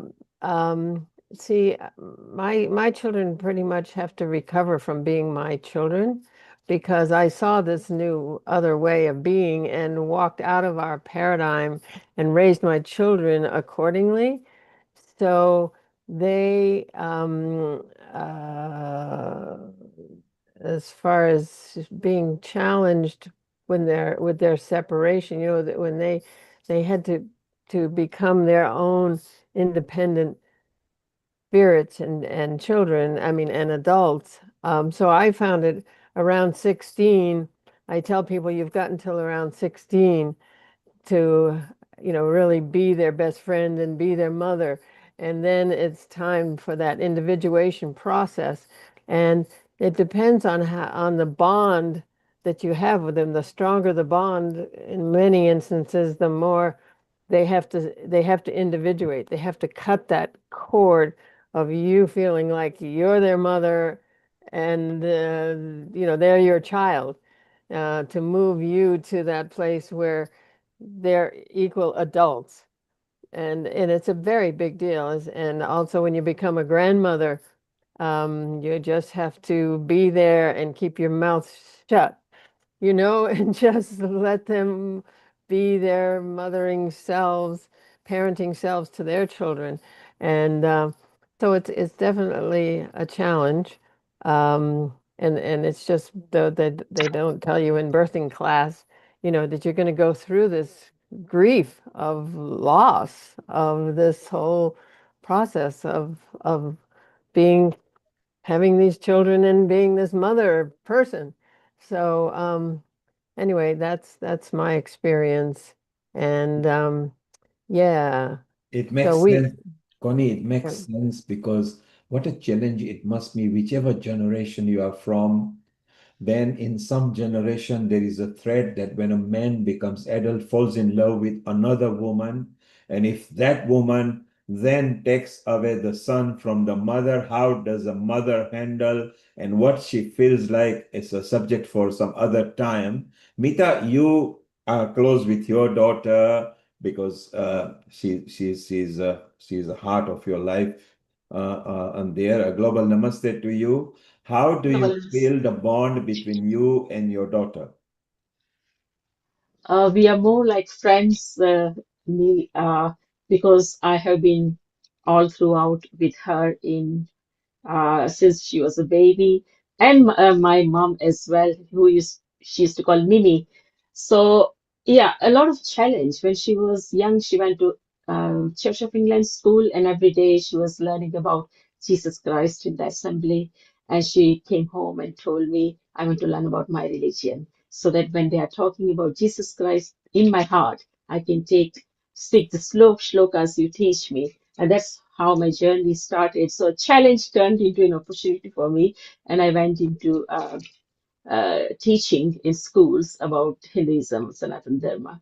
And she would challenge me because I'm also chaplain at some college, and I have to prepare a presentation for Bhagavad Gita, and she would challenge me why this is like this in this religion. It's different in Islam. It's different in Judaism, different in Christianity. You explain to me, and I would give the responsibility to her, the challenge, throw it back to her. That you designed the presentation for chapter 1 of Bhagavad Gita, for chapter 2 of Bhagavad Gita, or chapter 3 of Bhagavad Gita. We will keep awake almost all night, and there will be challenges and discussions and arguments, and finally she'll design something. So it's how you turn the challenge into an opportunity as well for them to develop. Is that what I learned when she was a teenager? But as sometimes, in the world is not fair, she's a very conscientious person, and she feels that why did this happen to her? So it's still challenging to come to terms. She was a policy idol for King's College Policy. Out of 150 students, she was selected in the final 7, and it was a wonderful presentation. And she thought, how come I did not get it?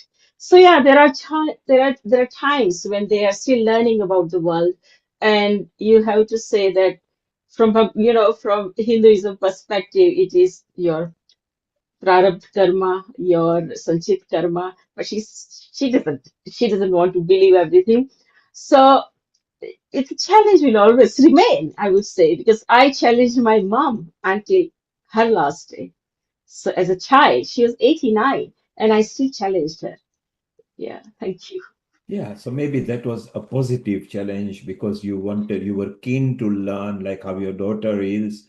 And I think that goes with every culture. Meena, you are going to be a mother-in-law soon. So your son, from loving you, and he still loves you, will actually be in love with another woman, different kind of love, and then maybe listen to that woman. How are you going to handle that?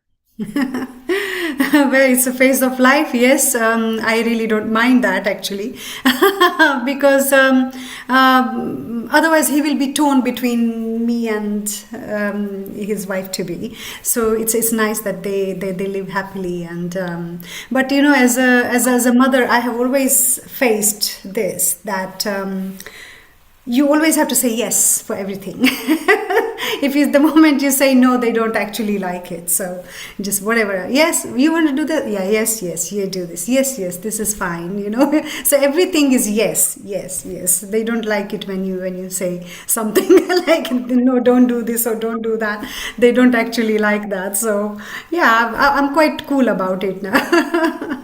But it's very important not to tell children that they are wrong.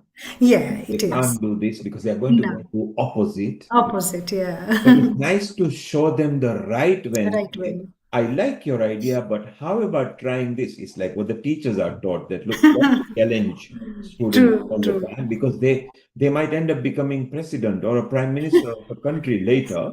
Well, they are superior to you. Once you educate them, they can come back more educated than you.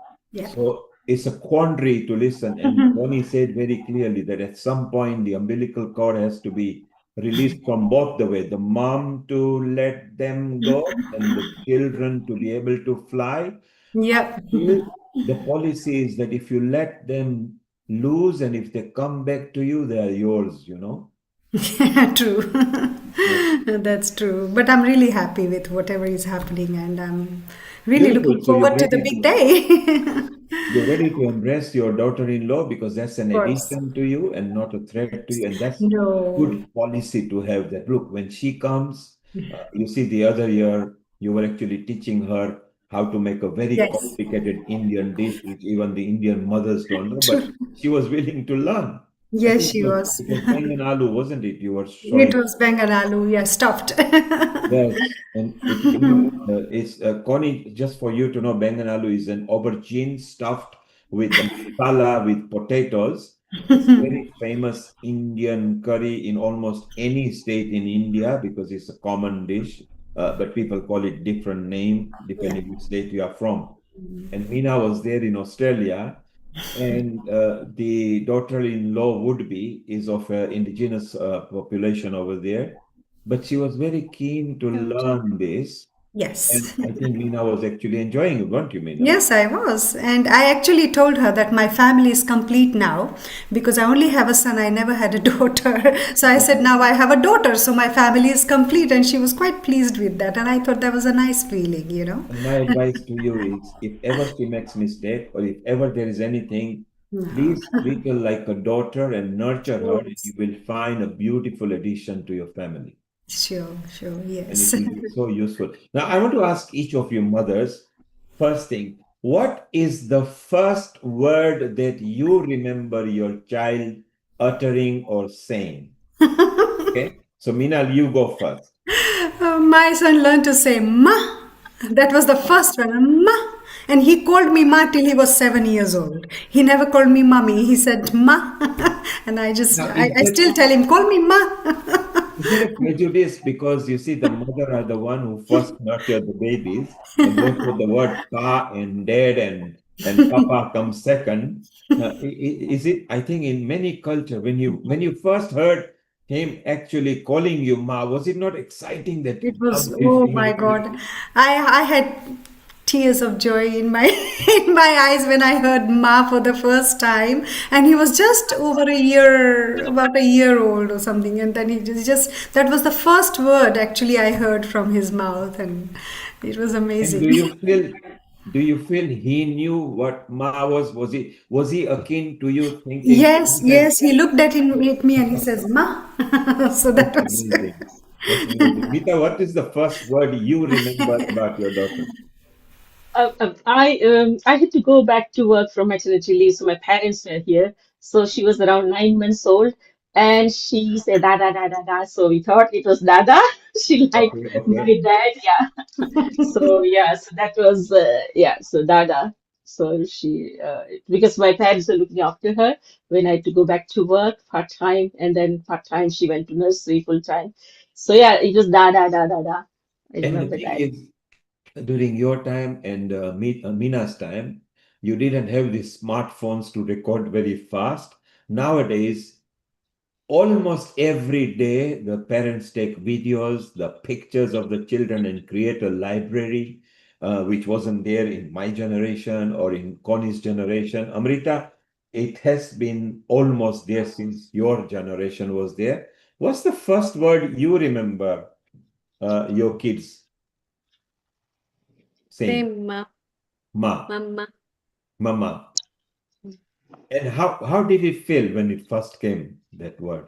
Yeah, it's always a very joyous feeling, in fact, to hear the child speaking. Mm.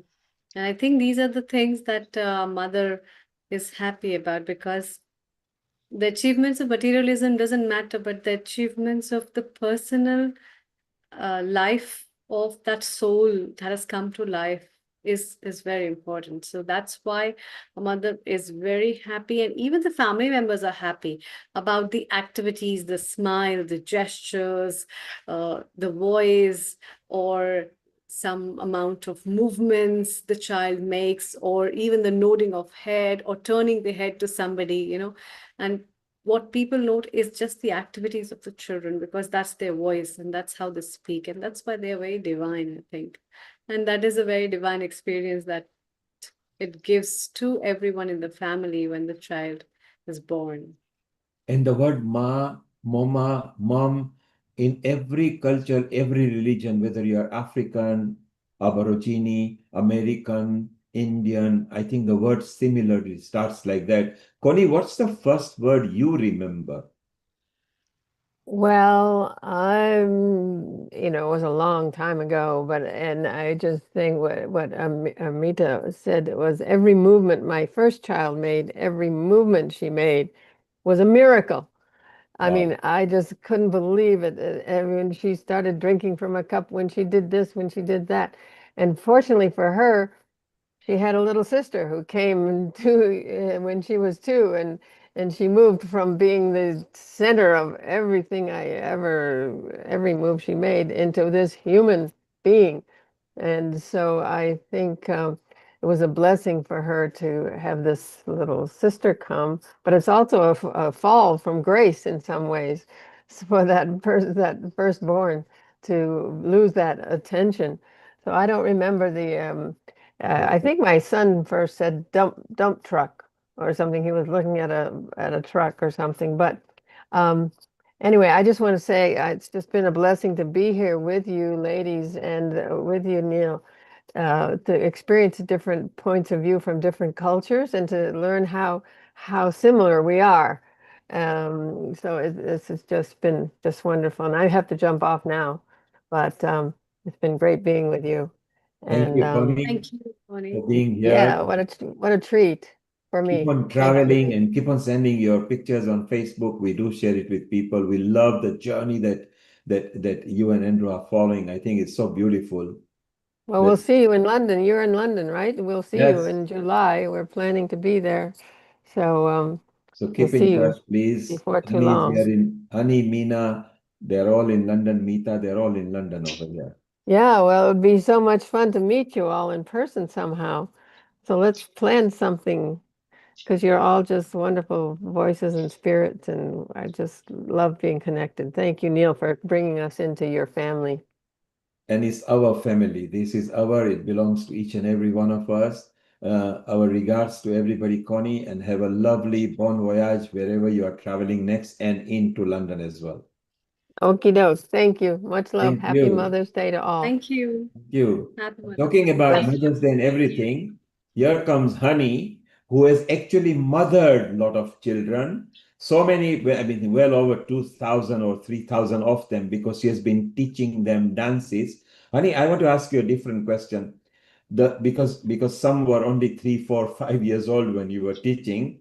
What was the first compliment a child gave and you had tears in your eyes? What a lovely question that is, Neilji. Actually, it was something completely different, something that you won't actually expect. But one day I got this little child, who came to my classes, and the little girl had a ponytail like me because I used to always have a ponytail, like a little on my back of my head, and she would keep doing her little ponytail like mine. And then one day she came along to me to say, "Miss, look, I've done my hair like yours." And the mother said to me, can you believe it? Every single day she goes out there saying, I want to go to the dance classes and I want to look like Miss Honey. So that was my first time when I saw a 3 to 4 year old saying that, oh, I love my teacher so much. And the second thing was, at that moment in time, that mother had said that this little one, you know, they have to do their little homeworks and little things like that. So they say that, well, if you want to go to the dance class with Miss Honey, you have to finish your homework first. And they would all sit there quickly doing their homework before they can come to the class. So these are the kind of little things that were so endearing to me, which you would never really think much about.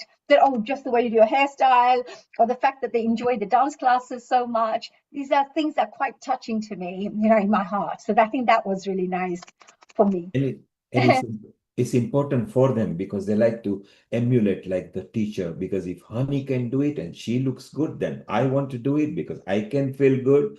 Meena actually remembers you, Honey, long way back because she remembers you in teaching as well, dance schools. So it's so amazing how and what we remember about our tutors, our teachers, our professor, our lecturers, the affinity we have got. The mothers we particularly remember because they've got a daily morning routines. For example, if you are from an Hindu Indian culture, then maybe it's Gayatri mantra that they've heard you saying, or having the bell and going to the god and maybe putting the food there first. Then they come and ask you, but I am hungry. Why don't I get the food first? Then the mom nicely explains why it goes to the god first, and then says, look, you're lucky. What God had, I'm giving it to you now. And things like that.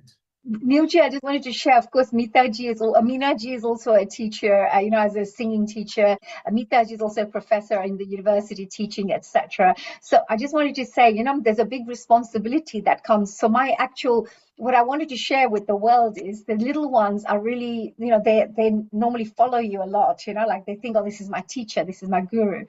So we have a role as well to play. It's not just the parents whose duty is to develop these young people. It's our duty as well, each and every single society member, whether it's teachers or whether are the, you know, leaders in the communities, who should be supporting these young children and nurturing them to become the best versions of themselves. So I just wanted to share that. So that's why that responsibility that each one of us has as well. And even coming onto a program like Healing Our Earth, you know, sharing such important knowledge around the world, even empowering mothers out there by organizing these kinds of programs. You know, I'm sure you're sharing little nuggets that are helping them think, shaping their ideas of how to bring up their kids. So I think this is very good. We should share, and it's our duty as society members to help each other become the best versions of ourselves.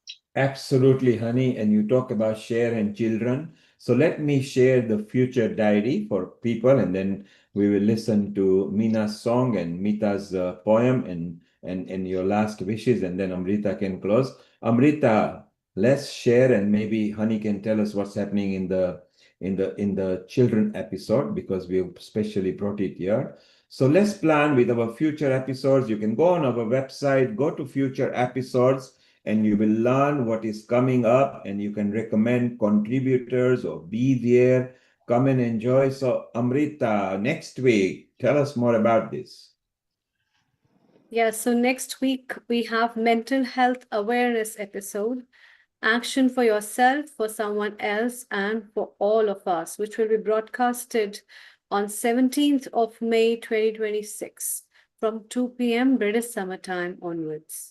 Brilliant. And if you'd like to know who is contributing, then you will go on the website and you will see the URL link on the top. Just press it and all the contributors are there. Once again, to remind you, action for yourself, for someone else, for all of us. And that's Mental Health Awareness Week for UK, which they are going to share world over. And the following week, Amrita. Yeah, the following week we have yoga and meditation episode for healthy body, mind, and soul, which will be broadcasted on 24th of May 2026. And the beautiful part is we are also going to go to Uganda, where Sanjay is in charge of the International Yoga Day. Our Honey is going to be, I think, Honey, is it Malta you will be, or? I'm in Greece, actually. I'm Greece, going there for a yes. wedding. Yes, for a friend's wedding. And Honey has threatened to go on the beach and come live for we love when people are traveling and then they put their camera and we can actually see. So without having to pay for the flights, we actually enjoy what they enjoy too as well. So Honey, we look forward to seeing you there at some point, which will be beautiful. Looking forward to it. Now, this one, Honey, specifically because you actually have set up an organization where you are presiding officer, where you are going to take it to different countries and a lot of children. And I think you got a long slot here, I think from 3 to 4:30 with kids and teens. What is going to come up there from your end? Yes, absolutely. On that day, it's absolutely exciting because the International Children's Peace Network, we organize an International Children's Peace Assembly once a year. And this assembly invites children from the age of 12 to 17 from around the world to come along to one country to exchange, to do cultural exchange, learn things, and develop into youth leaders. This will be taking place end of August 2026. We're looking to organize this in Delhi, in India. So young children from all around the world are welcome to register. And we will be giving more information about this on the 31st of May. So I think this will be very exciting. Second thing I'll be doing is the last assembly we did. We had some really amazing children, 67 youth members, leaders who joined us. We visited the parliament. We did environmental, action day. We also went to we took part in a talent show. There were so many different things we did that week. So I'll be sharing some of the highlights, from the past assembly. So our audience members kind of understand what they will be expecting in our next Kids and Teens episode and what they'll be expecting in our future assembly that's taking place in Delhi. Brilliant. So tell everybody who've got children, and it doesn't matter what nationality you are, what age group you are, as long as you are a child, and how you can be part of it. And Kids and Teens is actually to educate, empower, heal our earth, bring the special talents. And on that day, we'll also bring some kids who have actually been part of IPCN previous year. You will actually be able to hear from them how they felt and maybe what's happening in the future one, which is potentially being planned for Delhi in India. So each year is a different continent. So it'll be wonderful. And we will have our child host as well, Vinny, who is Amrita's son. So it'll be beautiful there. And then following week. The following week, we have the World Environment Day. Our land, our future, mobilizing global efforts to address the climate crisis. And I look forward for Honey Ji to be there as well, because without her, this day would be incomplete to talk about her contribution through organizations that she does, which will be broadcasted to everyone on 7th of June 2026 from 2 p.m. British Summer Time onwards. Amrita ji, thank you so much for mentioning that, because on the 6th of June, all our Healing Our Earth members are also welcome. We're doing a special River Blitz event. It's going to happen in London, where we clean up all the river sides, the streets around the rivers. And it'll be a great place for Healing Our Earth members who want to get involved in the environmental projects to come along, meet other Rotary members and other partners. And on that day, we can film and we will share those little clips and videos of that event and some little, I would say, messages on the 7th of June. So I'm really looking forward to that. It's a brilliant idea. And the last year was success, where you again went street cleaning as well, which is so beautiful, plus plant a tree. So many episodes have got so much links in it, which will be very beautiful. And again, who better than mothers? Because the mothers can nurture Mother Earth. Meena, we want a song from you, either to Kitni Achhi Hai, to Kitni Bholi Hai, or any song that you like. And then Meeta, keep your poem ready. And then Amrita, you can wind up. So Meena, nice song. Yes, definitely. I'll sing that very popular song, Tu Kitni Achhi Hai, beautifully sung by Lata ji. And you got Nishit. The moment Nishit hears that you are going to sing, he drops everything and he's here. And even Dhanada, Thank you, Nishit bhai. even Dhanada, do your video landscape as well, please. I want to take your message. Dhanada is a mother as well. She is actually an Ayurvedic mother, so she is going to say from the Ayurveda. And flip your camera, Dhanada, so it becomes you are lopsided. You are landscape, but you are lopsided. So just adjust so you are correctly thinking. Okay, Meena, nice Yeah. song. Yes, definitely. तो कितनी अच्छी है, तो कितनी भोली है, प्यारी प्यारी है, हो माँ, ओ माँ, हो माँ, ओ माँ। ये जो दुनिया है ये बन है कांटों का, तो फुलवारी है, हो माँ, ओ माँ, हो माँ, ओ माँ। दुख न लागी है माँ तेरी अखियाँ, दुख न लागी है माँ तेरी अखियाँ, मेरे लिए जागी है तो सारी सारी रतिया, मेरी निंदिया पे अपनी निंदिया भी तूने वारी है, हो माँ, ओ माँ, हो माँ, ओ माँ।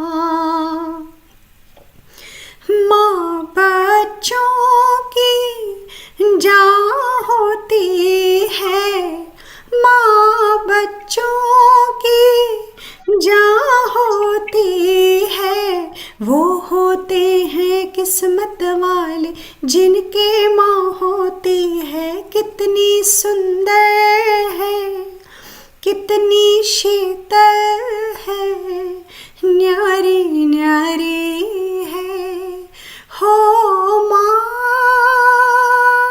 ओ माँ, हो माँ,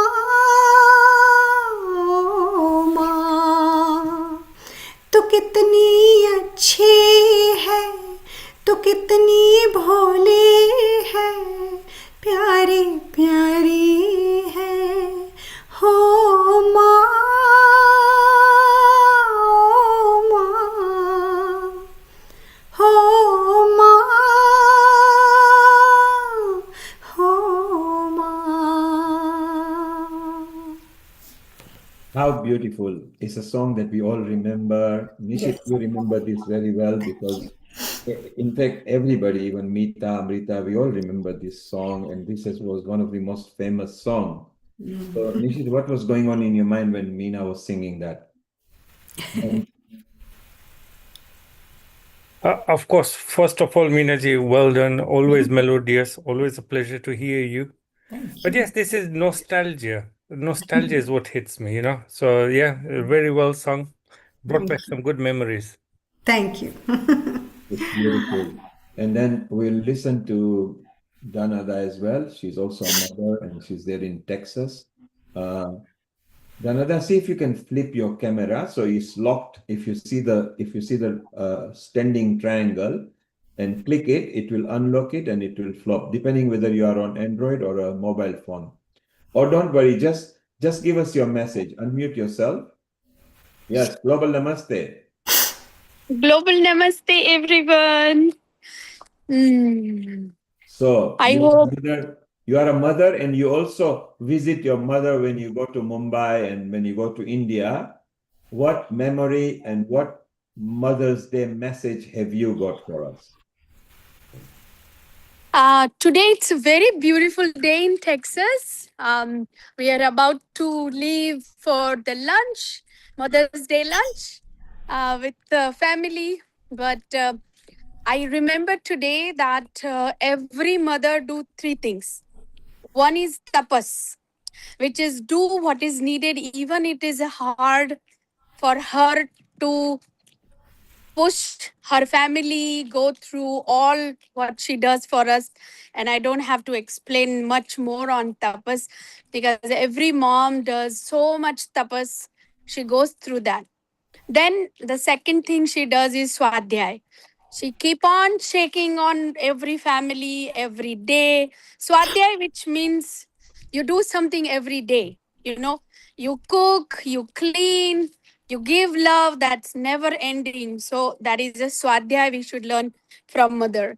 And the last that makes beautiful concept of mother is Ishwar Pranidhan. And I feel she's the one who does teach us work with the devotion, with the surrender like a God. So this is a Yoga Sutra of Kriya Yoga. Patanjali says that tapas swadhyaye ishwar pranidhani kriya yoga. And I feel all of these three things today, doing your tapas, doing your swadhyay, and do something that you do with the devotion is what is Mother's Day is all about. Thank you so much, Neil, for having me always. I miss coming here so dearly, and I will be continuing coming pretty soon. Thank you, Amrita. Thank you so much, everyone. Global namaste to all of you. And Danada, you said tapas. Did you mean tapas? Because you run tapas there, don't you? No, that is a Sanskrit word. But yes, I also run tapas. The only reason I so fascinated for that word is because of the meaning of it, Neil.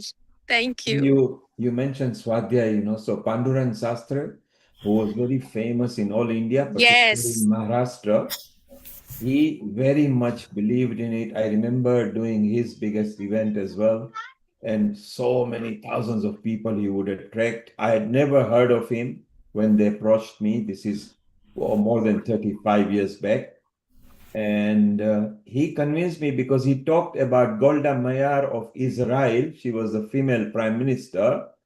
And I was so impressed that here is an Indian guy from a spiritual world, knows geopolitics, And then I just went for 5 minutes because I was running the event, and I said, I'll chat with you. And he was so good that I stayed the whole event. And Vayasta Sanchalan, which is where they do the whole event, where everybody joins in. So it was just amazing. So Danada, enjoy yourself.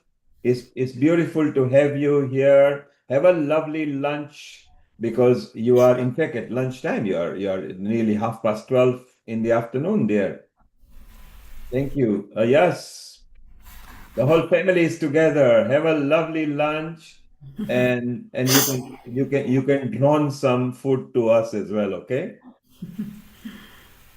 Wonderful. Thank you. So that's Danada Kulkarni, our Ayurveda expert there in Texas, in USA. So it's beautiful to have different people from different country. Nishit, Yes. very important, because you are still close to your mom, and your Yes. mom, for years, for at least last 30 years, she looks the same figure, same age. She just looks similar. If ever you, Mamta, mom, and everybody is out, it looks like the brothers and elder sister going out.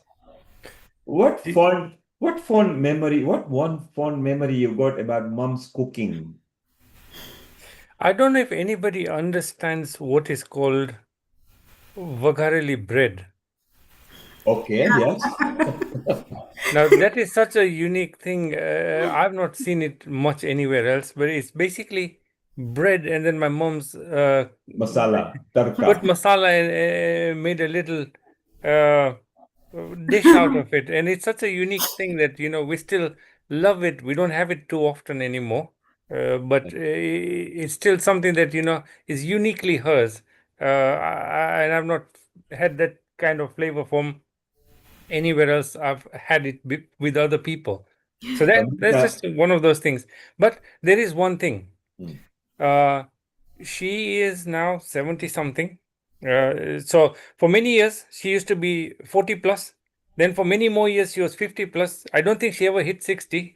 Now Yeah. she just says, I'm 70 plus.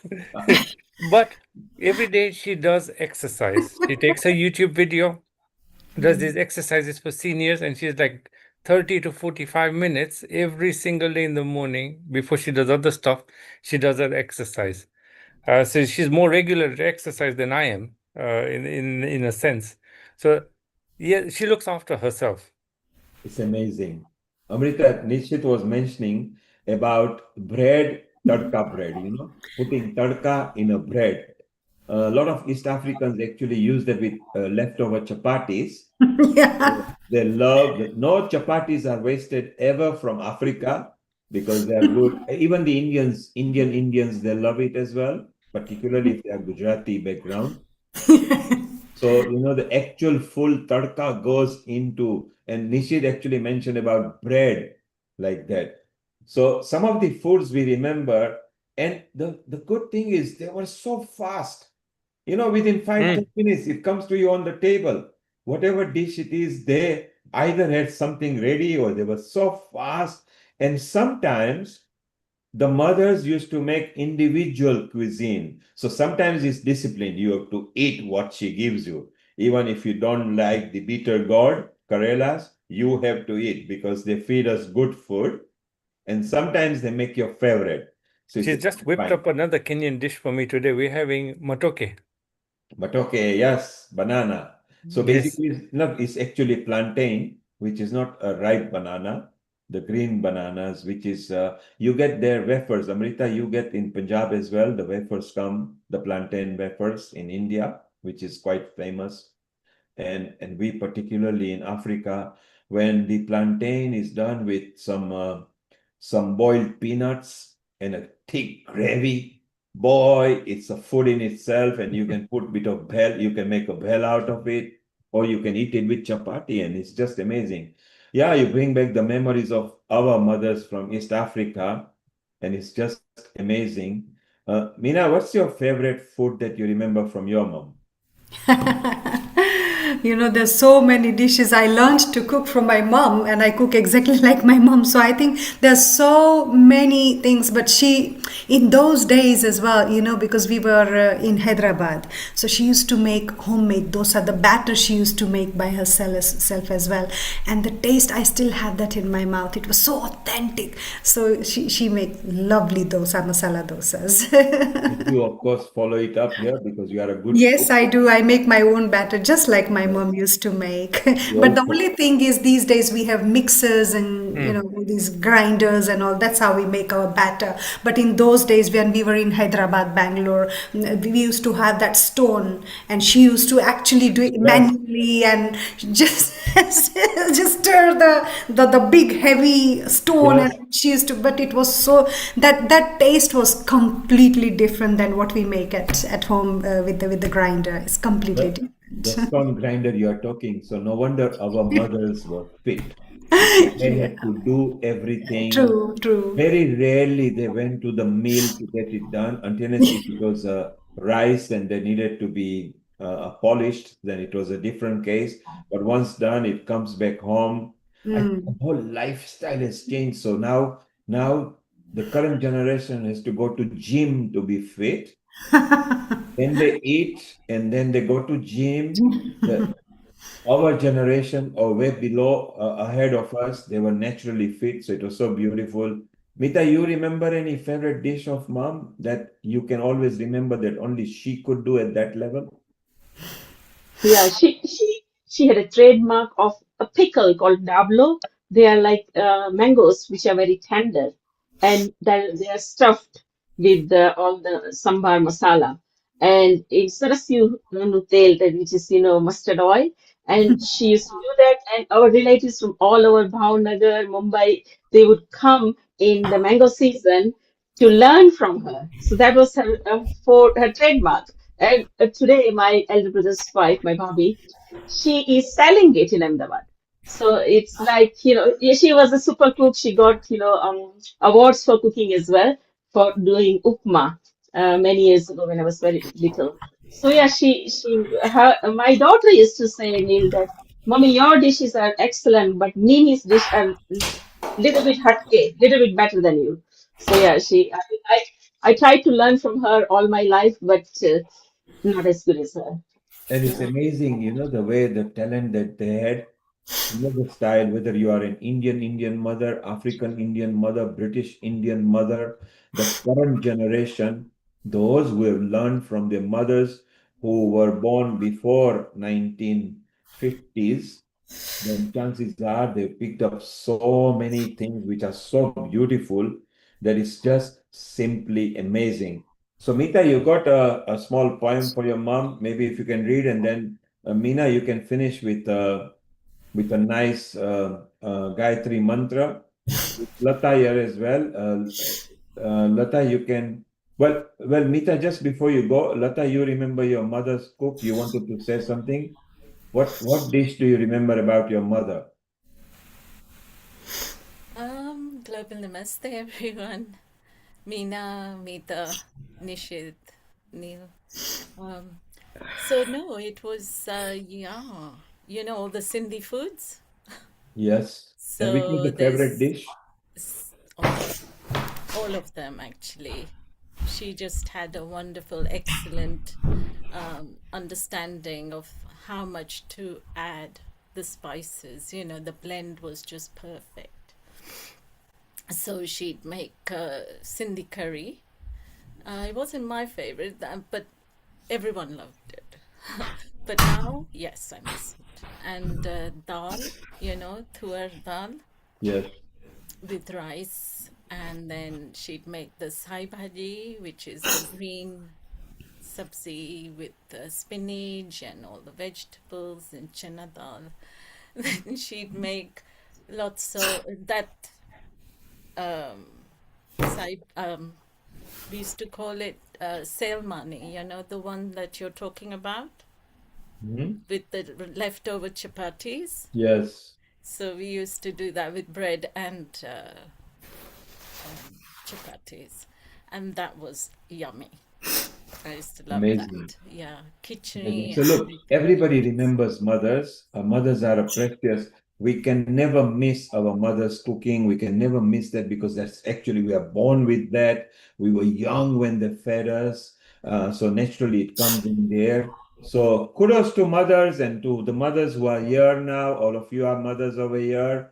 And I asked Nishit the question that our father neglected. So he says, no, the mother are slightly ahead of us, but father has also got equal role to play. Isn't it right, Nishit? But Neil Kumar, we don't have only just one mother. Yes. We've got 5 mothers now.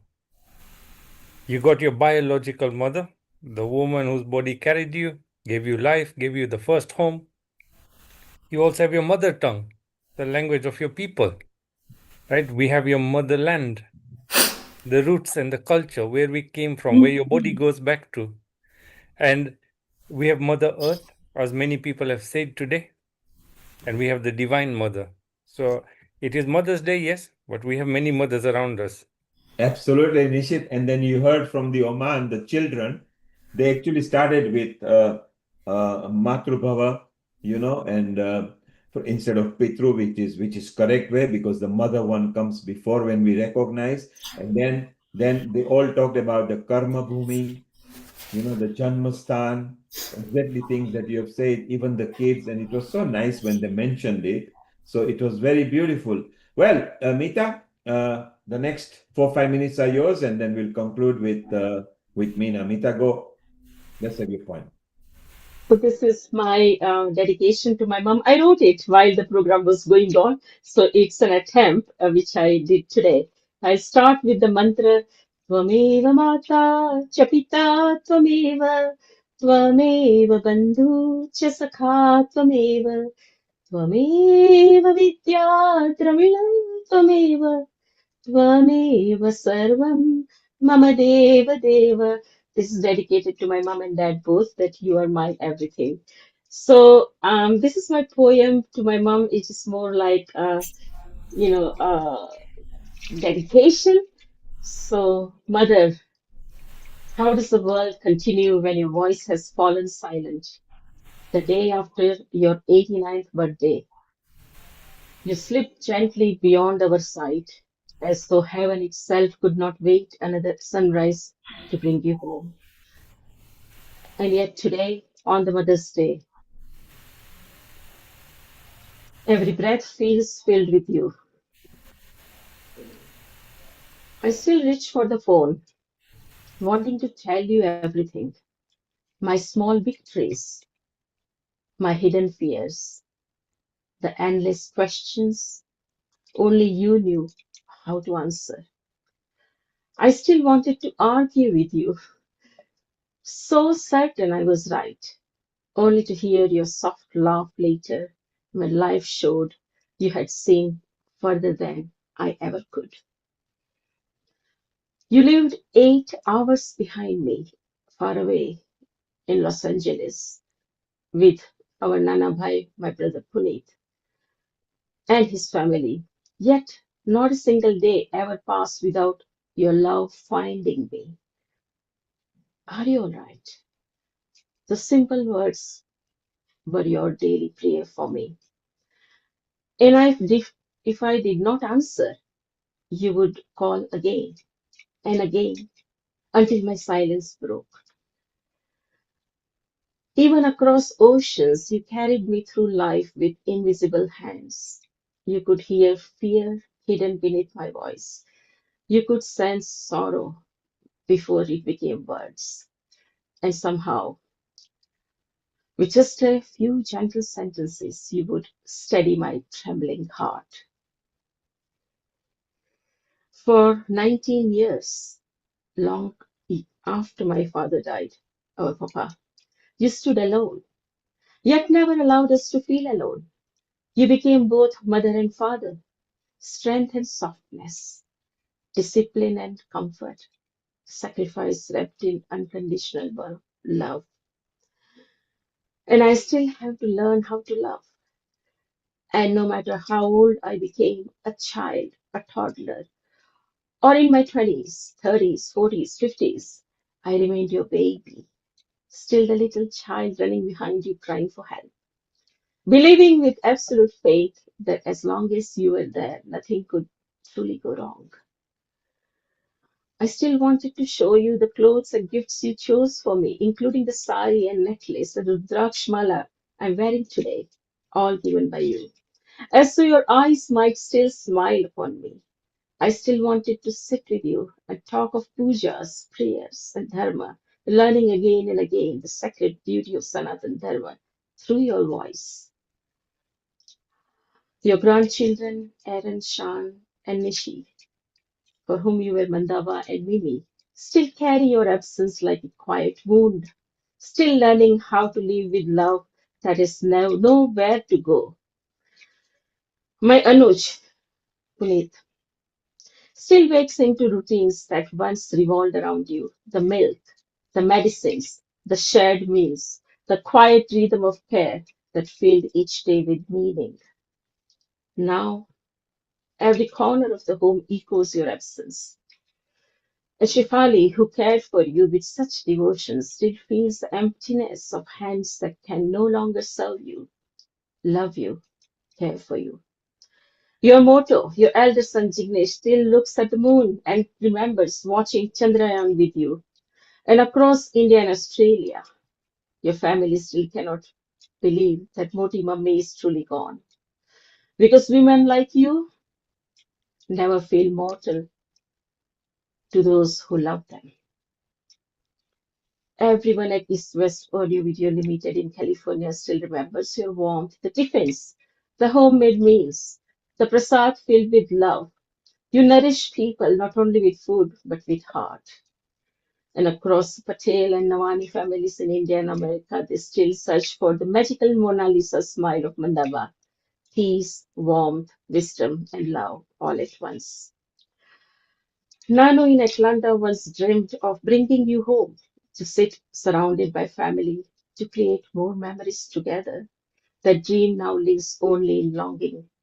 And Nalini, with folded hands and grieving heart, offers a sacred Bhagavad Sapta for her parents, for you, and for Pratap, your darling, Priyatam, our dad, praying for Sadgati, for peace beyond all sorrow, for all our Pitrus to merge into divine light. Even little Zinky, the doggy, your forever companion in Los Angeles, she waits. She waits for your footsteps. She waits for the smell of freshly cooked rice with ghee, for the treats after you shower. She sits by the door sometimes, still believing you will return. And mother, what hurts the most is not only that you left, it is that my love for you still keeps growing, even now, with nowhere left to go. I wanted more time, more ordinary mornings, more tea, more laughter, more conversations that never ended. One more chance to make you feel what you spent your whole life giving us: love, safety, and belonging. But perhaps mothers like you never truly leave. You remain in every prayer I whisper, every day I light, every strength I did not know I had. You're still my first prayer, my safest place, my courage, my conscience, my guiding light, my forever home. Happy Mother's Day, Mom. May your soul attain Sadgati and rest in eternal peace beside Papa, held forever in divine grace. Om Shanti, Shanti, Shanti. My mom's name was Mandakini. She passed away this year on 25th of February. It's too early for me to say. Sorry for being emotional. So there you are. Mom must be very proud. That was custom made for mom, particularly for her. So that's so beautiful. And this is why moms are very important. That whatever age we get to, we will always remember our mother. Meena, Yeah, you enjoyed that poem, correct?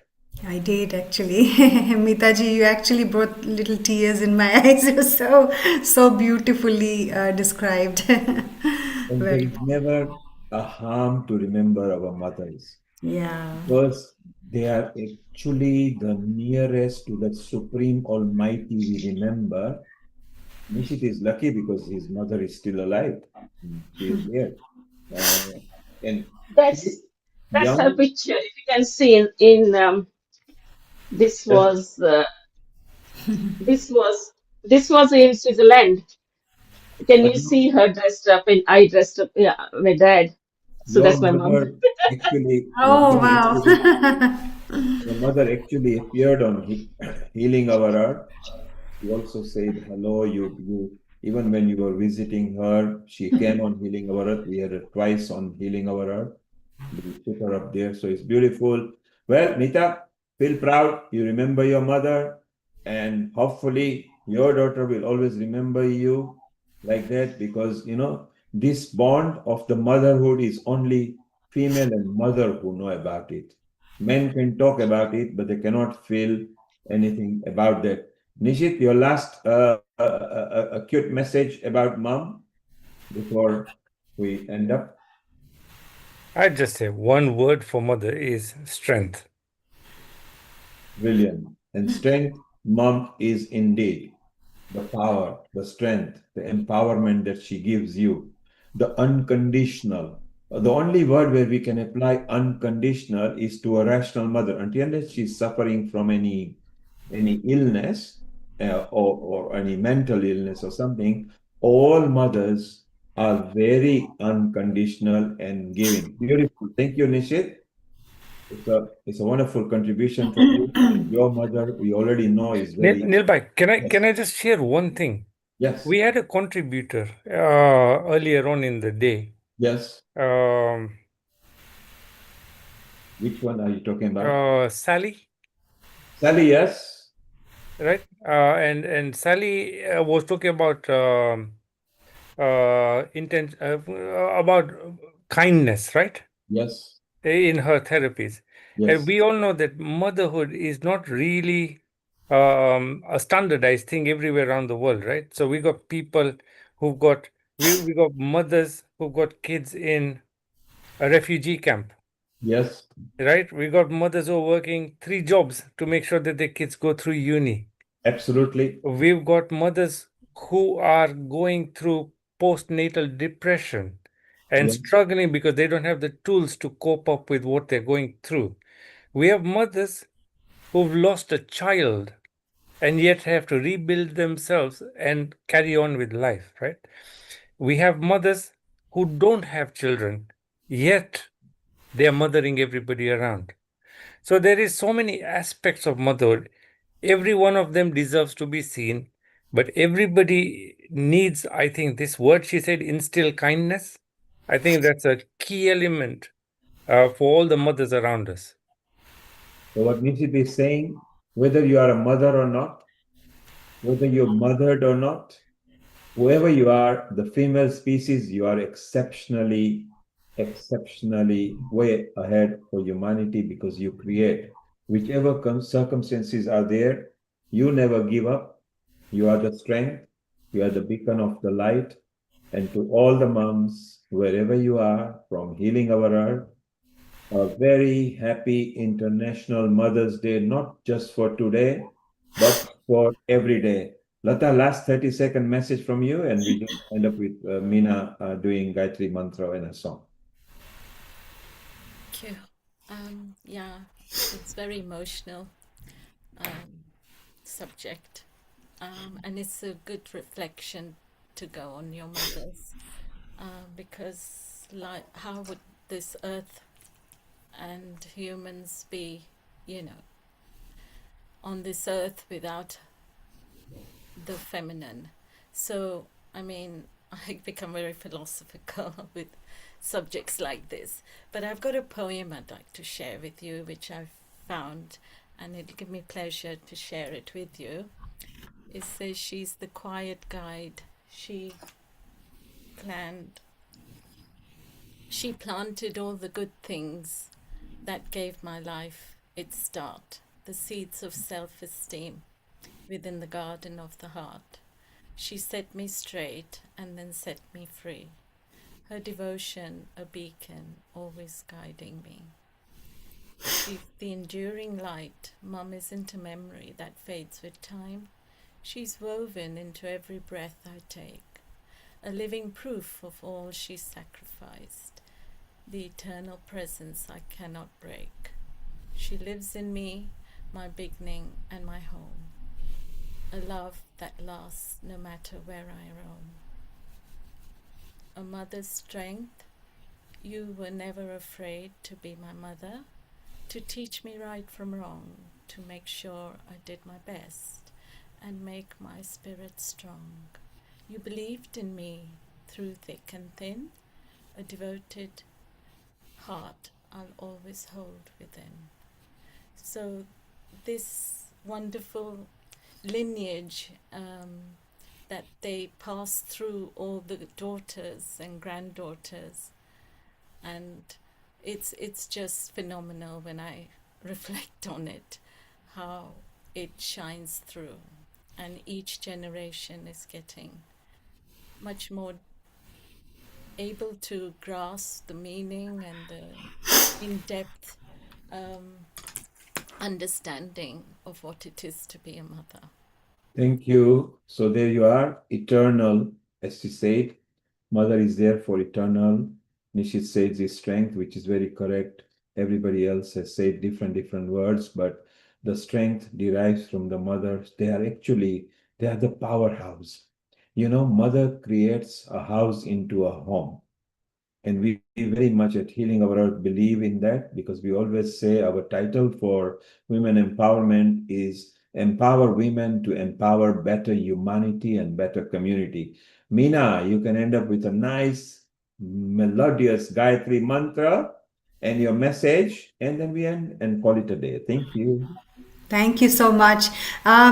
Before I sing Gayatri Mantra, I would like to sing a few lines Right. It's of all a yours. beautiful song that from the movie Tare Zameen Par, and I think the most amazing words that I have heard is just that. And these words are very close to my heart because my mom is not in this country; she's in India, far away. So I do miss her every now and again. So I just want to say these things to my mom through this song. मैं कभी बतलाता नहीं, पर अंधेरे से डरता हूँ मैं माँ। यूं तो मैं दिखलाता नहीं, तेरी परवाह करता हूँ मैं माँ। तुझे सब है पता है न माँ, तुझे सब है पता, मेरी माँ, मेरी माँ। भीड़ में यूं न छोड़ो मुझे, घर लौट के भी आना पाऊँ माँ। भेजना इतना दूर मुझको तू, याद भी तुझको आना पाऊँ माँ।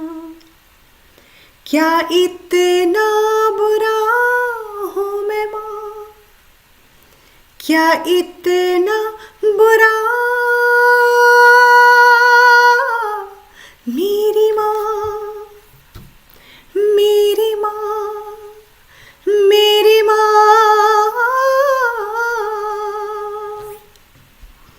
Such a beautiful song. So I thought I must sing these few lines before. Absolutely. Absolutely.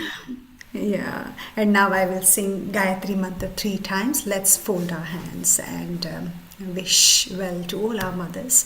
And please sing with me.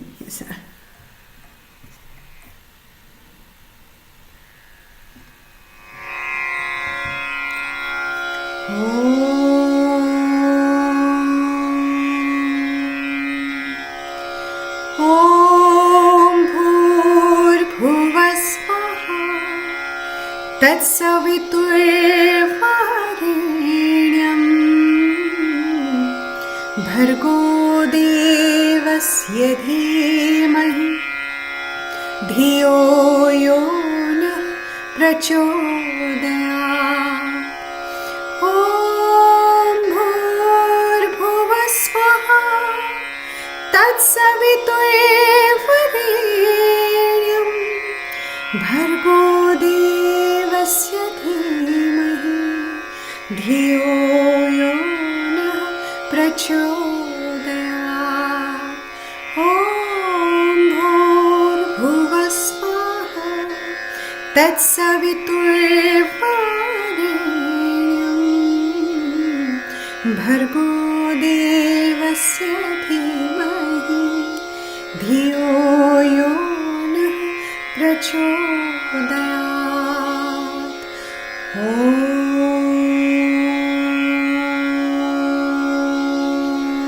शान्ति शान्ति शान्तिः।